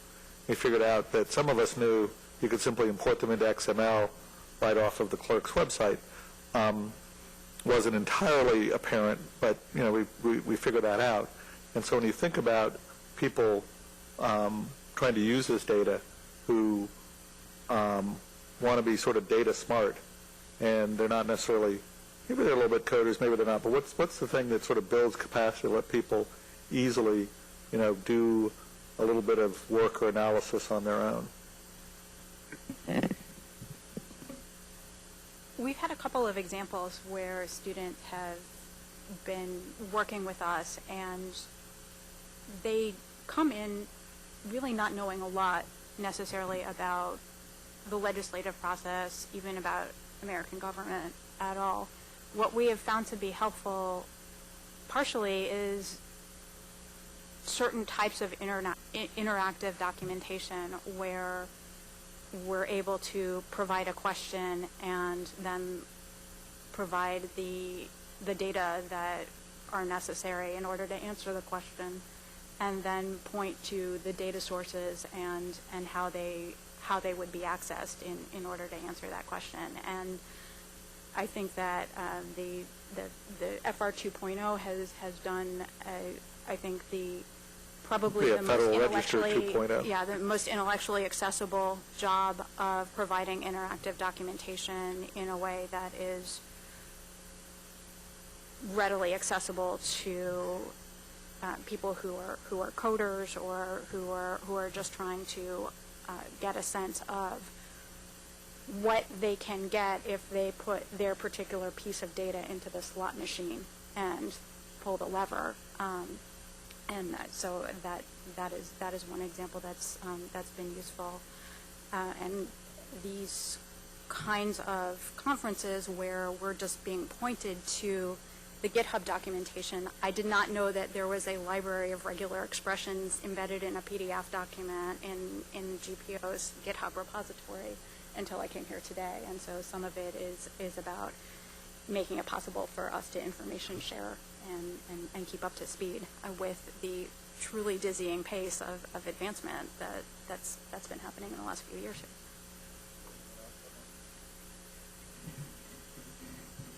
All right, let's go to a question from the audience.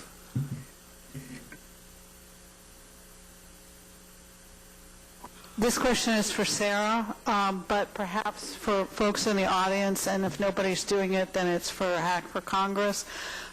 What you guys were doing with the visualization with the GIS stuff, has anybody thought of taking a congressional district overlay over the appropriations bills to try and see, from when things were less obvious, whose earmark something was and what district it belonged to?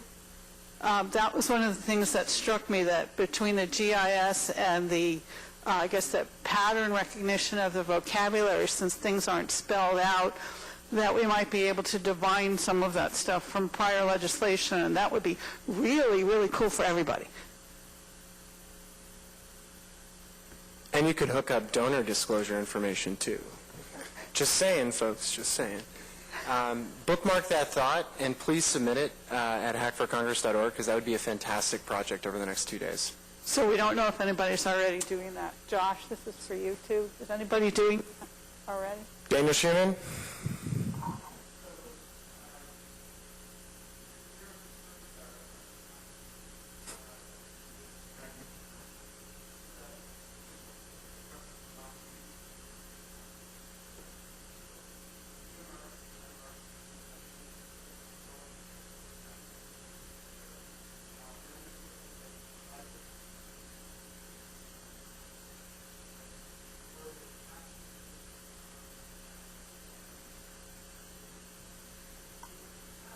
That's exactly what I'm talking about, the path.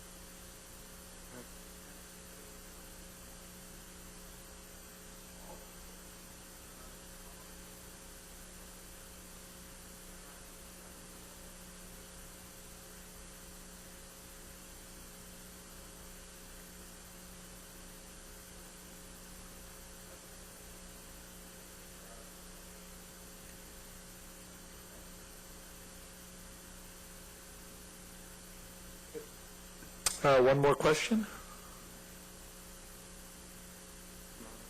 Anybody?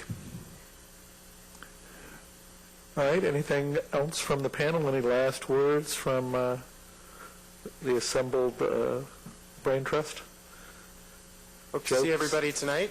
Come over to Microsoft at 5:30, grab a beer, some good conversation, and a great panel, and then we hope we get to do some hacking with you over the next 2 days. And really, from the bottom of my heart, thank you guys for making all of that stuff and all of these stuff we do at the OpenGov Foundation possible, because without that, inside-outside government connection, we would be back in a paper-based world. Great. Well, thank you. Join me in thanking the panel. Thank you, guys. And I'd like to thank everyone for their participation today.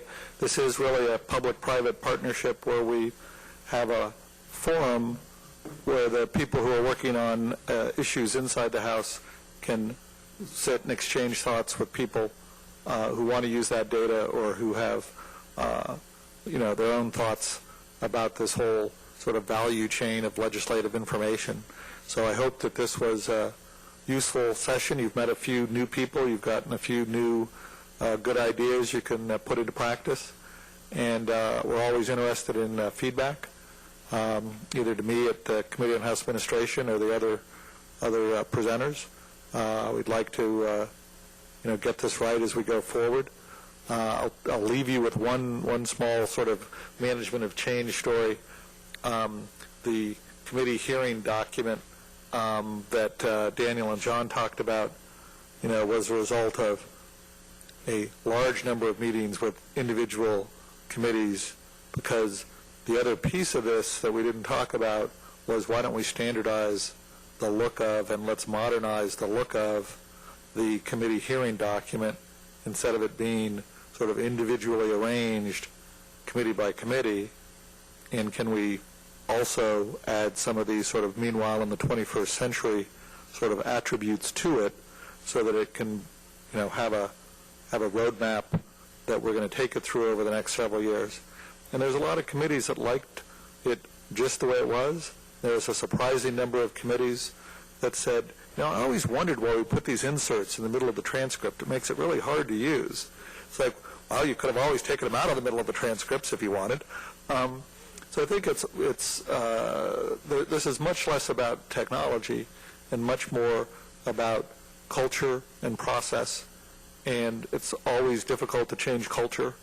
And so I think that's one of the reasons why, we continue to work at this, is that it's the tougher problems instead of some guy in his basement, invents the world's perfect tool.